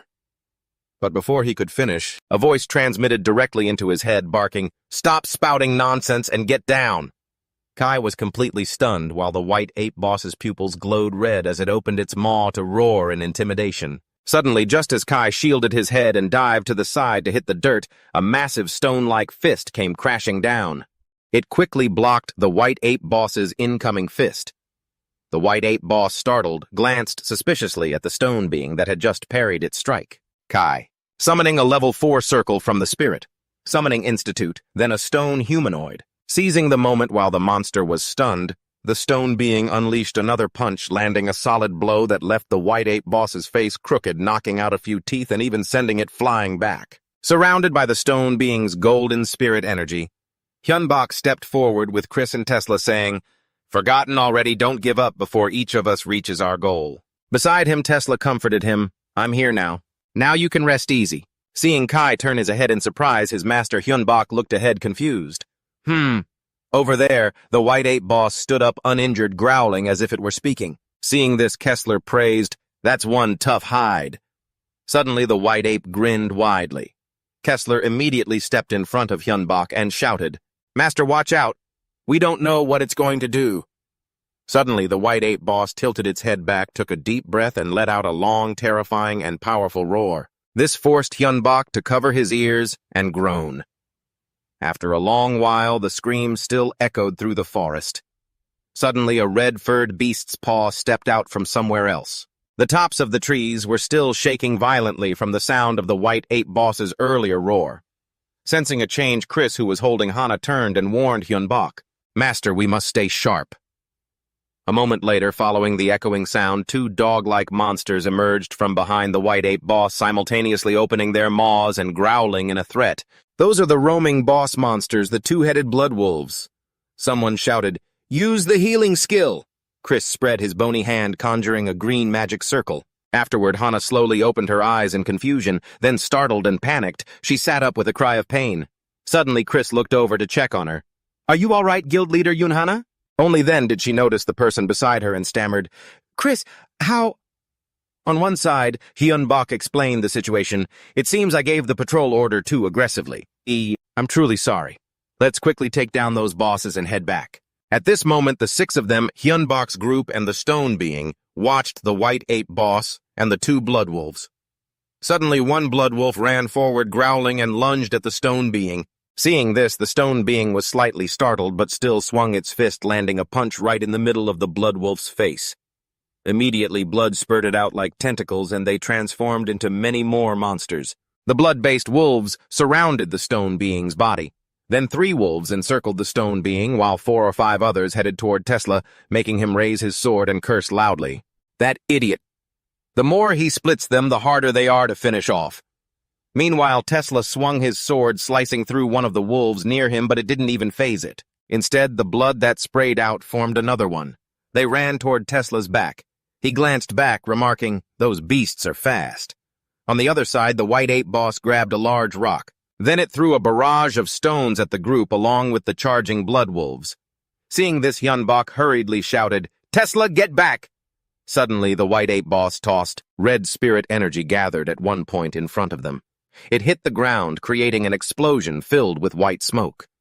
After that, the white ape boss stepped on a patch of earth. Suddenly, the ground beneath it turned into thick mud and rose up, causing the white ape to look startled and suspicious. It gritted its teeth and growled, looking down in confusion. At that moment, Hyunbok placed a red orb on the ground, creating a giant mud monster. Countless sharp, crisscrossing bones sprouted from its back, forming a protective cage for them. Meanwhile, the white ape sprawled right at the monster's feet. Hyunbok lifted his hand from the red crystal, hearing someone exclaim, "Master, you're amazing! I never expected you could summon a golem like that with its own heart." The humanoid clay golem was controlled by a spell. Hyunbok stood straight, holding his staff, and warned, "But the mana I'm using is relatively high. I can only hold out for another 20 minutes. First, we have to wipe them all out." On one side, Hana suddenly shouted a warning, "Master Hyunbok, look under our feet!" Currently on the feet of the mud golem, there were red patches crawling up, gradually turning into the heads of blood wolves with glowing eyes. Seeing this, Hyunbok gave orders. It seems they've been mixed with the bombardment from earlier. Chris, let's counterattack. Beside him, Chris complied, "Yes, master." Then he spread his hand forward, conjuring violet-pink magic, declaring, "I will show everyone the power of the enhanced nucleus." Then, Grid Hector, the rage of the skeleton mage. At the same time, 10 dry skeletons rose from the mud, all with violet-pink eyes. This scene excited Hyunbok, who blurted out, "Too awesome!" Even though he's not a summoner, he can still summon magic like that. Truly the power of the moonstone. Then he turned to Kai and gave the order, "Okay. This time I'll leave the skeleton command to you, Kai." Immediately he replied, "Leave it to me, master." Then he also shouted, "Rage of the Skeleton Knight," conjuring many armored, purple-eyed white skeleton knights. Then he charged ahead, leading the skeleton knights and mages to attack the blood wolves, shouting instructions. "Knights, launch the attack!" Kai slashed at a blood wolf in front of him. A skeleton knight also pierced another one's stomach, making it open its mouth and roar. Very quickly, 2 blood wolves were smashed to pieces, and the knights quickly handled another one. Pinning it to the ground, the white ape boss saw this, gritted its teeth, and frowned in silence. Suddenly it lifted a round block of earth bigger than itself, roaring. The white ape boss gritted its teeth, eyes filled with shock. At this moment, the mud golem was raising its giant hand to grab the ape, but it still decided to throw the giant rock hard into the sky. Immediately after the collision with the mud, Golem's hand caused the rock to shatter and fall in a cascade onto the ape's head. The Golem's hand even slammed down, causing the rocks there to explode with a rumble. Seeing this, the man wearing the no-man hat stood with his jaw dropped, shouting in shock. "Did he take it down?" causing Hana next to him to knit her brows in annoyance. Suddenly, an ear-piercing scream rang out. Hearing this, the man panicked and stammered, Could it be?" Seeing this, Hana flew into a rage and scolded, "Stop with the wild guesses!" Suddenly, a 2-headed blood wolf jumped down from the sky. The bone cage protecting Hyunbok's group made him suspicious. The 2 heads of the blood wolf opened wide, conjuring red magic afterwards. They fire a pillar of red light toward the bone cage. Someone screams in terror. Inside the cage, Hyun points his staff forward and shouts, "Bone prison!" At the same time, the blood dragon's terrifying red spiritual energy shatters the mud golem and destroys the bone prison. The 2 non-magical Norman team members fall screaming in fear. Meanwhile, Hyun directs Chris and Tesla to look behind them while they are still hovering in the air amidst the falling debris. Chris casts a golden spell toward Hana. She shouts, "Yes, master!" while Tesla catches the Norman team member. Standing atop the bone dragon, Hyun shouts, "Break!" Suddenly, the 2-headed blood wolf across from them opens its mouth, charging up red spiritual energy again. They blast a stream of red energy at the bone dragon, but the bone dragon's eyes flash red. It rears its head back, releases a cloud of black smoke from its mouth, and mutters, "Damn it! Who do you think you're copying?" Hyun is startled and frantically yells, "Bone dragon, wait! That's no ordinary monster! Do not use your energy blast, absolutely not!" Even so, the bone dragon ignores him and fires a purple energy blast to counter the blood wolf's red one. It seems the bone dragon is losing as the red energy is overpowering its purple blast. The bone dragon's feet are pushed back, dragging across the ground. Hyun anxiously warns, "We can't hold out any longer. If we use any more, we'll run out of mana. Move out of the way now." Hearing this, the bone dragon snaps, "Shut up!" This makes Hyun grit his teeth in anger while the bone dragon glares with its red eyes, cursing, "I am a bone dragon, don't you dare order me around." Hyun clenches his fist in frustration. He places a hand on his chest, thinking angrily, "I can feel the bond fading. It doesn't even feel my presence. Everything is about to spiral out of control." Hyun places his hand on the bone dragon's head, conjures a blue spell, and shouts, "I have no choice." He tilts his head back and yells, "If it's going to break, let it break completely. I'll use all my mana.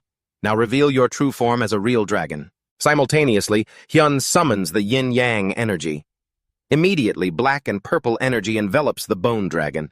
Its purple energy intensifies, now surging with black power.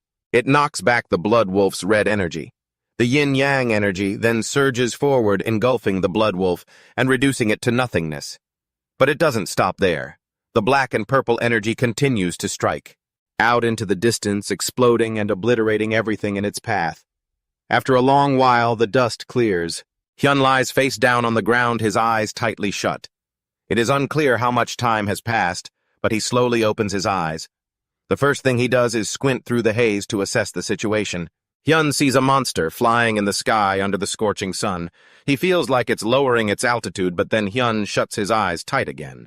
At this moment, a massive trench is carved into the ground before him, leveling rows of trees until only stumps remain, stretching all the way to the distant mountains. After a while, a voice calls out desperately, "Master, can you hear me? Open your eyes, Master." Hyun slowly opens his eyes. Standing before him, blurry, are Chris, Tesla, and Kai. Seeing that he is awake, Tesla and Kai cry out, "You're awake. Do you recognize us? Are you okay?" Chris, tears welling up, chokes out, "Master, you had us so worried." Lying on the bed, Hyun asks, "How is everyone?" Kai replies, "You've completely drained your mana. So you need to recover." Tesla immediately chimes in, "That's right, Master, we need to get you home right away." Hyun sits up worried, Is that so? Is guild leader Yun Hana and everyone else there safe?" Kai beams and reports, "Yes, thanks to you, Lord, everyone is safe. They've all returned home now." Hearing this, he sighs with relief. "Thank goodness. I sent the scouts to save time and costs, but I almost caused a huge disaster." However, Kai objects. "But because of that, we were able to attack the boss monsters." Tesla adds, "If you hadn't gathered all that mana, it would have been difficult to deal with them." Chris chimes in. "Tesla is right. We would have had to face those monsters sooner or later, so it's better to eliminate them as early as possible." Hyun breaks into a sweat and admits, "Yeah, you're right." He thinks about the bone dragon, feeling uneasy. There is another problem when it said, "Shut up, I am a bone dragon, don't order me around." He realized he had almost fallen into a dangerous situation, just because of its pride. Kai speaks up. "Master, even though you aren't feeling well yet, I think we should discuss this."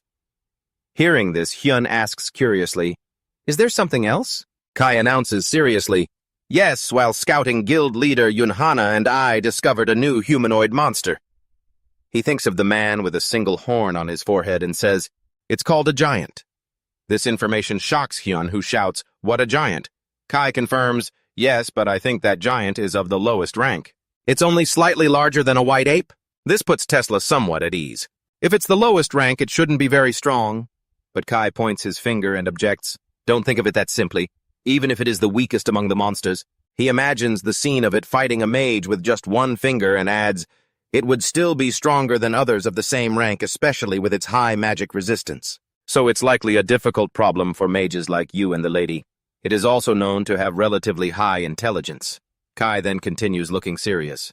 "This might be the most formidable opponent among all the monsters we have ever faced." Suddenly, a black cloud carrying red lightning appears above them. "How interesting. So it's a giant, huh?" A red eye manifested, glaring at Hyun Bak.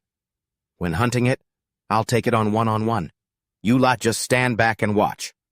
As the bone dragon radiated killing intent, the red eye narrowed in warning. "Don't get in my way like last time." Hyun Bak frowned, clearly annoyed. "Get in your way." The bone dragon didn't bother listening. Before disappearing, it left a final word, "Whatever. Stop wasting time, I'll handle it." Once the bone dragon left, Tesla fumed. "People have always said dragons and giants are natural enemies.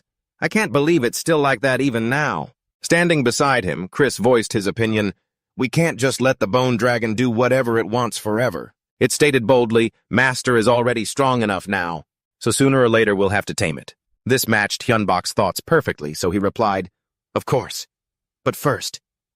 Thinking about how they were in the sky dungeon, he added regretfully, "We should head home and rest." Meanwhile, in some dark place, a clawed, sharp-fingered hand swiped a streak of red across someone's image. A monster looked at the crossed-out picture of the two-headed blood wolf, and then at the image of Hyunbok below, muttering to itself, "I put so much effort into creating that two-headed blood wolf, and you took it out that easily. This is getting interesting." The monster scanned a series of crossed-out boss photos, marveling, "Seems like there are quite a lot of good-looking guys in that tiny country called South Korea, huh? My monster creations, have 20 of them already been hunted down. It twitched its finger as if spinning a wheel of fortune, saying, "Well, I suppose it's time to start. Roulette, spin away." Then the images began to swirl before its eyes, spinning so fast it was dizzying it was impossible to tell one from another. Suddenly the roulette stopped, and the mysterious monster shouted, "Oh, we have a result!" It bared its sharp teeth and chuckled gleefully. "What's this?" "The dish I wanted to save for last. To think I get to taste the best dish first?" The image that stopped was the crossed-out two-headed blood wolf. Back at the dungeon, no one knows when or where the darkness will descend. Hyunbak and his companions began preparing to take down the giant. One person was using gloves to assemble some kind of device. Another used a hammer to break up the dirt and pull out a red crystal. Hyunbak held the red crystal up high, carefully inspecting its quality, when suddenly someone spoke up behind him. It startled him, and he turned his head. "Is that the golem heart that you upgraded yourself, sir?" Hyunbak looked at Hana and explained, "It's very useful for summoning and maintaining golems by absorbing the surrounding mana. Depending on the golem, the duration varies." He handed the golem heart to Hana to look at and continued, "I couldn't get it to work for the longest time, but I finally finished it." Hearing this, she replied, "I see."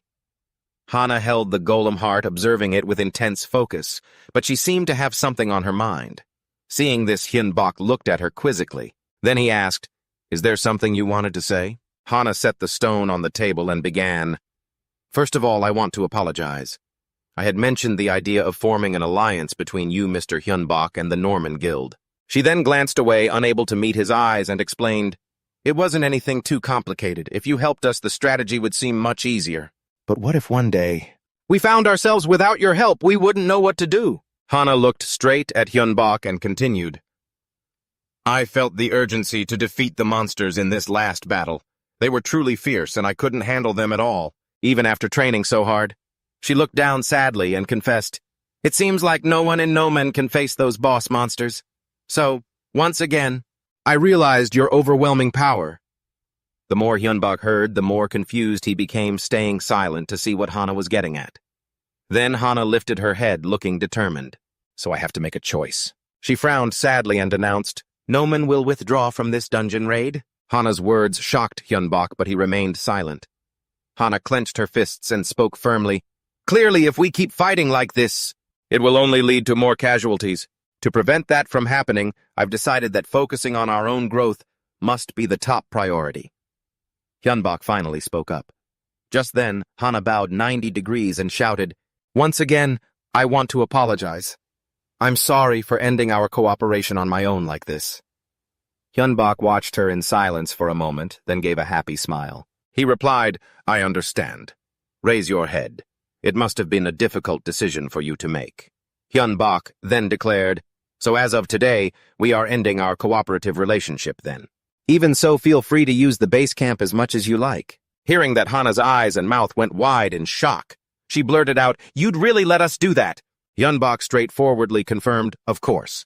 After all, building this camp was everyone's hard work." Then he added seriously, hoping that in the future everything would go well for her. Hana looked relieved, a genuine smile forming on her face as she said, "Thank you so much, Hyunbak." Then the two shook hands to say goodbye, as the sky in the dungeon had already darkened. Evening was falling. That brief encounter had come to an end, and the No Man Guild left. Even though everyone had different choices and wills, their goal, to survive and escape the dungeon, never changed. They just pushed themselves to grow stronger. Finally, the system notification appeared. E-rank dungeon cleared 1,313 times. Time remaining before failure 273 days. Kim Hyunbak had been raiding dungeons for 227 days. The farewell with the No Man Guild took place in a narrow crevice at the foot of Tesla Mountain. Hyunbak, Kai, and Chris were hiding behind a large rock. "A dungeon inside a dungeon. That's amazing, but so cramped," Kai said, raising his index finger to his lips to shush them. "Let me wake him up for the other side." A giant was sprawled out on a flat rock, taking a nap, while 4 of its minions stood in front of Hyunbak's group. Suddenly, the bone dragon revealed a glowing red eye, urging Hyunbak, "Let's start, shall we?" Hyunbak glanced at it and whispered, "Do you really think you can take him down all by yourself?" The bone dragon was 100% confident, assuring him, "He's just a low-level giant. I don't need help from those pathetic little skeletons of yours." Hearing that, Tesla asked, annoyed, "What was that? Pathetic little skeletons?" Kai was speechless. Meanwhile, Chris shook his head, disagreeing with the bone dragon. Hyunbok stood up and replied, "All right, I got it. Get ready." At that moment, the bone dragon erupted in black smoke, mixed with purple-red lightning, appearing in mid-air above the giant monsters with a roar to assert dominance. The bone dragon slammed down, boom. The giant was startled awake, and the bone dragon let out a long, piercing screech right in its face. Seeing that the giant's minions grabbed their clubs furious and charged forward. The bone dragon swung its long tail, successfully hitting one of the green monsters, but a brown one rushed in and threw a punch right at the bone dragon's face. Instantly, the bone dragon took a hit square in the face, sending bone fragments flying everywhere. It bit down hard on the brown giant's arm, then tossed the monster into the air, shouting, "Get lost." The giant crashed down behind Hyunbok's group. Seeing this, Tesla commented, "Is he crazy? That's way too dangerous." On this side, the bone dragon looked at the two giants and the leader, mocking them, "Leave the small fry to my little skeletons. I only care about the main one." This caught the giant's attention. It glared back, exuding intense killing intent. Irritated, the bone dragon taunted, "How dare you show me that look?" Thwack! The giant charged at the bone dragon so quickly it couldn't react, catching an uppercut that sent bone fragments flying. With just one blow, the bone dragon was sent flying, its back slamming painfully against the ground. It shook, lifted its head, and stared with an expression of disbelief. Then, the bone dragon roared, exhaling dark purple smoke from its jaws, its eyes flashing red with fury. It launched a blast of dark purple energy at the giant. "Eat this, go to hell." The blast pierced through the giant, firing off into the distance, but the giant was completely unfazed. It easily walked through the energy, arrived right in front of the bone dragon's snout, and grinned triumphantly. Then the giant clenched both hands and smashed them down onto the bone dragon's head, pinning it to the ground. The bone dragon lifted its head, screeching in rage, its skull cracked on one side. Watching the situation, Hyunbok broke into a sweat, anxiously calling out to it. Chris also realized the situation was going south. Beside them, the two giant monsters stood still, their red eyes staring down. Chris said, "Master, we have to step in and finish these guys off." Tesla was swinging his sword, shouting, "No, leave that monster to him." On the other side, the bone dragon took another strike to the head, shattering more bone. Immediately after, the giant landed a punch on its left eye, and more pieces of the bone dragon fell off. Furious, the bone dragon yelled, "I will not be pushed back by a low-level monster." But as soon as it finished, the giant kicked it, sending it sliding across the ground. The giant smirked and mocked, "Weak." Hearing that the bone dragon was deeply wounded, its jaw dropped, stunned. Across the field, the giant laughed loudly, looking down at it and drawling out a taunting, "Weak." The bone dragon went silent, its gaze filled with loss, thinking to itself, I am the strongest dragon. This can't be happening." Suddenly, Hyunbok spoke up to shatter its delusion. "Do you know what reality is yet?" Hyunbok said coldly. "You are not a dragon. You are just a fake model, a simulation of a real dragon." That statement made the bone dragon lash out, "Shut up, I am a dragon, not a fake." The giant swung its fist and shouted, "Weak! Without defense, the bone dragon!" Took a blow like a sledgehammer to the face, bones flying everywhere. The giant followed up with another punch, mocking, "Weak." Then it unleashed a flurry of kicks on the bone dragon. It didn't give the dragon a second to fight back. It could only scream in pain. Suddenly, Hyunbok spoke up again, rubbing salt in the wound. "You know you're just a fake, don't you? When are you finally going to admit it?" While taking a beating from the giant, the bone dragon shouted back, "Shut your mouth!" But Hyunbok continued, "Even if you act like that, you will never become a real dragon." The more it heard, the more frustrated the bone dragon became, screaming, "I said shut your mouth!" A moment later, the giant used its bare hands to rip the bone dragon apart, tossing its remains high into the air. Holding the bone dragon in his hand, the giant tossed it to the ground with a pathetic thud. Watching the creature's upper torso lie crumpled on the earth, the giant let out a mocking, triumphant laugh, baring his teeth in disgust at its weakness. The bone dragon lay still, unable to move or retort, its red eyes welling up. Through telepathy, the bone dragon signaled, "Hyunbok, you promised me. You said you would forge me to be as strong as a real dragon." "It was all a lie!" It continued staring at the giant, rotating his shoulder and challenging him. "Look at this mess. You didn't keep your word, you lied to me." But Hyunbok replied, "Yes, I did promise. But you didn't do anything like a stubborn, headstrong child. You refused to acknowledge your partner's strength, acting all arrogant." the boy said, narrowing his eyes as he analyzed the situation. For a time, you were my most vital and powerful card. Unless you truly start viewing us as partners, I'm going to leave you here all by yourself. Hearing this, the bone dragon furrowed its brow. With a hazy gaze, it watched Kai Tesla and the stone people surround and attack the giant monster, thinking, for a time, Over here, Kai and Tesla fought in perfect sync while Chris conjured blue magic to launch an assault. Together, the three of them successfully killed one of the giant monsters. Seeing this, the bone dragon realized with a somber tone, so that's how it is. While they've been growing stronger, I've just been... Finally enlightened, it dragged itself across the ground and offered, then please, teach me. The giant looked on with suspicion. Suddenly, the bone dragon's eyes glowed with resolve, and its scattered bone fragments began to gather back to its body, continuing how to achieve growth, how to become a powerful creature. Hearing this, Hyunbak smiled brightly and replied, I've been waiting for those words. Simultaneously, a vortex of energy swirled around the bone dragon bone shards, flying rapidly. The scene left the giant sweating in astonishment. Meanwhile, the bone dragon was nearly whole again. It was now even taller than the giant. Standing on its head, Hyunbak commanded, Go, bone dragon, destroy our enemy. Hyunbak conjured a suit of armor for the bone dragon. He roared, Enchanting magic armor, enchanting yin-yang power.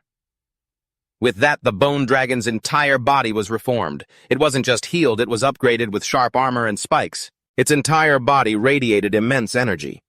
Hyunbak stood on its head and shouted, Enchanted weapon, death blow. Then looking ahead, he said, The magic I use is death-defying magic. You must get used to it. If you want to become strong, then hurry up and learn any death-defying magic you can find. It will make you much more valuable. The bone dragon immediately replied obediently, I will take your teachings to heart, leaving Hyunbak wide-eyed and stunned by its drastic change in attitude. Then he smiled with satisfaction. Standing on its back, Hyunbak commanded, Let's go quickly destroy our enemy. The bone dragon charged straight at the giant. At the same time, sounds of a fierce battle echoed through the dungeon. Over here! The bone dragon was slammed into the rocky earth, roaring in pain, but moments later it leaped into midair, hurling the giant and the rubble away. The bone dragon spread its wings wide. Shaking off the dust and rocks, it roared, Bone barrage of death, and launched sharp stone spikes downward, attacking the giant suspended in midair. One stone struck the giant right in the gut. The giant crashed down to the ground, pinned by the sharp stones surrounding him. The bone dragon's eyes glowed red, whispering to itself, It's over. Suddenly, the sharp stone on the giant's belly emitted a blinding golden light, leaving him suspicious. At that moment, a massive explosion like a golden nuclear bomb obliterated all the debris. It scattered everywhere, the blast shooting straight up into the sky. Far away, Chris Kessler and Kai could see the explosion with smoke and fire billowing horribly. The shockwave even reached where they stood. Kessler marveled at the scene. Looking at Hyunbak standing atop the majestic bone dragon, the very one who caused the explosion that scorched the trees, he praised, I guess you can call that a dragon now, huh? Suddenly something made Tesla jump. Looking over, he shouted a desperate warning, Master, dodge it immediately! Hyunbak looked up to the sky as a shadow covered him. Abruptly, the bone dragon gasped and fell, letting out a sharp cry. Unable to defend itself or fly, it slammed into the ground. The impact cracked the earth as a white pillar of energy struck down. It was absolutely terrifying to witness. As the dust cleared, Chris Tesla and Kai rushed over, shouting, Master!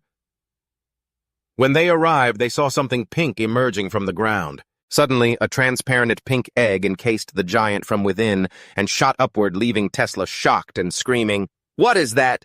That guy should have been dead. How is he? Hyunbak spoke up, warning everyone, Be careful. The energy around us isn't normal at all. Hearing this, Chris asked, startled, Master, you're safe. What do you mean by energy? Hyunbak, sweating and scanning his surroundings, warily replied, It's obvious that there's something around us. It feels like someone has been watching us the whole time. Suddenly, a loud sound echoed, making the group jump. They all looked in one direction as a person with sharp-clawed hands clapped in approval. Very good. That was nice. You guys won. A petite girl dressed in black with 5 sharp horns on her head appeared, saying, That was worth watching. At first I was a little disappointed, but... With a fierce, crazed grin, she hissed, So how shall we begin? The killing intent made Hyunbak break out in a cold sweat. Trembling with fear, he transmitted a telepathic message to the party. Everyone don't move, don't trigger her nerves. Seeing them silent and motionless, her smile vanished. She looked bewildered for a second, then chuckled, clasping her hands behind her back and asking, "No one's doing anything." "Usually you'd ask questions or try to run, wouldn't you?" Hyunbok asked. "Will you answer if I ask?" She laughed hysterically. "No." Kessler and Chris were left speechless while Hyunbok stood still and said, "I thought as much." Only the strong have the right to get what they want. This statement made her laugh gleefully. Oh. She tilted her head, wiggled her finger, and said, "You know how to read the room, don't you?" "That's right. Only the strong get to choose what they want." She stared at Hyunbok's group, who were on high alert, and continued, "Fine. I was originally planning to kill you, but I'll make an exception and spare you. I'm quite pleased with someone who knows their place in the current situation." Seeing the bone dragon. I really hate people who don't know their place. It's infuriating. Hyunbok noticed this, remembering the monster flying in the sky when he had passed out. "Is there no need to target the bone dragon directly? Could that being be?" She muttered to herself with a smirk. "Whatever. What should I do now? I tried so hard, yet I couldn't do a thing." Snap. Suddenly a green light enveloped Hyunbok, Chris, and the bone dragon. He looked at his hands, puzzled. His body had recovered, and he was overflowing with mana. Suddenly, she flew up with the egg containing the giant, looked down at them, and asked, "Well, are you all recovered now? Then let's duel." These words left Hyunbok confused. "What do you mean by that?" Hearing this, she grinned widely and replied, "Don't worry, I don't intend to go all out. I'll take it easy on you. You just have to survive for 5 minutes to be eliminated." Chris transmitted his thoughts. "This is strange. Her words don't add up at all. It seems like she's testing us." Hyunbok said, "We have no other choice. We just have to move at our own pace now." Then he turned to the bone dragon and ordered, "Gather as much mana as you can. Bet everything on this attack. Kishu and Kai, you two handle the defense in the back." The bone dragon raised its head. "Yes, I understand." CSL obeyed. "Leave it to me, master." "CA," I replied, "as you command, master." Suddenly, the girl looked down with contempt. "Stop stalling. Hurry up and attack. I'll let you go first." Instantly, Hyunbok shouted, "Bone dragon!" The dragon opened its maw, manifesting a high-energy black and purple magic orb. She took note of it. Next, Hyunbok directed Chris, all mana. Everything went into the bone dragon's energy flow. On one side, it manifested blue energy and replied, "Yes, master." Then Hyunbok shouted, "Yin-yang stream." Simultaneously, the bone dragon unleashed a massive black and purple energy blast. It headed toward the girl, but she raised one hand, turning it into a giant beast claw, mocking, "Is this what you call an attack?" She slammed the beast claw down on the yin-yang blast, saying, "Disappointing." Instantly, the bone dragon was shattered, its bones scattering in many pieces. Seeing that, Hyunbok's eyes went wide and he gritted his teeth in terror. He looked at her beast claw hand that had scattered the bone dragon's bones and thought in shock, even though the bone dragon was strengthened like that, just one swipe of her hand. The girl laughed gleefully, asking, "Was I wrong? Or should I just kill you all, huh?" Her words made Hyunbok tremble with rage. Beside him, Kessler was shaking in fear, stuttering, "No way!" A being of such a different level, how can we possibly deal with her in a place like this? Wait, Hyunbok thought. Her words, a being of such a different level. Right? And before she said, "I tried so hard, yet I couldn't do a thing." He then raised his hand, covering the bone dragon in purple energy to restore it. He shouted, "I'm counting on you once more, bone dragon," and pointed at the pink egg containing the giant. "Capture that giant for me." This caught the girl off guard. Simultaneously, he turned to Chris. Instant blast. Immediately, Chris and Hyunbok reached their hands forward. They manifested red and yellow energy, and Chris replied, "Yes, I understand." At the same time, Hyunbok yelled, "Instant blast!" Above, the bone dragon sat on top of the egg. The girl glanced over but didn't counterattack, just baring her teeth with an amused smile. Then a massive explosion like a nuclear bomb occurred in the sky. The powerful shockwave made Hyunbok's hair and clothes fly, forcing him to raise his hands to shield himself while Chris knelt on the ground. Hyunbok opened his eyes wide, looking ahead in confusion. The pink egg wrapping the giant had shattered. The fragments and the man were still floating mid-air, but suddenly he saw the pieces gathering again. Someone shouted, "The barrier is regenerating." Hyunbok placed his hand on the ground, creating a stone hand to support Tesla, and hurriedly ordered, "Kai Tesla, we have to end this." Before the barrier could fully regenerate, he had already drawn his sword and stood on the stone hand, replying, "Don't worry, it's my turn now." Then the stone hand lifted high, hurling Tesla toward the giant. He landed on top of the egg, slashing his sword down hard, releasing bolts of lightning. At the same time, the egg shattered once again. The giant was still in a state with eyes tightly closed, falling along with the fragments. Simultaneously, Hyunbak ordered, "Kai, provide backup." He manifested blue magic onto the sword in his hand. His eyes flashed orange. Then Cai threw the sword infused with blue energy forward with all his strength, shouting, "Go die!" It flew straight toward the giant's chest. A second later, the sword pinned into the giant's chest, releasing a powerful shockwave that sent fragments flying in every direction. Hyunbak secretly prayed, "Please let it go as planned." Suddenly, laughter rang out. Hyunbak started looking up to see a foot radiating red energy slowly descending. Before him, the mysterious girl bared her teeth in a mocking, excited grin. "What the hell were you thinking, putting all your energy into the giant? How do you plan to deal with me now?" Hyunbak broke into a cold sweat and replied, "I thought that for a powerful being like you to appear in the dungeon, you must need some kind of medium. Isn't that why you were protecting the giant with that barrier?" Hearing this, she rested her chin on her hand, smiling. "Oh, is that so?" Suddenly, her pupils darted to the left and she hissed through her teeth, "You really are different from the others." She looked at the bone dragon, which had several bone fragments missing from its face. And Tesla continued, "The truth is, I came here with those random thoughts. And you have also discovered the medium, haven't you?" She looked at the group of Hyunbak and the others lined up in front of her, happily raising her hand to say, "Good, you all survived. I'm satisfied." Then she flashed a beaming smile and added, "Because of that, I feel a lot less bored now. In that case, I shall reward you." Hyunbak stood there with his jaw dropped as she continued, "You will belong to me." He looked up stunned and asked, "Belong to you? What are you talking about?" She replied matter-of-factly, "Exactly what I said." She leaned in with a grin, explaining, "A soldier or perhaps a subordinate." Hyunbak frowned, his expression turning dark. Suddenly she began to fade away like a cloud of black smoke, saying, "Our time is up for now. Since you've passed the test, I'll let you know my name." With only one red eye remaining visible, she revealed, "My name is Gloria, the embodiment of disaster, dragon, and demon." Bestowed with the name and the blessing of the demon dragon of disaster, the group remained frozen, listening as she added, "We shall meet again someday." "Soldier, subordinate, my underling," Hyunbak muttered after Gloria had vanished. He stared at the ground, which was completely shattered, and whispered, "Gloria." At the same time, the system announced, "Dungeon Raid E-Rank number 1313. 258 days remaining before the dungeon raid fails. Hyunbak begins the dungeon raid. Day 242 dungeon raid complete.